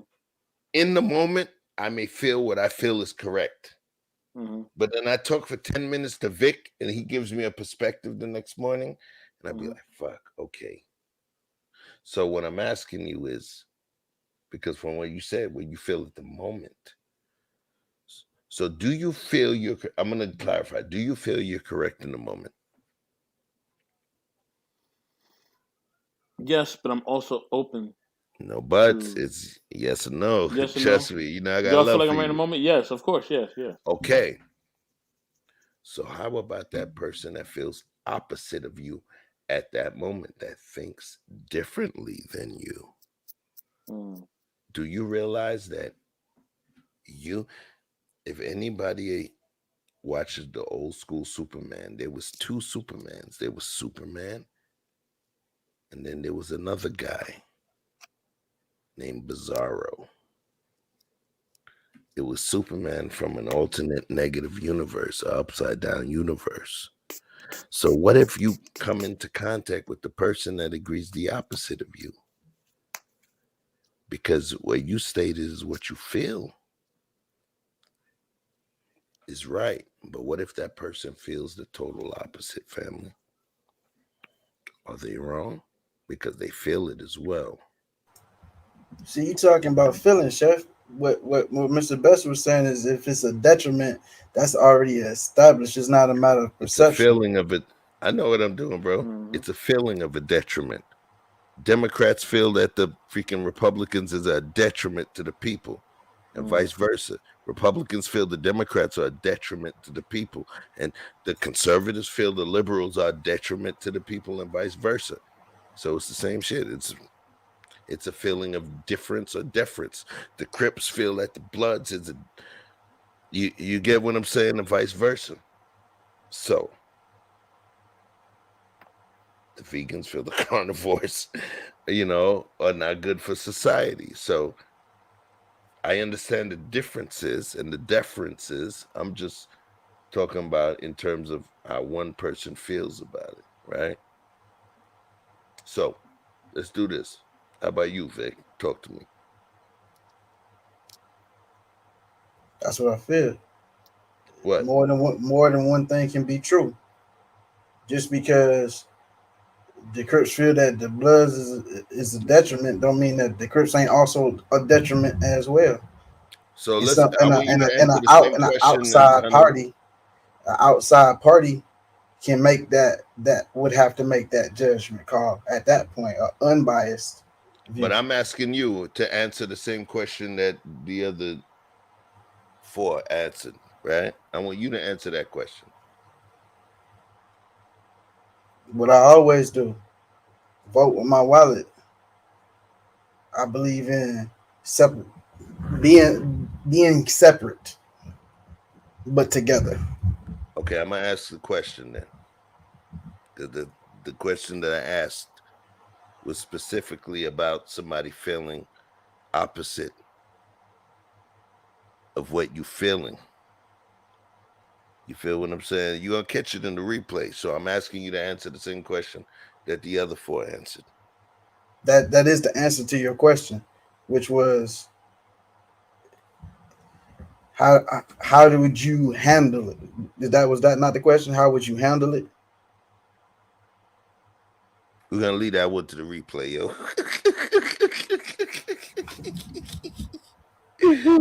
Well, that's why I stand regardless. Okay, I got you. Cancel culture. All right, I got you. So next move we're gonna go to. We're gonna talk about we like and we don't like. Why do I not like cancel culture?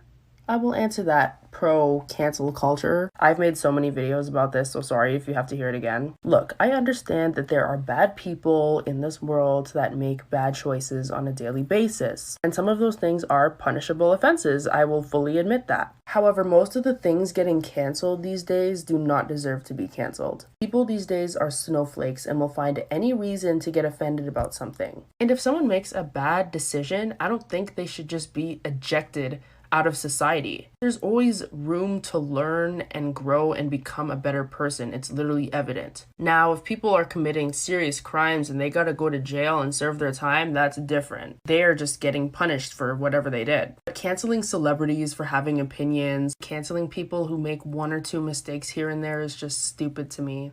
And hey, that's my opinion. If you agree with cancel culture, go on about your day. If cancel culture continues at this rate, here's what you can expect in the next little while. Ed Sheeran is going to be canceled for the song Shape of You, specifically for saying, "I'm in love with your body."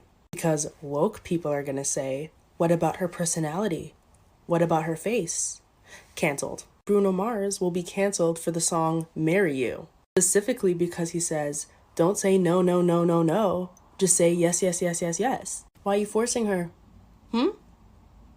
Can she not make a decision on her own? Canceled. Then Maroon 5 is going to get canceled for moves like Jagger. Kiss me till you're drunk? Are you forcing her to drink? That's not acceptable. Canceled. I hope y'all are seeing how ridiculous those things are. We cannot keep doing this. We cannot continue at this rate. We can't keep digging into the past looking for things to cancel. Let's talk about it. What you actually asked was if something was a detriment. Yes. And how would I handle it? And again, that's why I made the statement I made about believing in being separate but together, because the boycott is one thing, but to this is a capitalist society.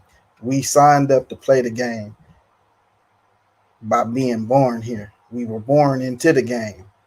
You say we signed up. Was born We into the were game the signed up. correction? Say it again. We were signed up, just like your parents sign your ass up for school, but you don't really want to go. Okay, I like that. Come with it. Talk to me. So at the end of the day, we here. So the question is, if we're gonna play the game, then how do you play to win? And if we're gonna do that, then the same way the vote that doesn't happen, the vote that happens has a power. The vote that doesn't happen also has power. Those people are more thirsty for the people who didn't vote than the people who did. What did we need to do to get your attention? And if you could do that in mass, I couldn't care what the product was, what the situation was. Your power is in your togetherness, your ability to move as a unit for whatever your cause, good or bad, agree or disagree. So if that thing is a detriment, you'd have to have some kind of a council established who can make large scale decisions for an entire culture. Okay. I'm gonna go to thank you. I'm gonna go to Queen with that one. Talk to me, Queen. Um, Based on the videos, I think it's not a good thing. Talk to me. Let us know how you feel. Because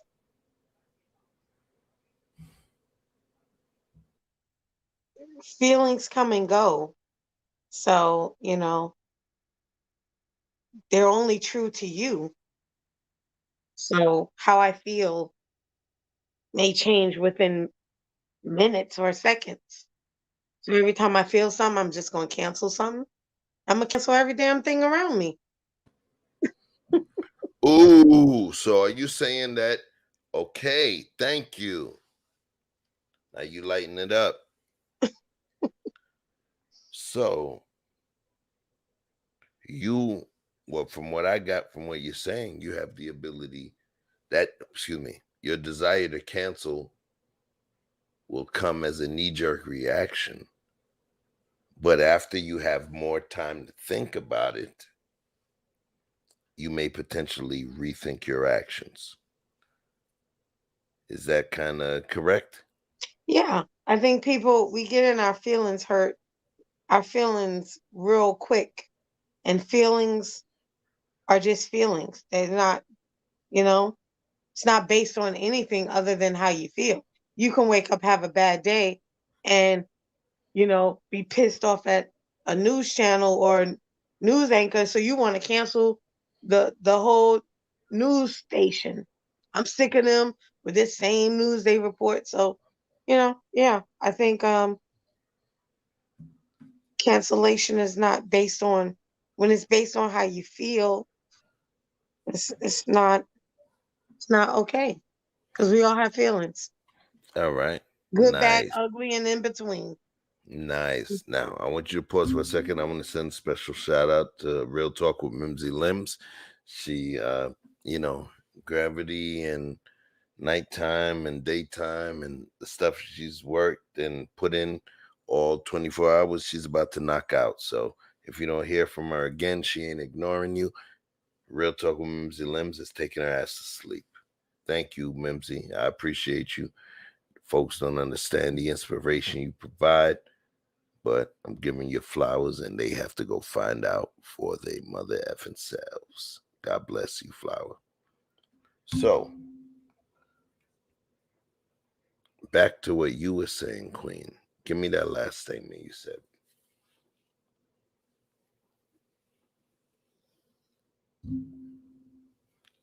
Is my mic on? Queen? Yes.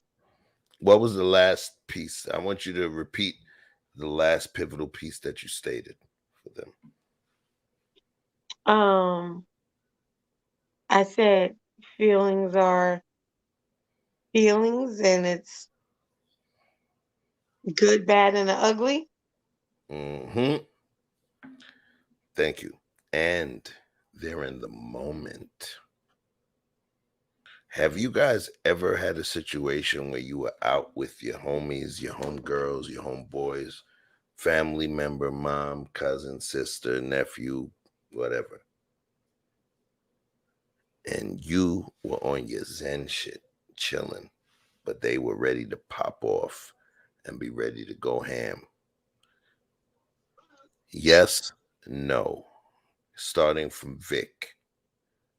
Have you ever been in a situation where you had a homie that was on some quick in the moment pop off shit? Yes or no? When you weren't? Yes or no? Yes. All right. Mr. Best, I know you had to step up for a second. All right, all right. We're going to go over Sean Dave. Yes. All right. Danique, talk to me. That is a yes. All right. Now, starting from Danique back the same direction. You asked me. Oh, okay. You. I'm sorry. I thought I did. I apologize. So, what do you No. think? So, you've never been in that kind of situation where you've been around somebody that was a live wire, the pop off person, the person when you're in a restaurant or whatever that goes hard on people at work, those kind of things.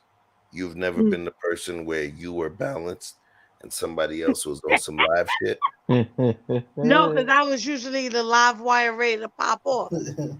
So I'm the just dude to you're make talking sure, about. right? Aha. So just to make sure, you've never been anywhere where somebody else was the pop off. So you're saying you were that person. These are not the Jones you're looking Yeah.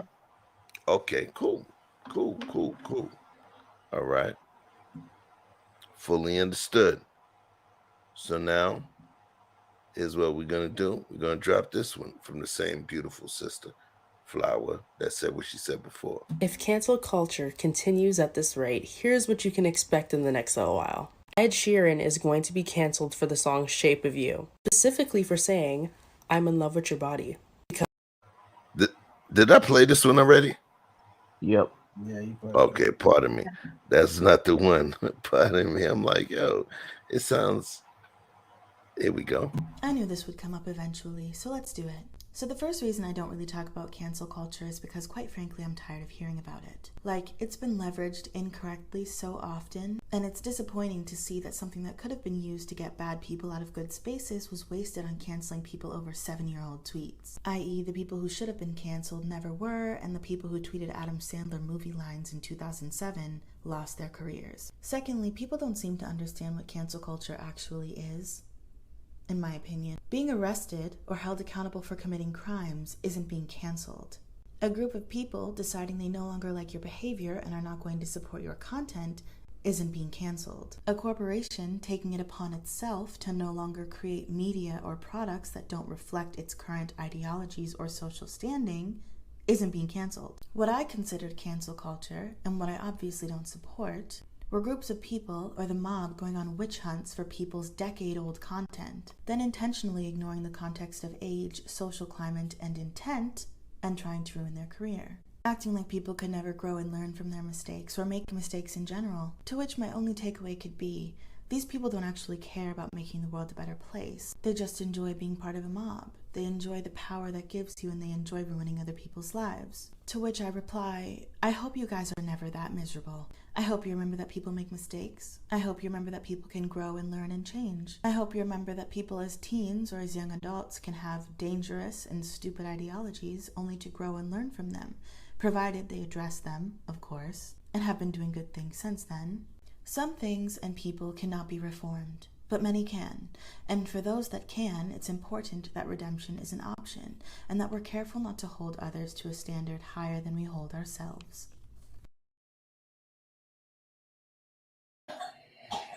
All right. So, Rashawn, what do you think Yo. about what that Flowers just stated? All right. So I had trouble hearing her, but I kind of have a gist of this, and I have three different words. Chef, I'm gonna give you three words. You pick which one you want me to go on: subjectivity, bias, or hypocrisy. You pick, and I'll go on that one. Subjectivity, because it opens up for multiple people to talk to me.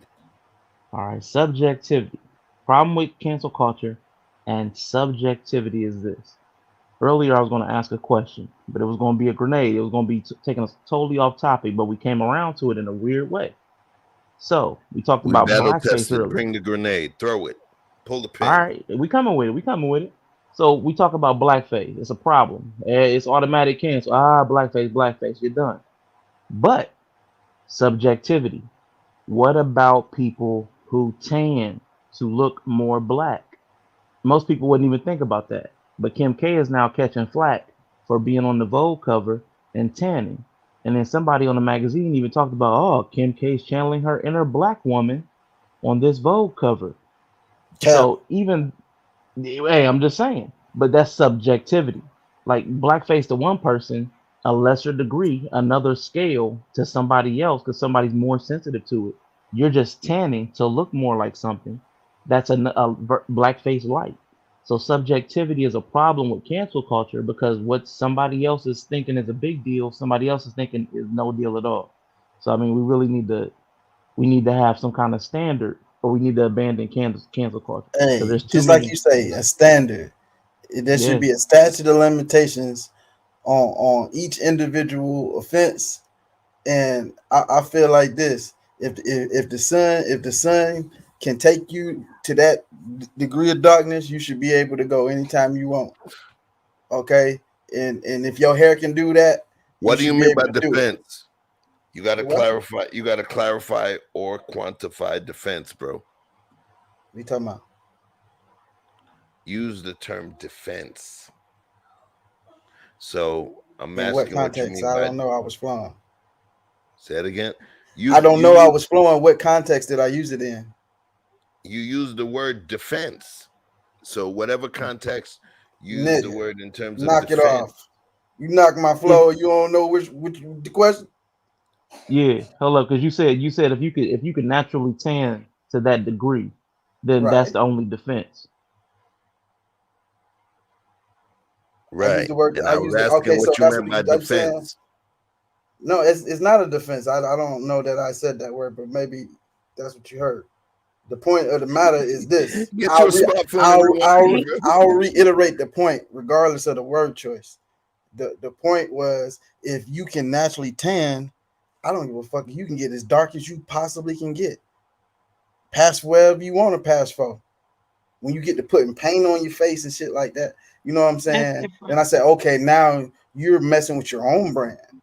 Mm-hmm. And that just means I will no longer invest in your brand because see, you was trying to send a message and I heard it. Even though I don't identify with that shit you doing, I hear what you trying to say and fuck you anyway. So let me put my money somewhere I believe in more. But I ain't gonna be like, oh, because you got a tan or you got some cornrows and you ain't as black as I think you should be, you can't do that shit and you trying to be like us, nigga. Everybody want to be like us and all the cool kids. What the hell? No, I get that I part, don't. and I feel where you're coming from. I just when you stated there's a reason that I asked it. You know what I'm saying? I'm not going to explain it, right? But I'm just saying when you stated the word defense, or maybe it was offense, you know what I'm saying?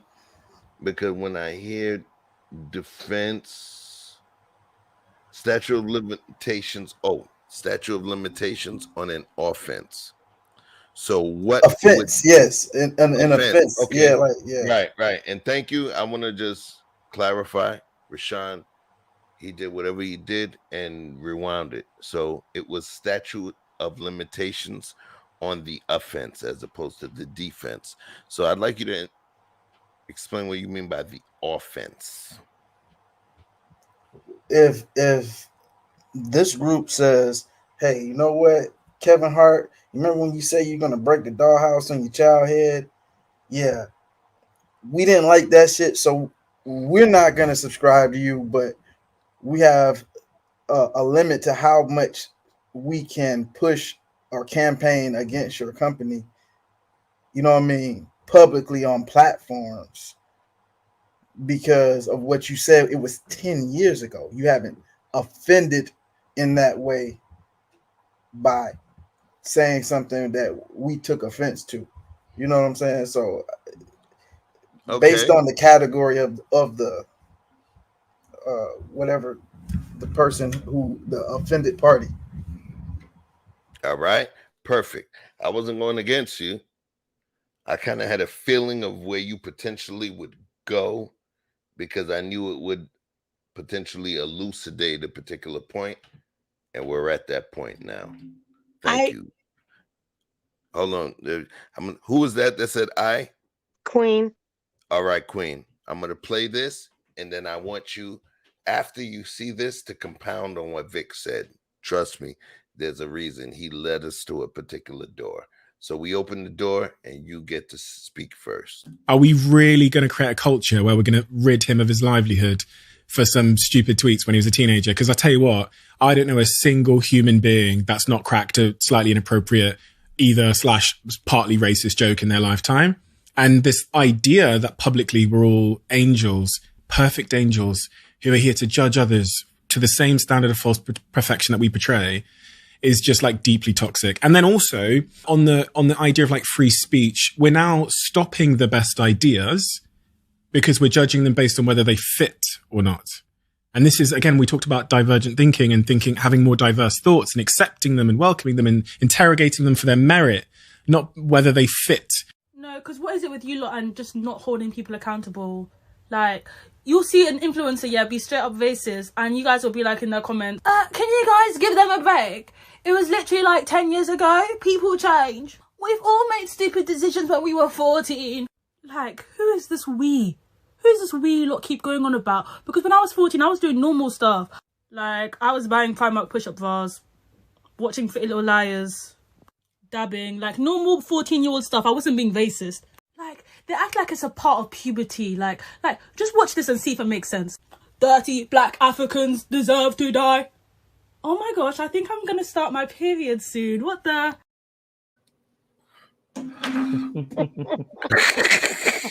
See, Queen? Now, I know what I'm doing over here. No, I actually want to give a little pushback with Arshawn when he compared tanning to blackface. Come with it. Blackface is very different than tanning. They specifically put black paint on their faces because they called us tar babies, and big red lips around their mouth because they said we had big red lips like monkeys, and bulging eyes and tattered clothes because we were bums to them. So I think blackface and tanning are two different things. And I don't agree with comparing them. You gonna cancel me, Queen? You gonna cancel me? No, I ain't gonna cancel you. I love you, Arshawn. But I'm just saying that analogy, bruh, yeah, I love you, but yeah, I didn't agree with that. It's all good though. Oh, Okay, yeah, okay. We're gonna allow you to come back. I want to see, Danique, if you did, do you agree or disagree with Queen's assertion of how she felt about Rashawn's statement? First, for a friend of mine, can you define assertion? That's a big word. Oh, shit. I got you. We need a definition. He said he want me to define ascertain. All Yo, right. you need to trademark that definitions. Definition. Where did that come from, Vic? That's Dave. I just said it. This ninja again, That- huh? Wait. That's You saying culture. that's him? That's Dave appropriation. It's mine now, Dave. Here we go. I'm about to drop this in there for y'all. You know, this has always got to be a learning experience. Bang bang. Trying to use all these big words and confuse people. Yo, I'm gonna bring everybody up to where I'm at. We don't drop down. Ascertain, find something out for certain to make sure of. So now, come with your answer. Okay, Lock so it in, Mo. I think that basically is. I mean, they kind of make where I stand on my square a little more solid, because if you start to cancel people, eventually nobody's gonna have a voice. Okay. Maybe that'll be a better world. But I'm gonna take. How's it a better world if nobody's able to speak? But I'm gonna take Mr. Anderson. Sometimes silence is golden. So I'm gonna take Denique's answer on that. Anybody else has deference? Does anybody else agree with what Denique just stated? You ever I seen the believe I movie agree. Equilibrium? Does anyone agree with what Denique just stated? I Because think I I'm do. If I scared of understood. y'all. Y'all are This is me brilliant agreeing. panel right now, and I don't want to let the questions go too far. So I'm asking: Is do y'all agree or equilibrium in disagree? your rotation? Say that That's again. another big Is word. equilibrium in your rotation? Yeah, but no, Yes. there's a reason though. There's a Okay. reason I'm asking if before we can go to equilibrium, I just want to get if everybody agrees or disagrees first.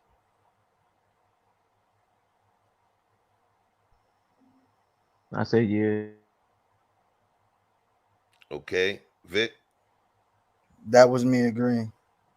Okay. So I'm gonna keep you for last. Queen. I agree. I was just giving them a hard time. All right. Now Vic, qualify it. When Queen says maybe it would be a better world without that, I know she's being facetious to some degree, but there's a little truth in every joke, you know. And if you actually just got to thinking about it, that's why I referenced the movie Equilibrium. There was another one that came out a little after that, and they started off in black and white, but they had banned color. And there's been quite a few movies that have come out over time to visually express what that would look like, a world where everyone is censored or certain emotions aren't allowed. When slavery was going on, you had to laugh in a fucking barrel because they don't want to see. That's why you can't celebrate. That's why they say because you're gonna irritate somebody with a lot of money, and they don't need to see you happy, too nappy to be that happy. You know what I'm saying? So when we open that Pandora's box, we don't get to control what come out of it. That's what they say is slippery slope. If you lose control, and then now if you're not the one with your hands on the wheel, now it's a weapon that can be formed against you. Feel me? But it's even to the point where when you said people don't want to see you happy, sometimes it's even on the extent of why are you so happy with so little? It doesn't have to be so little. It's just No, in I'm just general. saying that What does so little mean? What does that mean by meaning so when little? you mean when you don't have a whole lot and you see people happy and smiling and joking, like, why are you so happy? You broke. You're poor. You're this. Like happiness is equated with financial Right. status. So I think a lot of people too don't understand that or get envious of that. that Because you have something that their money can't acquire. Them. exactly. Interesting. And their Interesting. Can't happiness has a ascertain. their happiness has a price tag. Yours doesn't. So is But that your it's not. Oh, assumption? Is sorry. that because you made a statement about the haves, pretty much the haves and the have-nots. So what I'm gonna ask you is very important. Is gonna be the first question. Do you consider yourself a have or a have-not queen? I think I might have. Okay. So tell me about your opinion of the way the have-nots think, because I recognize within society there's the class. Oh damn, I'm not on cam. There's the class that has, and there's a class that does not have, and both classes have opinions of the other classes, although they may or may not have been a piece of those classes. So you gave an opinion on how the have-nots think. What do you think influenced your opinion? No, I gave an opinion of what the haves think. Oh, okay. So you gave because you ever That the have. haves can look down and say, "Why are you so happy? You don't have this or you don't have that. Why Okay, are you wrong question. smiling?" Was that a question that you had yourself because you're a have, or is that No, a I've been a question have that and you've I've been noticed a other have. haves have? No, I've been a have and I've been a have not. Mm-hmm. So So they're yeah, based on your personal opinions. my experience. Okay, perfect. The happiest, I mean, some of the happiest moments is when I didn't know what the hell was going on with the lights cut off with 6 kids and we're waiting for daddy to get paid and we're eating by candlelight. My mother made it, they made it work. So I didn't know what was going on. I was like, oh, Shout this out is to everybody cool. that done had to burn some candles. We eating by Mm-hmm. candlelight. We playing games, we Hey, playing charades with flashlights against the wall. I just thought it was awesome. Okay. And I didn't know. Shout out to Right. kerosene hitters. Right. So Danique, in terms of the questions that went to Queen, in terms of the haves and have-nots, what are your feelings on? One is which side you figure yourself on, and what opinions you have about the other class. So what side do you consider yourself on? I consider myself to be on the side of the haves. Okay. And what do you think about the opinion the haves have of the have-nots and vice versa? I think it's just it comes down to the knowledge of the individual. Because if you believe you're a have, that's basically how you see and how you identify yourself. So can't nobody tell you you're other than. Okay. And in terms of, so was that your piece in terms of your opinion of what you think the other side opposed from you would think?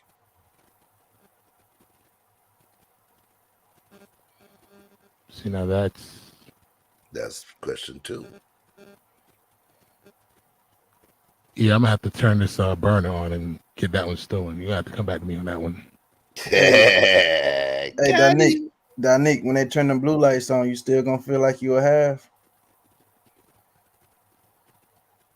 You mean the red and blue lights? You know.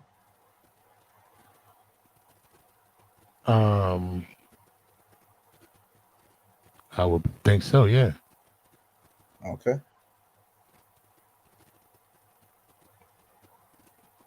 Just because I ain't got it now don't mean I ain't gonna get it. All right. Rashad, talk to me. What do you think, brother? Now on the have and the have not, I mean I'm both. Locally, I'm a have not. Globally, I'm a have. So on that. International. Mm. He went international play on you. But I have a. I don't want to go too far because I know you're going somewhere with this. You got a whole curriculum. But while y'all was talking, I came up with a concept. Man, you better drop But I that don't shit. even know if you want me to go into it. Man, it's 4 hours and 40 minutes. You better drop that shit. Oh, this shit All might right, not get cool. dropped. Now listen, it's like 20 seconds. 20 seconds. But I'm gonna say something. I'm gonna ask y'all to resist the urge to stop me when it sounds crazy, and just let it sit. All right. Cancel culture is the same dynamic as sexism and racism, but of ideas. Ideaism. It's a division that exists naturally, but it's being weaponized to harm, utilizing power structures. I'm out.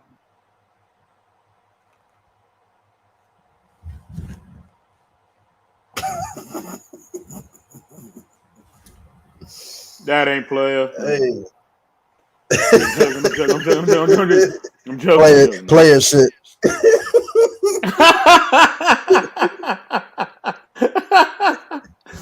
Shout out to Hef and O, man. For real. Shout out to Hef and No. Player. Hustle, motherfucker. Love them dudes. Come with it. Go ahead, Mr. Best. You started Blessed it in the off. world. Right. Yes, I am a have because I completely accept and love myself. So I'm a have.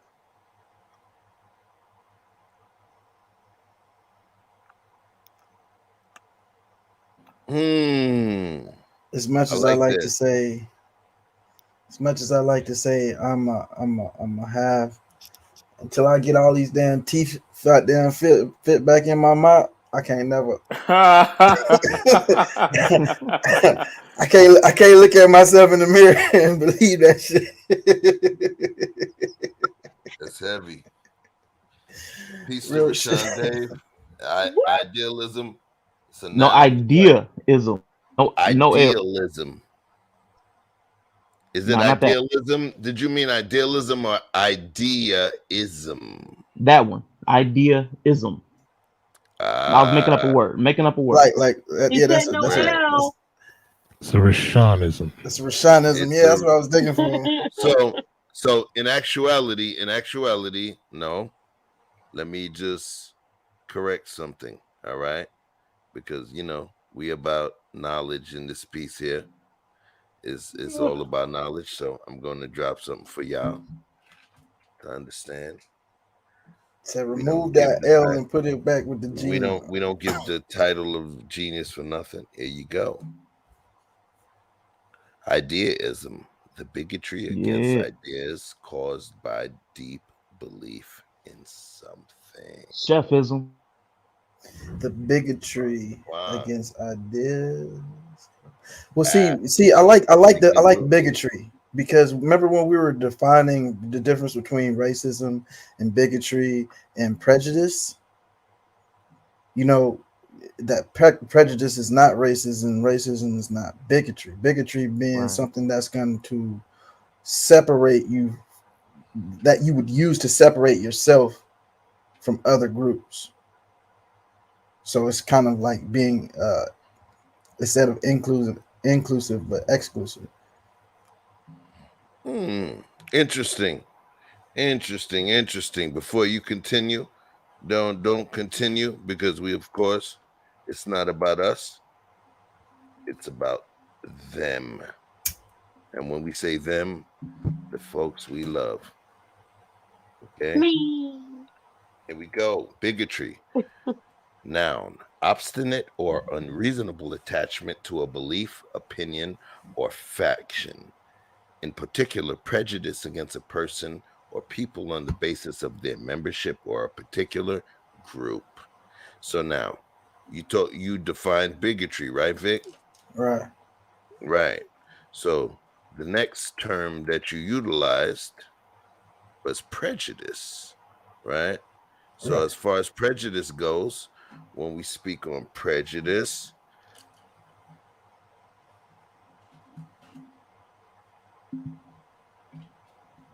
Boom, boom. Prejudice. Preconceived opinion that is not based on reason or actual experience. Now, there was a third term that you used, my dude. Use bigotry, prejudice, and something else. Racism. Racism. Right.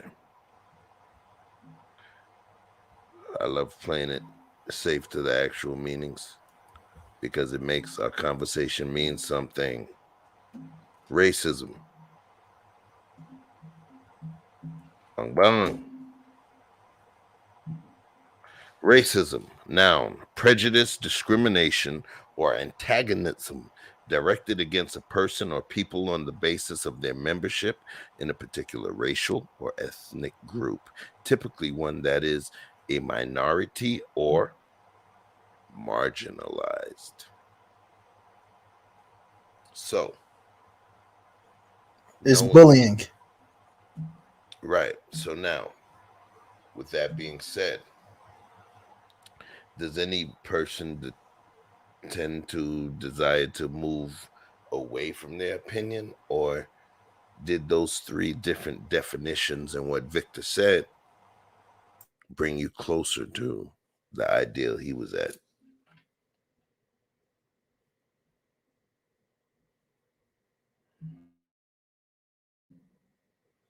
Okay. I'll take that as a non-answer, and we're gonna move forward.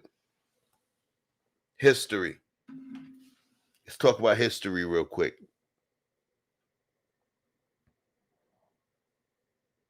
What do we know? Tell me about on the presidents that's on money. Tell me in terms of the culture that you've been raised on, the information you've received, who is probably one of the worst presidents that's appeared on United States money. Anybody? John Quincy Adams. What money is he on? $10 bill. Mm-hmm. Really?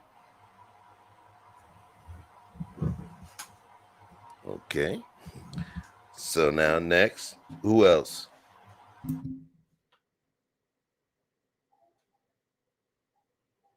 Anybody? No clue. George Washington, because he basically was the first, and he had slaves and whatever. Got all wood teeth. So now, who was the last one you stated? Say it again, Mr. Best. George Washington, because he's the first, and he he knew about racism. He had slaves, and he knew about slavery and all this stuff. So yeah. All right. Vic, I'm coming back to you. Get the Google popping. Rashawn, talk to me. Yeah, I had to hit the Google popping too because I was like, that don't sound right. I thought Hamilton was on that 10. And he is on the 10. Damn, Rashawn. But he's on the U.S. Treasury or something like that. Secretary, so whatever he was, he wasn't the president. But I don't know who the worst president was. I mean, and from which context? Am I looking from white people's idea of the worst president or black people's idea of the worst president? Doesn't matter. They blend them both. The worst president that was on any American money. I'm asking your opinion based on whoever the ones that you know of. It's all good. And see, for me personally, I would say it was Lincoln, and I would say it's because he was No. one. No. Okay, No context. all right. No context. All right, cool. No context. Cool. Right. Danique. Unfortunately, I'm not aware of much of the historical presidency besides the Bushes, the Clintons, and you good. For the record, Danique is a Jamaican national, and so he knows Edward Seaga and Manley, right? That's what's up. Yes, sir. Queen, who do you think is the worst president that appeared on any American money? If you don't know, it's cool. I don't think he's been on. He's not on any money, but Franklin Okay, Pierce. there's only the ones on the money. Only the ones on the Okay. money. I'm None. gonna just All go right. ahead and say Trump because nobody would have said, even though he ain't no money. Okay, he on your money. Don't take any cash ups from Janique, y'all. Yeah, Alexander Hamilton. That's what I said. Yeah, right. So I'm gonna give you the answer again. He wasn't a president. What I'm saying. So I said I'm gonna give you a president, the worst U.S. president on the dollar bill. He was a motherfucker, yo. I say that. If you want to skip, it's okay. I'll skip.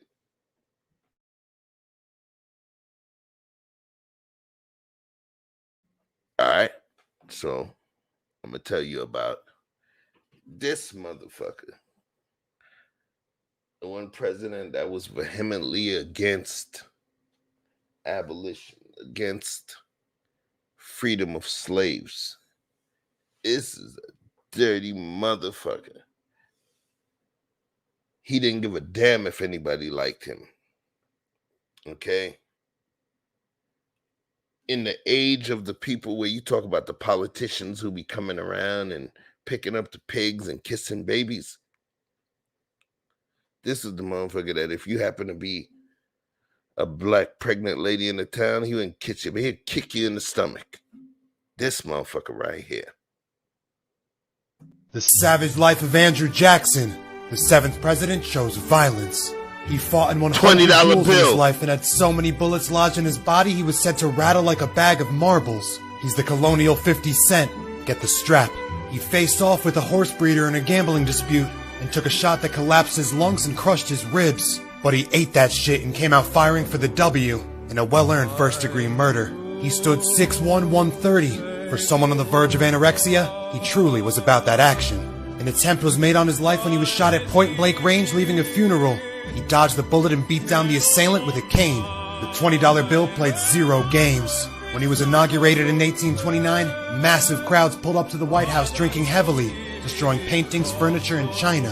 White boys have been breaking shit for sport for centuries. He threatened to behead his own vice president after he supported South Carolina's secession from the nation. Imagine the damage this man would have done with a guillotine. I'm just saying.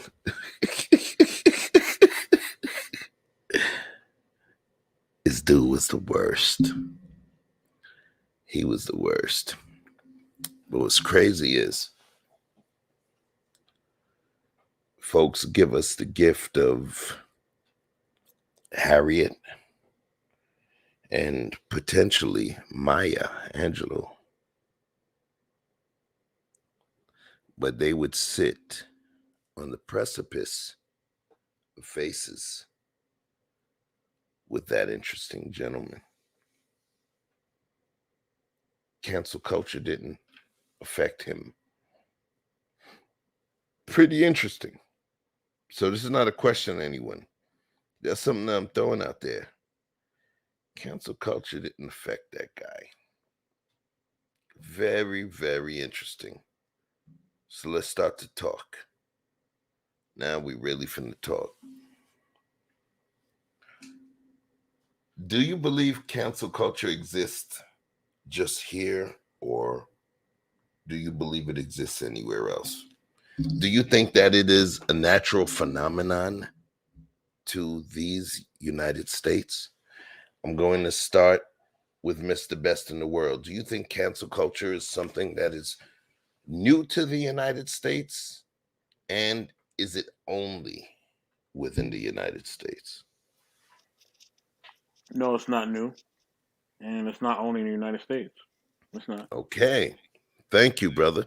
And thank you. Rashawn, do you believe that it's new? And do you believe that it's something that is contiguous only to the United States? Not new, not local. Okay. Okay. All right. Next. Danique. We've seen it before. It's just been repackaged, and So it's everywhere. Okay. Okay.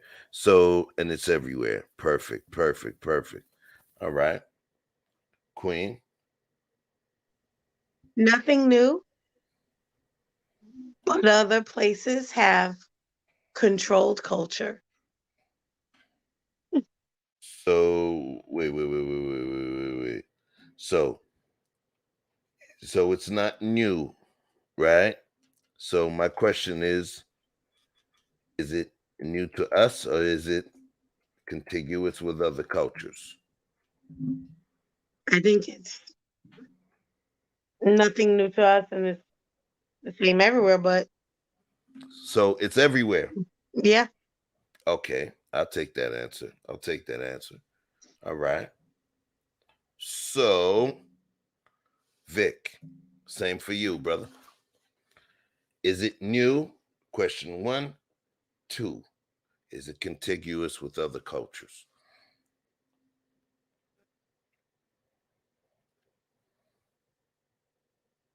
So the first one's a yes or no. My bad. I was on mute. You said Okay. You said contiguous. Yeah, it's on the screen. Ah, there we go. Related to. Got you. All I really want to say is they don't really care about us.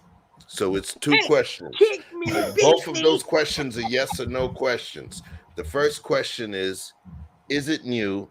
And the second question, okay, you feel me? Real talk.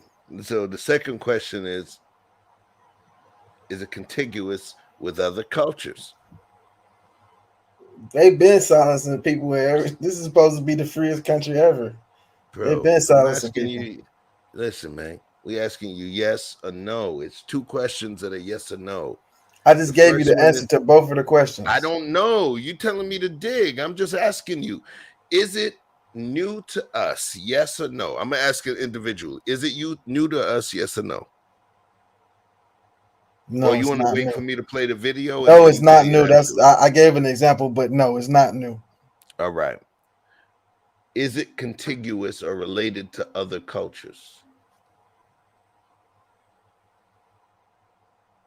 I don't know how the relation is unless you just say that, yeah, they've been doing the same thing in other places. I'm just asking you, is that I'm answering the question because I don't know. I don't know if that's the answer that you're looking for. So I'm saying that that's what I believe, that it's been going on in other places for a long time. So I don't know if that means contiguous or not. No, so I didn't ask it the right way. So you answered the part when I said the first part. So my question is, do you believe that other cultures do the same shit? Yes or no? Yeah. All right, cool.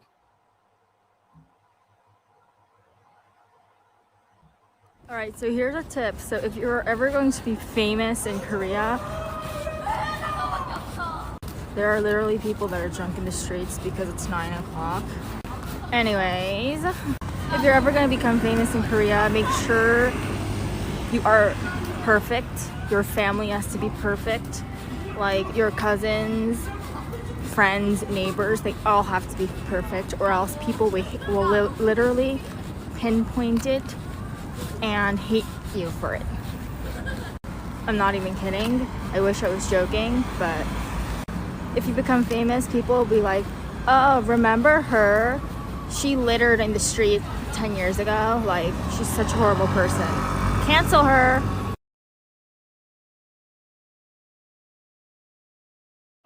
Tell you about a story about a dude named Jack Bai. Chinese dude. I was about to say Chinese brother. Chinese dude.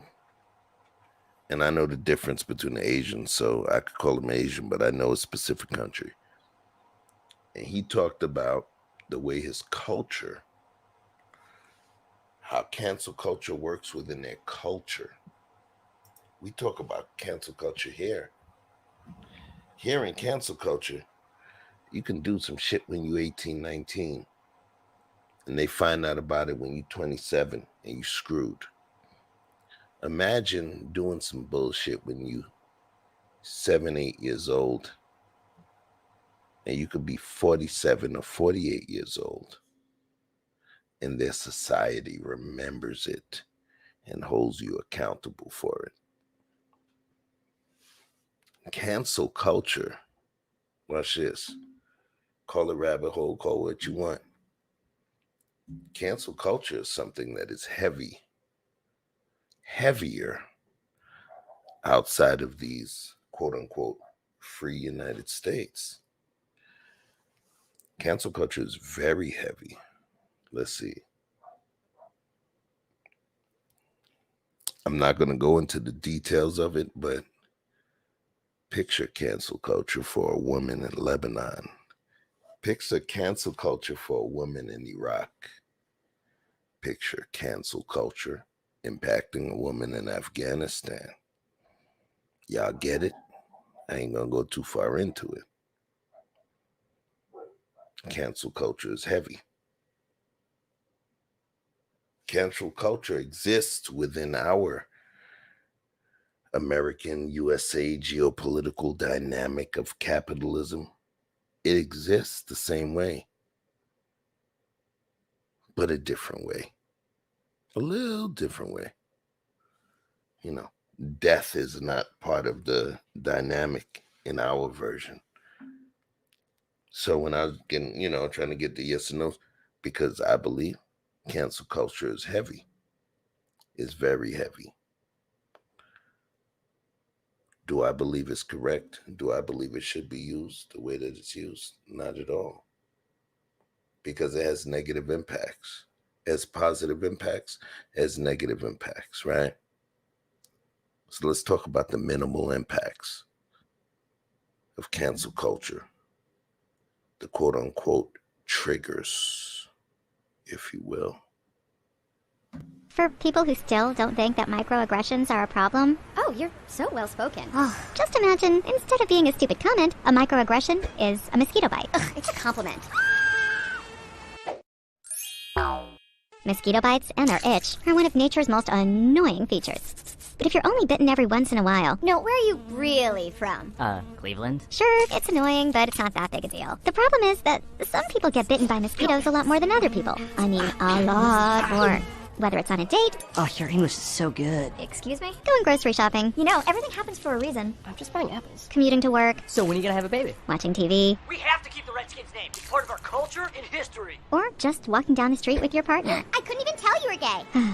Mosquitoes seem to pop up everywhere. You know John gave me shopping advice. I have share too. And getting bit by mosquitoes every goddamn day. Can I touch your hair? Multiple times a day. So pretty. Can I touch it, please? Oh my god. Can I please? It's fucking annoying. And makes you want to go ballistic on those mosquitoes. Which seems like a huge overreaction to people who only get bit every once in a while. It's just a mosquito bite. Who cares? Just another angry black woman. Of course, beyond just being annoying, some mosquitoes carry truly threatening diseases that can mess up your life for years. Astrophysics?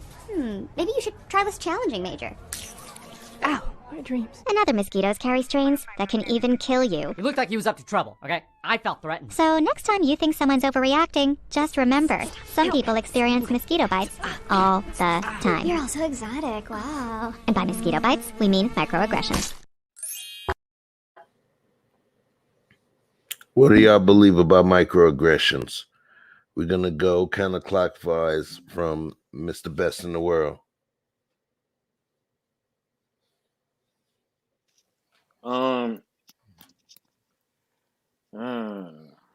I believe that that's a part of things that we will experience. You know what I'm saying? Like people are going to say things passively, aggressively, or microaggression or whatever. Those are things that people adopt a lot of times based on where they're from, or also based on their culture or whatever else. And some of it is underlining racism as well. But is something that when you experience it, address it and let it be known that that behavior is not okay, and let them know why, and then proceed to go on about your day. You know what I'm saying? Because maybe that person really, I mean, it's hard to really say this, but maybe they are that unaware of what they're saying or doing. Which I really don't believe that, but maybe they are. Okay.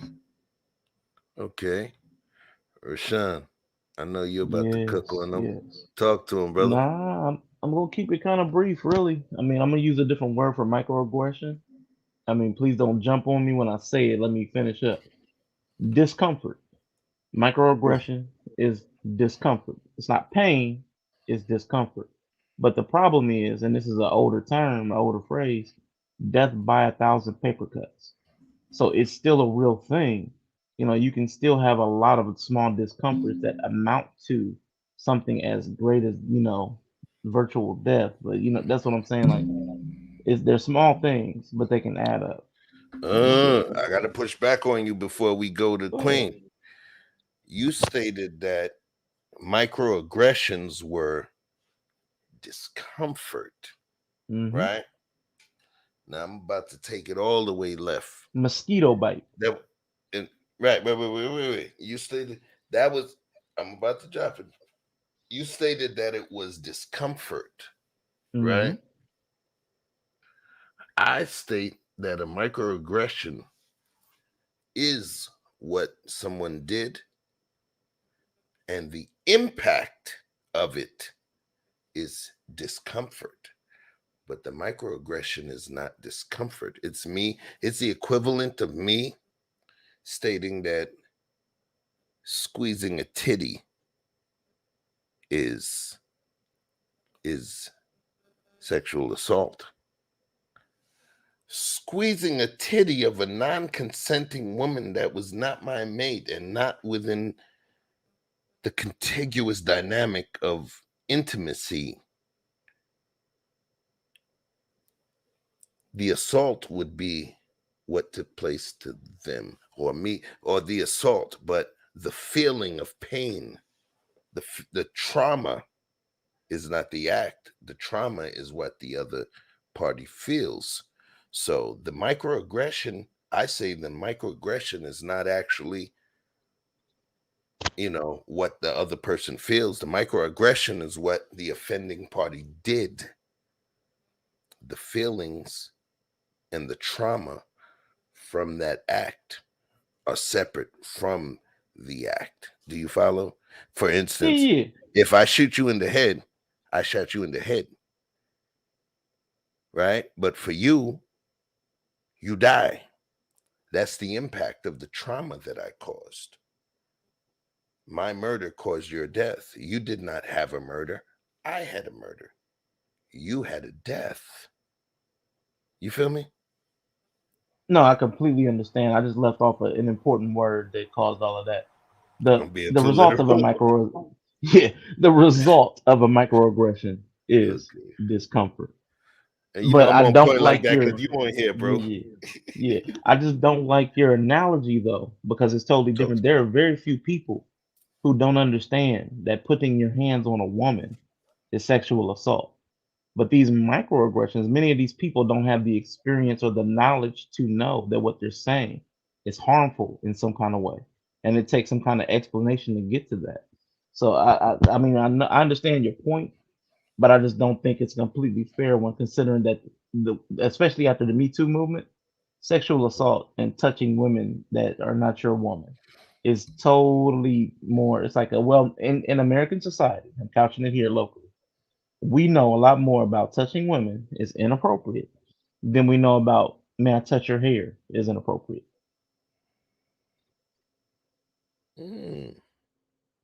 Okay. I like your stance on that. I can concur. I might be trying to be a little spicy here, but you got me. Queen, come with it.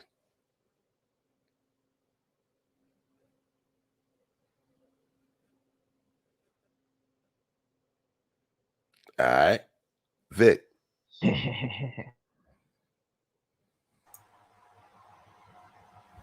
What you think?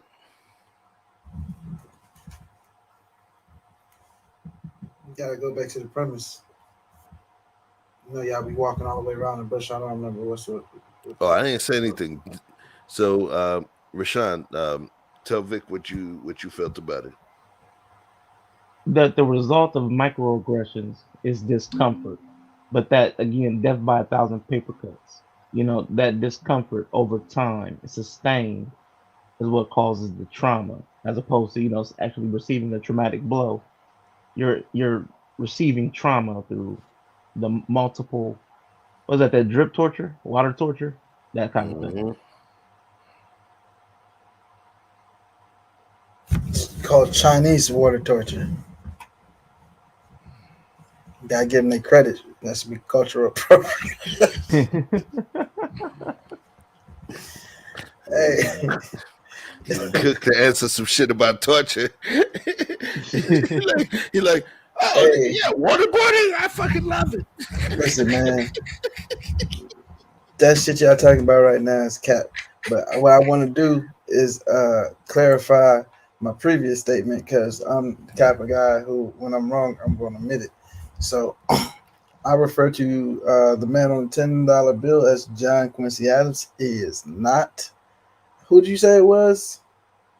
Hamilton. Anthony Hamilton, not the singer. No, Anthony Hamilton, Alexander.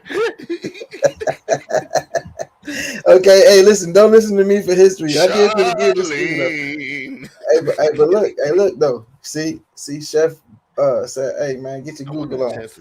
So check me out. Check me out. So this is what I learned in the last few minutes. Okay, and this kind of goes along with your old Quaker oatmeal story. So, like most contemporaries, John Quincy Adams' views on slavery, he was the sixth president, by the way, evolved over time. Historian David F. Erickson asked why he never became an abolitionist. He never joined a movement called abolitionist by historians because it demanded the immediate abolition of slavery and insisted it was a sin to enslave people. Further, abolitionist movement, so on and so forth. Basically said that he came around. It says he often dealt with slavery related to issues during his 17-year congressional career, which began after his presidency.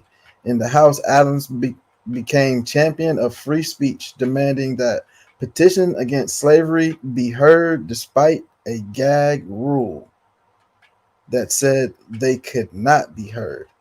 Adams repeatedly spoke out against the slave power, that is, the organized political power of slave owners who dominated all the southern states in their representation in Congress. Still going on currently.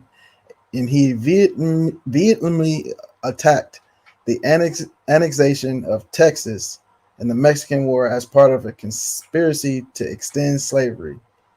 Now, this is the point I'm getting to. During the censure debate, Adams said he took delight in the fact that Southerners would never forget, would forever remember him as the acutest, astutest, and archest enemy of the Southern slavery that ever existed.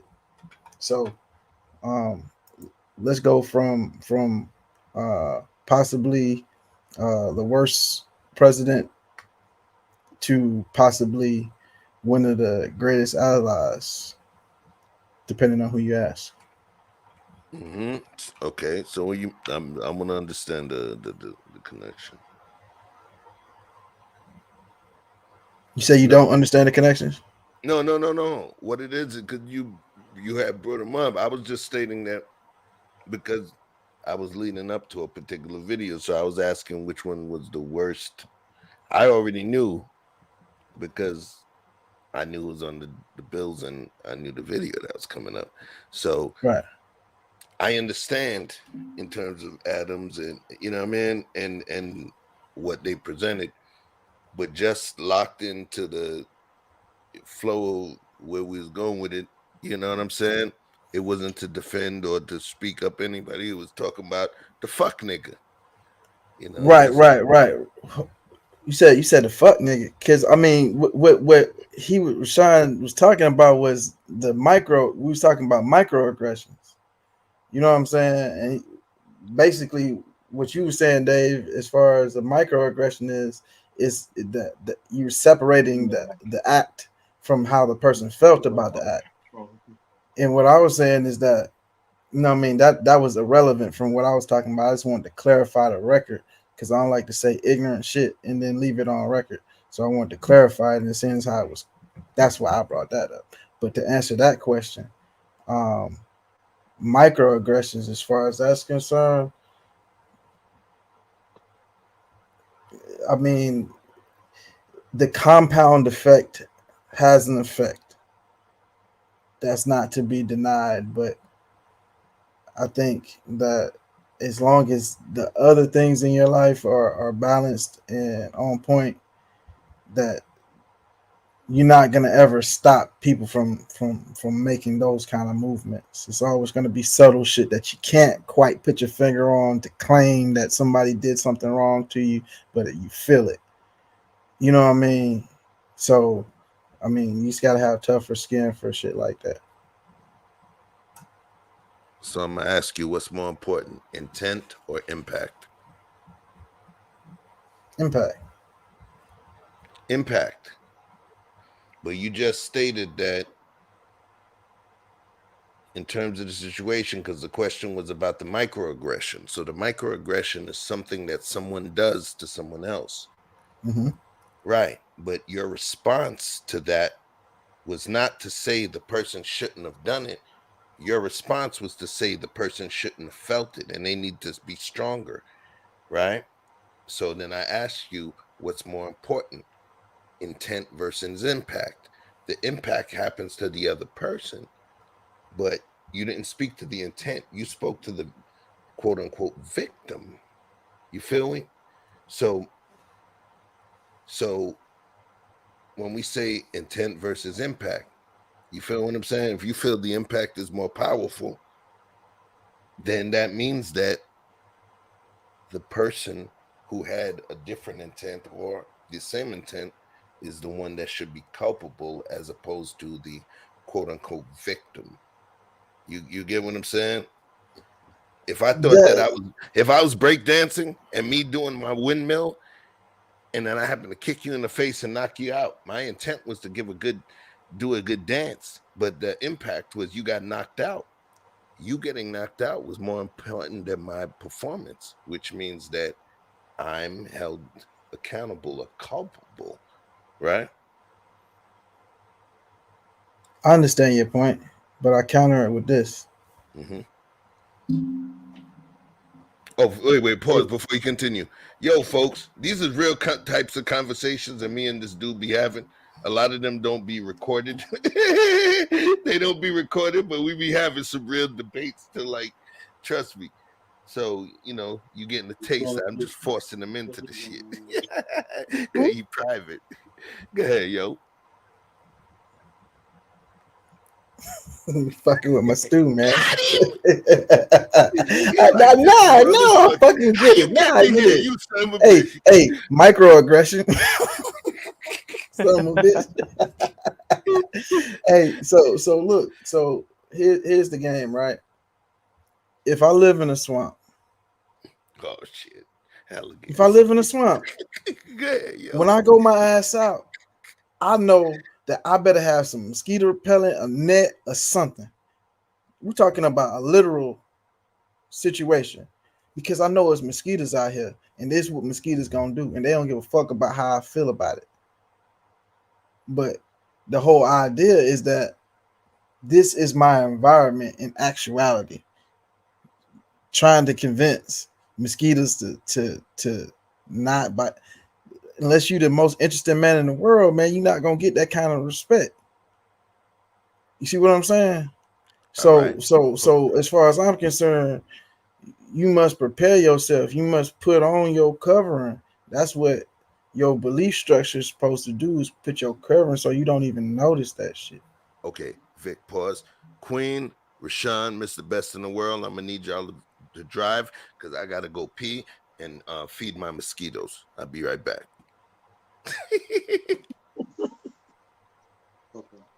What's up? No, go ahead, Vic. I'm just telling the rest of y'all. I got you. I got you. Go to the bathroom. Hey, so Dave. Yo. This was your premise that we were debating. So based on what you were saying, that there was a separate effect. Okay. I think that's what Chef was breaking down is the difference. Okay. Now, based on what I said, where's your pushback? I really don't have a pushback. It would be more of a clarification because I don't think you can really say one is important and the other one isn't. because you're talking about a dynamic between two different individuals. So both are important, but it depends on the moment which one you lean to. Like where intent is neutral or positive, then the impact is what you're going to look at. But also, if there's negative intent, that like it's negative intent. We have whole industries built around negative intent, criminal intent, EEO for racism, stuff for sexism. So if it's negative intent, we look to that. Of course, the impact is already going to be counted because we have a grievance, but we need to know what the intent to measure how severe the punishment will be. So I mean, both have to be measured, both have to be looked at, but it really depends on. I mean, that's too situational for me to say one or the other.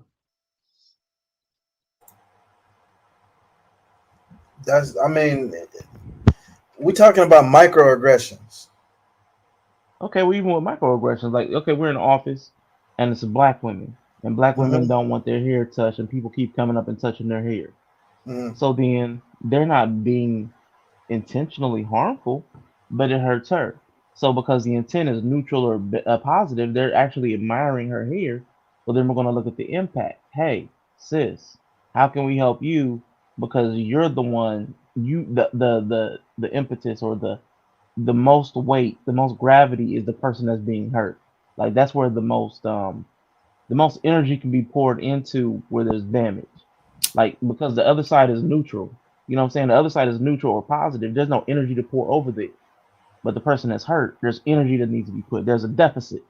So there's a It's a deficit that needs to be. microaggression. The mosquito didn't hurt you. He just disturbed your peace. But again, we're not talking about one microaggression, or we wouldn't even need to be It's talking about it. multiple. We're talking about Death somebody by with 1,000 sustained paper cuts. microaggression.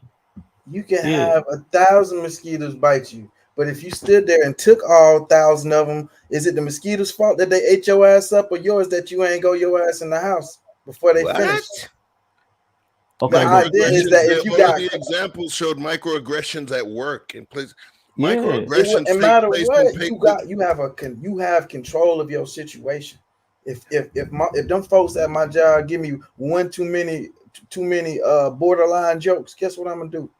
I'm either go to HR or I'm gonna find me a new job because they've been doing this microaggression. long enough So, for me to have made a plot on my way out of here. microaggression. So okay, watch this. Now I gotta jump in this, right? I even got the shades on. I'm a corporate trainer. I'm an executive coach. I hire people. I have to deal with corporate bargaining as well as addressing different issues, and what I'm stating is a microaggression is not an intentional act. Microaggressions are things that we teach to explain to people the things that they do in innocence that can impact others. If you've ever been a well-spoken black male and people have told you, man, you talk like a white person. Man, you darker than or ain't as dark as the other ones. And microaggressions, that's why they call them microaggressions. Majority of microaggressions are unintentional. Oh man, Freddie, you gay? Damn, and we'll be in Florida. Oh yeah, there's a gay dude that I knew back in San Francisco. You know him? His name is Bob. Microaggressions, they're not intentional things, but we're talking about the things that people hear and say and make them feel, right? I don't want to discount them. We're not talking about the antidotes, right? We're just talking about the actual impact at that time. The antidote is something you do. Leaving the room is something you do after you get punched in the face, right? You got a choice. You get punched in the face, you get punched back, or you leave the room.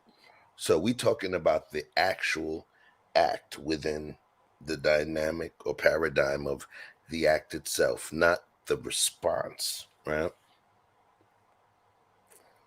Little pushback though. We were talking about sustain. So I mean, you can't just say it's a punch. It's a series of punches.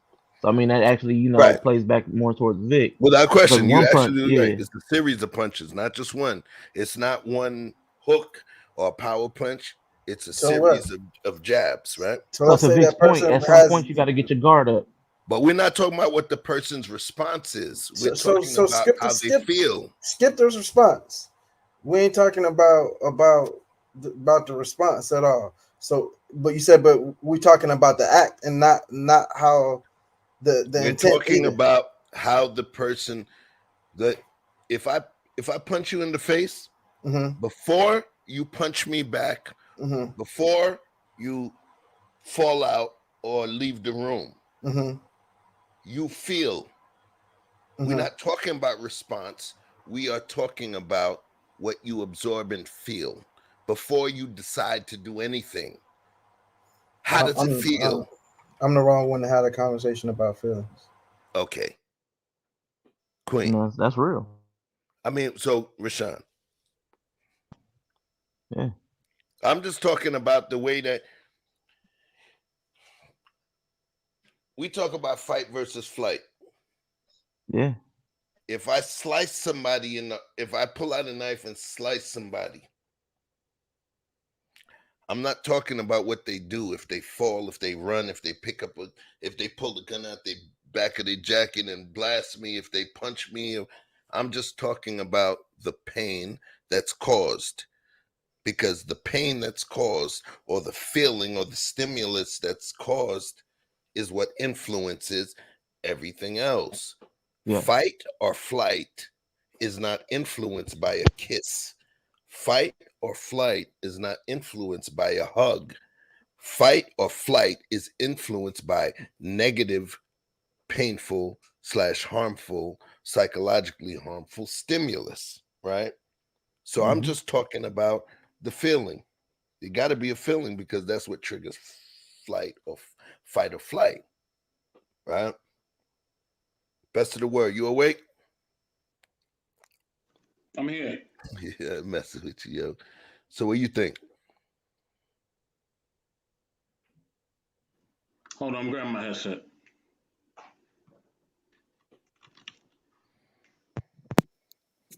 I mean, how you respond to the situation is how you it's how you respond to it. You know, within sometimes it's within a matter of seconds. Sometimes you may not have a chance to think about something if you're just thrown in it. You know what I mean? So it may take you time to gather your bearings, you know, or to get your mind right, and then boom, you know, it is what it is after that. Okay. Queen, what you And got? let me ask a question. Talk to him. I'm gonna just reframe this to make it more reasonable for us. So we all on platforms and talking with people. What if you're co-hosting a show and at the beginning of every show, somebody on the panel that you're consistently working with says something like, "Yeah, I don't like that dude," as a joke. Ha ha ha ha! I don't like that dude. I don't like Vic. Ha ha ha. Next day, I don't like Vic. Ha ha ha ha. How many days in a row before you start feeling like, I don't think dude like me? You said feel. Yeah. When does that constant? When does that constant nothing become a something? And remember, microaggressions take place because you said you could leave the situation. Excuse me, I'm chewing. Microaggressions always and often take place in the places you can't leave.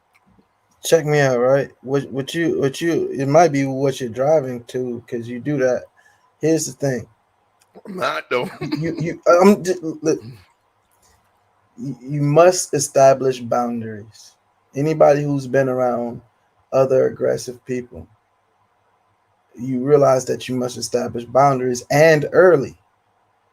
And the whole thing is that to keep a compounding of a thing that is aggravating you from becoming its own monster and developing into something that you can't withstand, that you can't take before you snap and pull out the fire. What you call that shit that she used to burn up the mosquitoes before you pull out, you know what I mean, something that will be considered overkill and make yourself look foolish. Before you make yourself look foolish, you take the time out and say, hey bro, when you say that I don't like me shit, bro, I really don't appreciate that. You know what I'm saying? We got to work together, and it's cool if you don't like me, but just keep it to yourself. I appreciate that. Microaggressions, though, remember, microaggressions are the ones that, like, remember, we talk about microaggressions. Microaggressions take place in the places and from the people that you can't say that shit to. I don't know those people. Do you know what I mean? address You shit gotta on understand what a microaggression. You have had a boss to be like, man, Vic, I like you, man. You, damn, man, you really articulate, man. Do you remember the whole hoopla when people get talking about how articulate Obama was? Man, he's really articulate. And it was a whole hoopla because the way that it was being laid out, it was laid out as a microaggression. Man, your hair is pretty soft, man, for a black guy. Hey, no, that's a matter of that perception. Thing. That's a matter of perception. When you So taking something you that's an aggression, that may not be an aggression. Okay, you know what I'm saying? Nappy headed hoes, that has intent. That's not what I'm talking about. Here's one microaggressions. You see that video that I showed you? That was the darker version of it. There was the corporate friendly that they actually showed. That video is a real video that's out there, and it's used to train corporate folks. Those things take place. I've had to arbitrate situations in those situations, and I didn't even realize it was an issue. I'm saying you making my point is that an issue is only an issue if you make it one. See, an issue is an issue if you feel it. Nah, it's an issue if you make it. Your if you make it don't mean shit to me. Your diabetes is your issue because you feel it. I couldn't give a fuck about you. Not in real life, you know, I got love for you. But what I'm saying is, if the nigga next to me got diabetes, heart disease, and all of this shit, it wouldn't mean a fucking thing to me if I'm healthy, because it don't affect me. It affects him, right? Depends on who you are, but sure, for the sake of argument, somebody else's diabetes can affect me. Can we agree on that? I'll take the premise for what it's worth. So let's walk. Okay. So the point is, now, mind you, for the record, I don't know where I'm going with this, right? So yeah, I'm just saying. Yo, you muted. One thing is, in terms of definitive definitions of science or whatever, I'm going to always lean to the definitions of things, right? As far as microaggressions go, that's the little shit when it be like, yo, these niggas keep fucking with me. These niggas keep fucking with me. Niggas keep fucking with me. Okay? That's in your head. Niggas be trying me, shawty. Niggas be trying you high. Let them tell it you was just another guy in the crowd. Motherfuckers got shit going on in their mind. And what would bother you wouldn't bother me at all. He said to me, and now it don't affect me. I'm black just like you. But you taking it some type of way. It's in your chest. Don't nobody know it till you say something. You got to check that shit. And that's the problem. That's the cancel culture you talking about. That's these triggers motherfuckers talking about. Everything don't trigger everybody. Motherfuckers say nigga all he want, white or otherwise. I don't give a shit. But a black man called me a slave and I wanted to kill him. So all I'm saying is I don't understand, and everybody don't understand what they triggers are until they see them. And when you see them, it's up for you to notify the person that you feel offended you, that you feel something. You have to give them a alert of some sort. And if you don't, then you are complicit. Remember, majority of microaggressions are not intentional. So you're talking about alert, like making yourself seem victimized. No, they're just allow the motherfucker to know that you didn't feel, that you feel some type of way. This feeling that you're talking about. Let somebody know on the outside that you feeling it. People walk around feeling all kinds of ways. So what you're saying is that if you feel offended by a microaggression, you should just leave it alone and just... No, you should address it with that person who made it an offense so it would stop. Then you would know that it's intentional if it continues. Okay. Thank you. I could take that. Anybody else? No, I agree with it. I agree. I mean, for me, I don't. For me, like, if somebody's saying something like over and over again, you know what I mean, the example that Arshawn gave, you know what I mean, I'm not gonna take it personal, but it depends on the friendship. It depends on the character of that person and our relationship. You know what I mean? So if you're saying something and I feel like you intently mean that, then I'm going to address that. If I feel like it's something that you're saying because you're just joking around and we have that type of relationship, then we kind of joke on each other, then I ain't gonna take it away because we have that relationship. So it's all about the relationship you have with that person. That's gonna dictate your response. Okay. Good enough. Queen?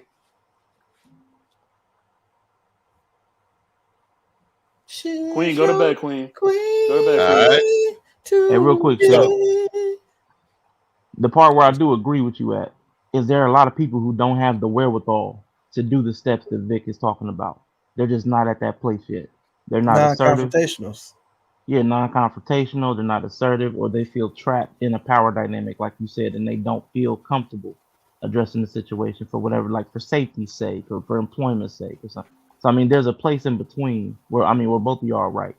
For a lot of the population, most of the population, I would say, are in what Chef's talking about. Because most people don't have the assertiveness, the aggressiveness, or the position to speak up for themselves. But Vic has come to a place of personal power where he'll never let himself be in that position again. Which, we gotta respect that. But here's the thing, Dave. Non-confrontationals, which I understand there's a lot of people who come from that school, we all have a long way to go no matter where we come from. Some have to back off that aggression, some have to increase it.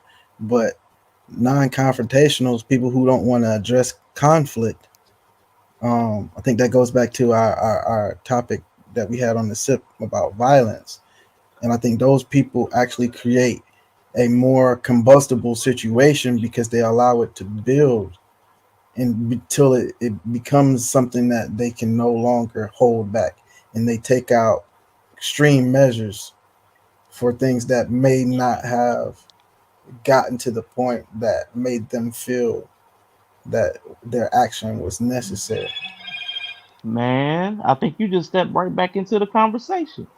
Like with I don't know if you're going here, Chef. I don't want to go too far, but let me start and just stop me. Just check his text. Listen, hey, just stop me, yo. Wait, no, I got to pause you, Rashad. I'm about to let y'all know it's some back end shit, right? A little while back, Vic had hit me. He was like, "Yo, Chef, I don't think I could push it past 5 a.m., right?" I'm like, "All right." And then now he just gave Rashad that pushback. I texted him, you hear that noise? Wait, when that was me. I was like, yo, nigga, you just added 10 more minutes with that pushback. and Rashad caught it too. That's why I started laughing like that. Dave cut I was like, you don't want to go to sleep, son. Let me say this though. Let me say this, right? I think also, you also pick and choose your battles. You know what I'm saying? When a lion is hunting his prey, he scouts it. You know what I mean? He just don't run and jump at the first gazelle he sees. He scouts and he pick his battle. You know what I mean? So a lot of times you just pick your battles. You know what I mean? You just know when not to say something. A wise man once the wisest thing a wise man said is saying nothing at all. You know what I mean? Sometimes you just gotta let things blow over. Or, they said the most dangerous thing is the patience of a man. So sometimes you just gotta be patient and wait for the right time. And then you strike. You know what I mean? So yeah. Okay. So do we have concurrence on that before we move forward and get to a certain part within this? Yeah, we can move forward. All right. We're finna do this here. Let's go. I am not saying that to say that trans women aren't women. I am just saying that those pussies that they got, you know what I mean? So now remember, was it the end? Now I'm saying, Fair use? fair use, I had to slow him down so the fair use police slow him down and flip him left. Remember, intent versus impact. Let's go. I'm not saying that to say that trans women aren't women. I am just saying that those pussies that they got, you know what I mean? I'm not saying it's not pussy, but that's like beyond pussy or impossible pussy. You know what I mean? It tastes like pussy, but that's not quite what it is it? It's not blood, that's beet juice.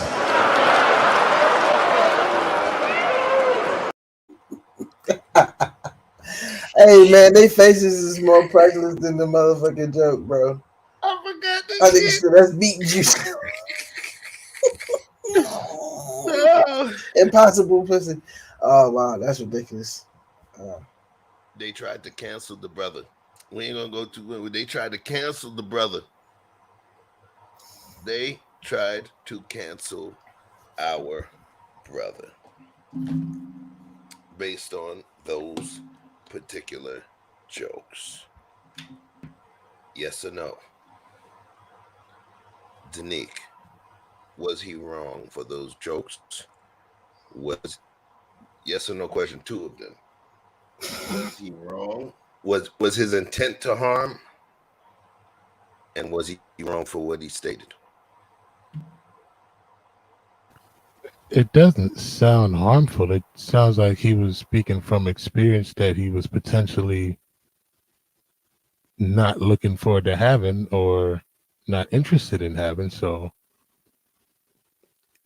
and I don't see who that could be malicious toward by those statements. Like, for me to say this hot pocket is not really a hot pocket, it's more like a not a hot pocket. It's, you know, that's my take on it.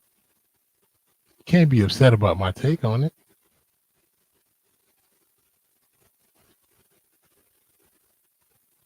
Mic drop. Hold on. Yeah. Chef, you on mute. He did Mute this shit all cooking. the time. Hey, I wanted to say something about what Mr. Best said before because it's a little bit late and you know my reaction time's a little bit slow. So check this out, right? So what Mr. Best was saying before is what something they refer to as called free picking in certain places. And basically that's the equivalent to what a animal of prey or better yet, a predator. So we're talking about actually sitting and scoping and plotting on a weak link, something shown to not have the same level of protection from a group or in a weakened state, and you see this in jail and any type of a facility or environment where you have a mix, a whole ecosystem. It's actually a natural thing. So that's what you're actually trying to prevent when you address microaggressions early is free picking, because generally when somebody brings you a microaggression, tells a racist joke, says something about your clothes, touches your hair, they've already in their head assessed you and thought that they could get by with that, or they came to test to see if they could get by with it. So you're actually being tested more often than not when that's happening.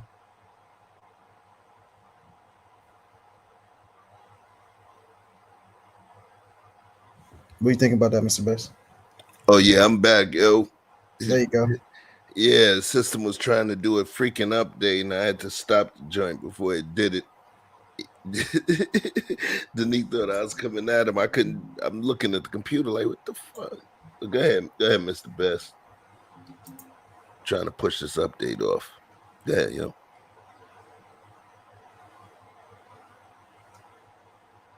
It's the best in the world. Everybody passing out. All right, Rashad, come with it. Nah, I mean, I largely agree with what y'all saying. I mean, the more we talk, the more I'm seeing, like, I'm distilling it down to, like, a couple of components, man. Right. Like, Vic was on it the entire time. Like, identity is a big component of it. The next part is, like, some kind of conflict and communication. Like, those two mix up into something. Somebody communicates something, then there's a conflict. And then there's the power dynamic.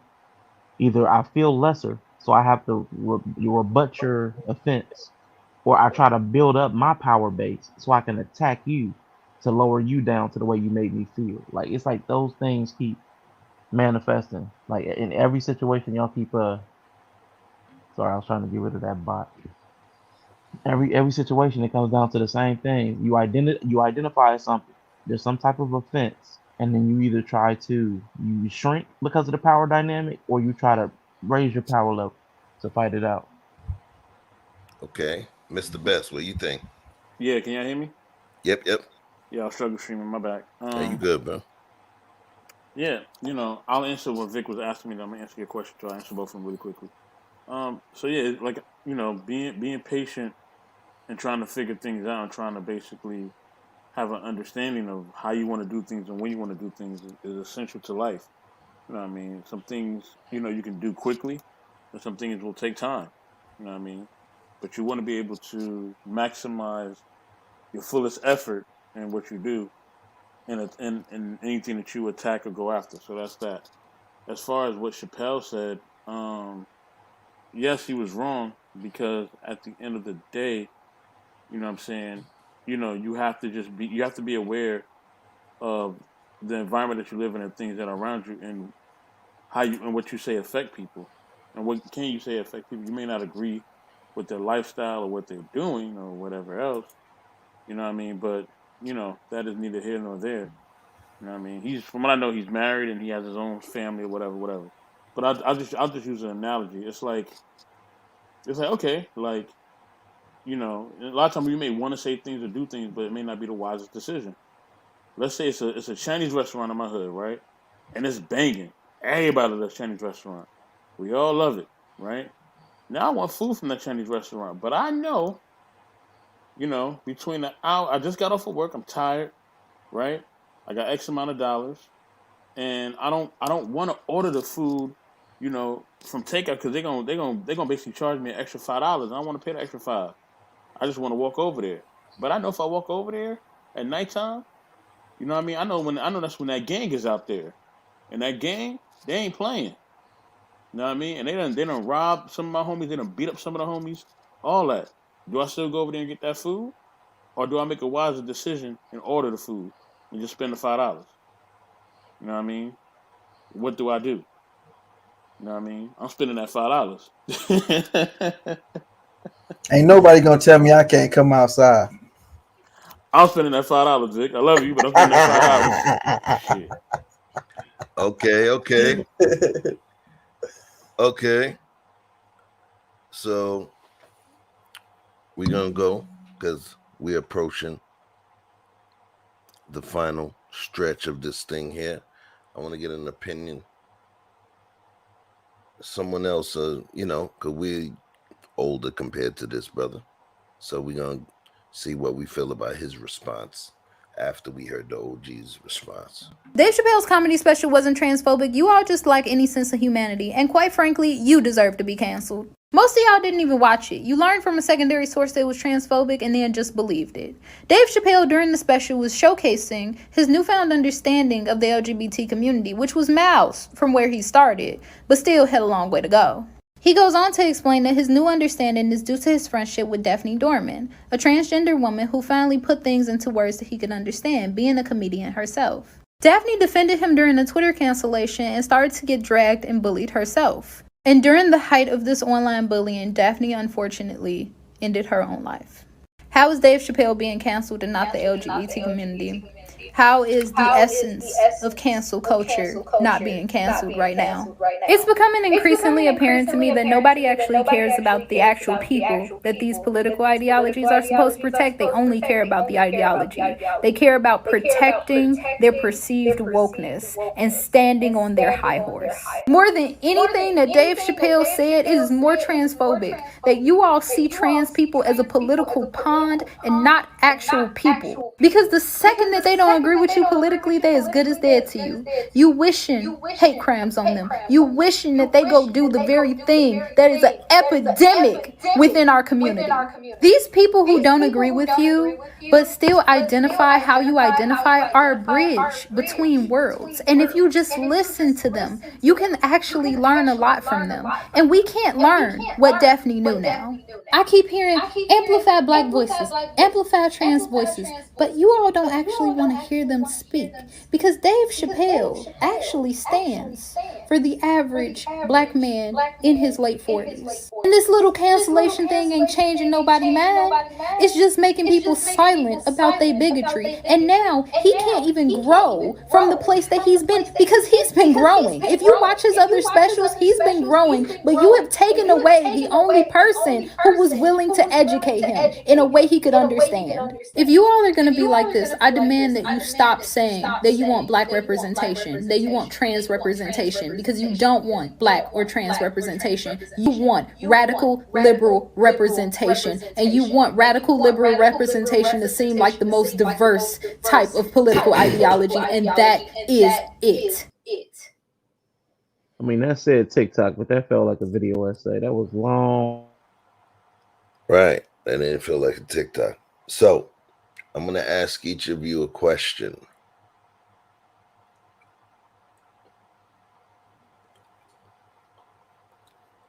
Starting from Mr. Best, we're going to go kind of clockwise. What do you think is the detriment of extra wokeness and the cancel culture on us? Closing statements too.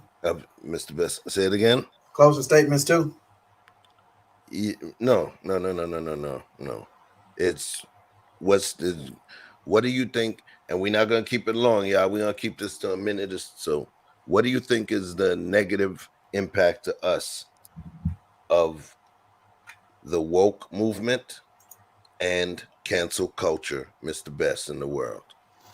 I think the negativity behind it is people just get a chance to sit on soapboxes, and we're not actually having conversation on why we feel the things we feel, why we feel offended, or why we feel a way about what somebody did or said. And I think when we start having the conversations about why things are offensive or why we feel a certain way about certain things and why we're not comfortable, and we can actually say why we're not comfortable with things, you know what I mean? And people can actually hear people out about that, then, you know, things can move forward. People can be able to say, well, I don't like this or that. And I got to stop you. I got to stop you. I can't just do it to Vic, big dog. You know, I got love for you. What I'm asking you is, what is the negative, not what we can do to fix it, and what is the harm? What is the harm? The harm to us, people of color, with the woke movement? Because remember, they tell us the woke movement is to help us. So my question is, what is the harm? Do you know of any harm that movement can have to us? I think the harm is the fact that it puts people in boxes. Both movements puts people in boxes. So I would say that. Okay. I'll take that. I like that. All right. Tanique, what is the harm of the woke movement and the cancel culture to us people of color?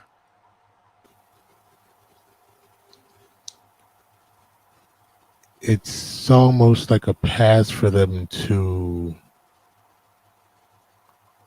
stop our business or a source of income whenever they're ready. And how about the woke culture? Forget the cancel for a second. The woke culture itself.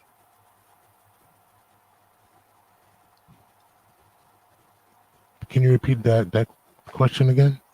What are the negative What are the negative impacts of the woke culture on people of color?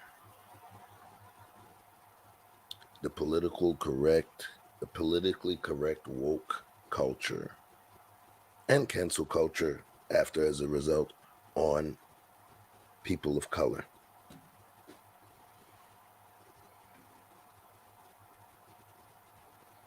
Hey Vic, can I get a translation, please? I don't think I'm understanding the question. How does the woke culture impact Black people? How does it affect us? You as a Black Negatively is man, what how it's does the focusing woke culture affect you, the Black man that you are? on. Negatively. But no, I'm going to Danique. I'm saying that was the caveat you left, negatively. Okay, negatively, yes. Because any of our voices can easily be silenced and taken away from us. Okay, fair enough. I like that. Okay, thank you. Talk to me, Rashawn. How about you? I'm gonna use this James Baldwin quote to illustrate both sides of it. Nothing is more desirable than to be released from an affliction, but nothing is more frightening than to be divested of a crutch. Now, the release from an affliction is what we think the left or the woke mob is going to do. They're gonna release us from an affliction, but at the same time, we need that other side because that's our crutch. That's what makes us feel better about ourselves because we have those other people to punch down on, and we have those saviors. You know what I'm saying? Those I don't even know what they call. I don't remember all the terms, but you know what I'm saying. Like there's the affliction we're looking to resolve ourselves from, but there's also that crutch that we lean on that allows us to feel better, but it leaves us weak and not doing the work that Vic talked about, that personal work to build up your own strength and stamina to not be so afflicted. So that's my thing. Okay, so just to make sure, a negative impact. Well, the negative impact. You a wild dude though. You're a wild dude because you pulled out my quote. I was saving it for later, but you got it. So, what is the negative impact to us people of color? It's twofold. That's why there's two parts to that quote. One, we're not really being released from an affliction. It's a placebo. We think we're canceling, so we think we're doing something, but it's a hamster wheel. So that whole cancel culture, because like nobody's actually canceled, nobody's actually disappearing, and the content's not going away. So that's one. We're it's a movement with no direction. So that's the first affliction. That's negative because we're wasting time and not spending it in the right place. Opportunity cost. That's the first. That's the first affliction. The second affliction is we're reliant on a crutch. Instead of doing the work ourselves, we're getting weaker because we're not actually doing the work. We're relying on these saviors to come and save us from our situation. So I mean, there's a dual-edged sword. There's our continued weakness and the loss of opportunity because we're spending it in the wrong places. Got it. Okay, got it. Vic, how about you? What do you believe is the negative impact? The same question. It's very simple.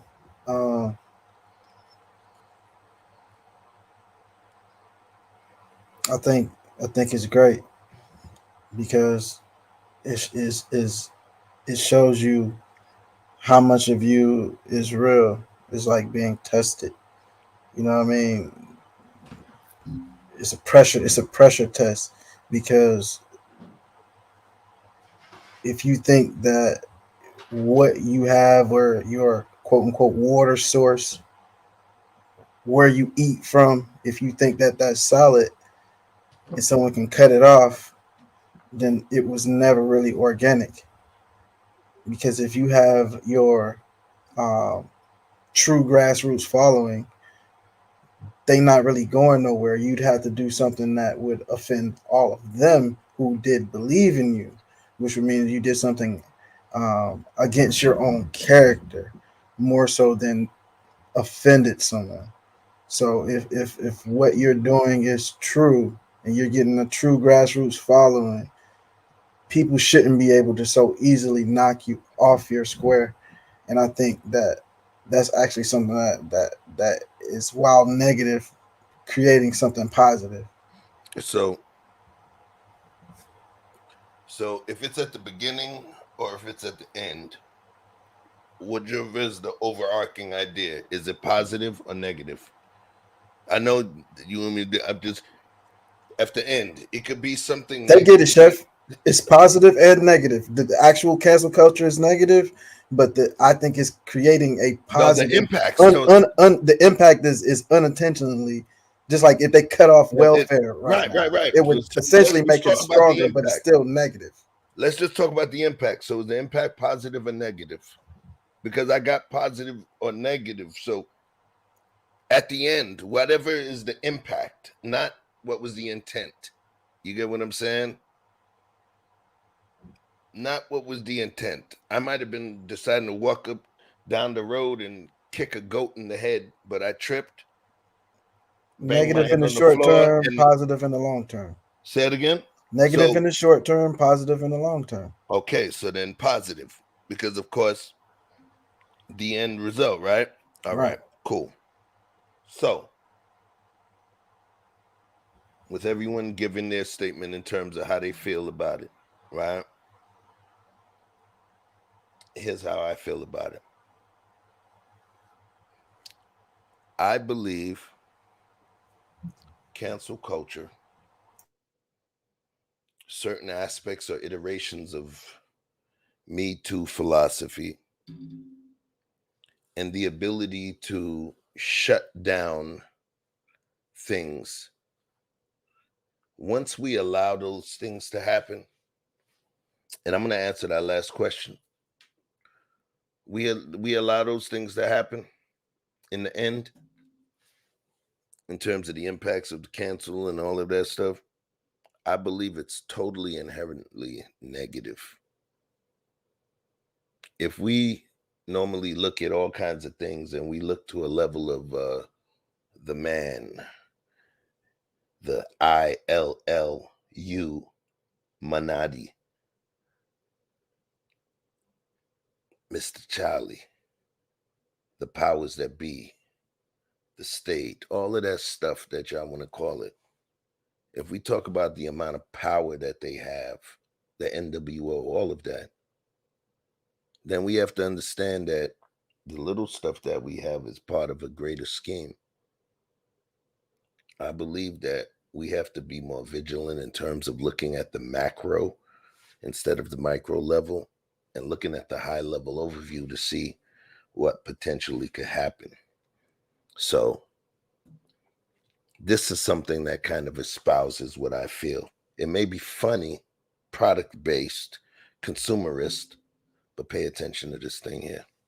Over the last year, liberals have been hell-bent to take any person of color off of all branding in every store in the United States, saying that it's racist that their faces are being used to sell a product and that makes it racist, or that it was from the past that makes it racist. Yet they've left every white face alone. They haven't gone after one product that has a white face on it and called it racist as well. So now we have stores with no people of color represented on any branding, but all the white people are still there. Liberals are no different than they've ever been. Their tactics may have been different, but they don't want people of color anywhere they go, even on the packaging of the products they buy. Man, you about to trigger me. So, that's my opinion. When we fight censorship, we're not just fighting for what we want to say. We're also fighting for what the motherfucker we hate wants to say as well. When we, in our weird, nuanced, quirky human minds, think differently than somebody else, if we try to have them shut down, what we're creating is a dynamic or a paradigm whereby we get shut down as well. let's stop playing like pawns and like pieces, and let's start thinking like the people that actually control the pieces, because that's where the true game is. Cancel culture. Once we ascribe or subscribe to it, guess what? We're opening up or creating a dynamic whereby the shit could be done to us. That's all I'm saying. So from where I am, I'm gonna go best in the world. Well, I'm gonna go Vic. You tell me how you feel about, well, you're not best in the world. You tell me how you feel about that real quick.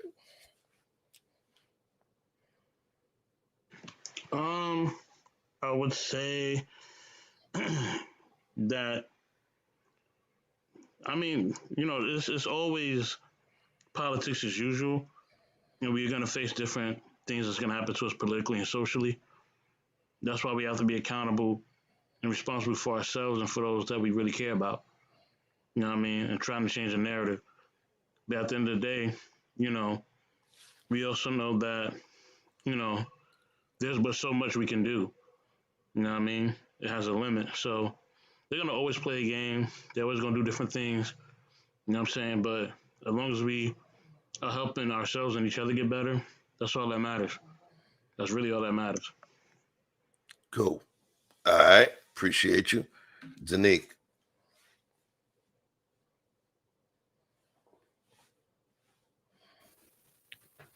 I was digging in the crate, Chef. You have to repeat the question for me. Oh shit, man. Did you see the video? Because it was based on what you seen from what I was talking about in the video. All right, Rashawn, go ahead, yo. Yeah, real quick, like we are fighting our blindness to this anti-black capitalism that has us bound in the United States of America. But that video was crap because the portrayals of mammies and the help, that's not something that we're taking a loss on by not being portrayed. If the only portrayals of black people on marketing promotions are pre-1950, 1960 helping slaves, then we don't really need that portrayal. But the overall principle of us blindly listening to liberals and furthering anti-black capitalism, that's all true. Got it. Okay. I see where you're coming from that. All right. Vic, talk to me. So our ice cream machine is down. All right. So yo, best in the world. You know what? Here's what I say to all of y'all. This whole crap with this cancel culture and the... Shut up! Shit! Shut the fuck up! Nobody wants to hear it. Fucker. You've been talking all fucking week. You don't care what you have to say, just stop talking. You got me right in my fucking head, asshole. Stop. Damn it. That's beautiful. I love it. That's almost worth staying out for. Best in the world. Let these people know what makes you a beautiful person in this universe. Plug your channel.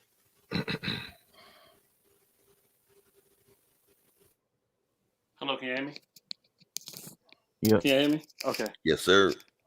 Listen, what makes me great is that I've earned my name. No, I'm joking. But what makes me a beautiful person is the fact that I really want others to be the best in the world. You know what I'm saying? Honestly. And that's what it is. And please like and subscribe to all the content creators on here.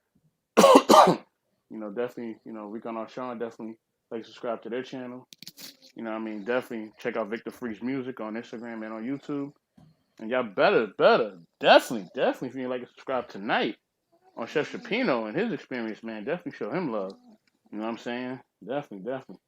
You know what I mean? And then you also can find me at Knowledge and Relationships, man. You know what I mean? But this is a great conversation, Chef. Appreciate your family. You know what it is. Appreciate you. Rashawn Dave, All-Star. Let him know what it is. Hey, it is Rashawn Day. Thank y'all for having me up here. Appreciate the time. Appreciate the conversation. I love thought-provoking conversation. Thank you, Mr. Best, man. That's my guy right there. I promise you, I'm trying to learn so much from him because he has the energy I want to be able to emulate, and I don't want to do it like the Island Boys. Yeah, I want it to be genuine. You know, so at some point, man, whenever you guys get the time, man, come check me out over at Knowledge and Relationships on Wednesdays at 6 p.m. Eastern. Me and Rico do a show on Wednesday. And on Mondays, we're trying to do something called Critically Drinking with Rico and Rashawn on Mondays, but we're still trying to figure that out. So I'm not really trying to plug that, but if y'all want to come see what we're doing, Critically Drinking with Rico and Rashawn on Mondays and a Knowledge and Relationship on Wednesdays. So still trying to get all figured out, but that's the two places you can find me. And occasionally, you'll find me on Womenosphere. Don't ask me about that. Just you might see me over there from time to time. First of all, I like to say, don't do it for the culture.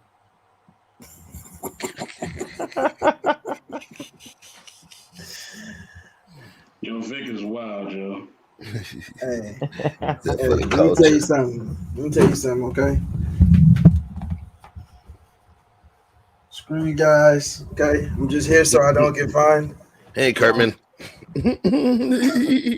Ski guys, I'm going home.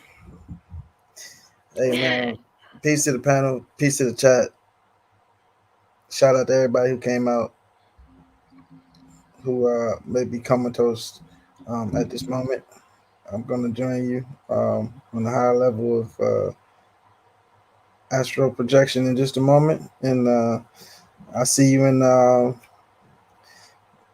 Facebook Meta, the real version.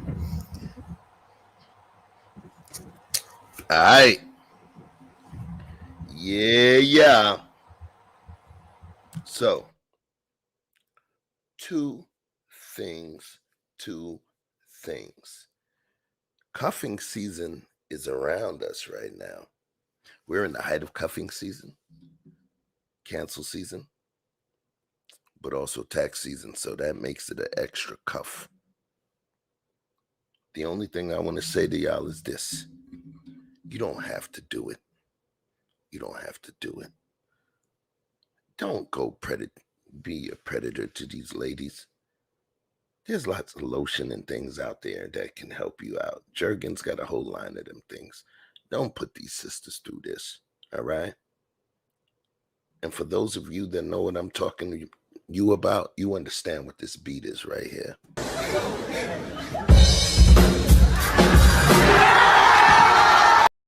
One more time.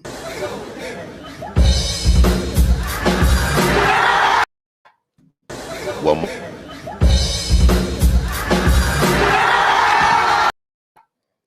What's funny is y'all lying asses didn't answer in the chat, but I'm gonna leave it alone. Yo, that's all I got, man. We wanted to mix some stuff up for y'all tonight. It's been a pleasure you riding with me, riding with us. We had a great cast on this thing tonight, and it only gets better. Like, subscribe, share to all your social media, because guess what? You know what? You ain't never see a big boy get on the roof. See a big boy get on the roof. I ain't never see a big boy get on the roof. Big boy ain't vibing on the roof. I ain't never see a big boy get on the roof. How you do it like that? Damn, you got kids on your back. Vibing on the roof. I ain't never see a big boy get on the roof. I ain't never.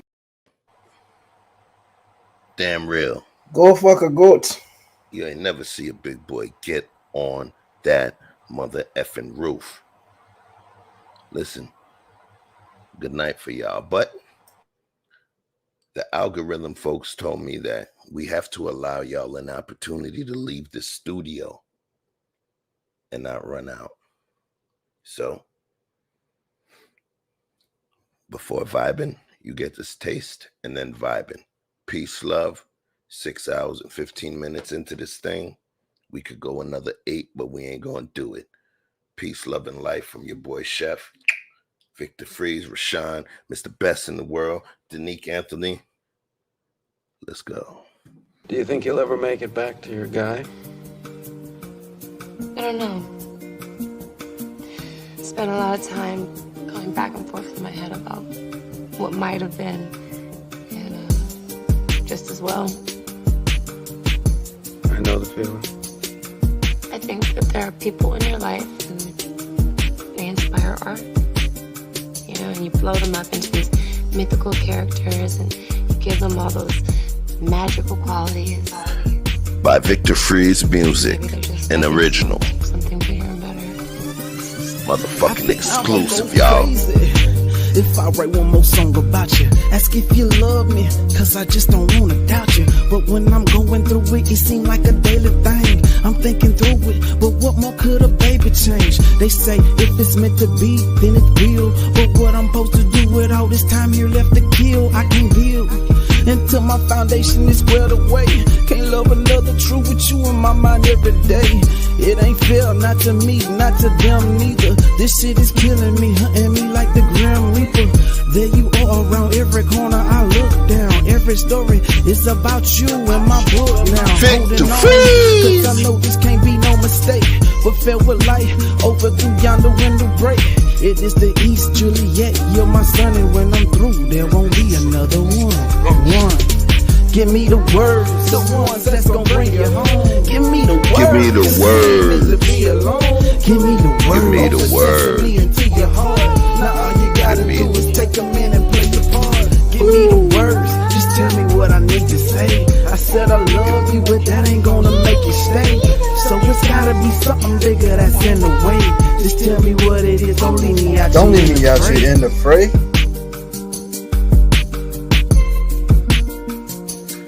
Fray was real. Is a stormy place or condition. Oh yeah.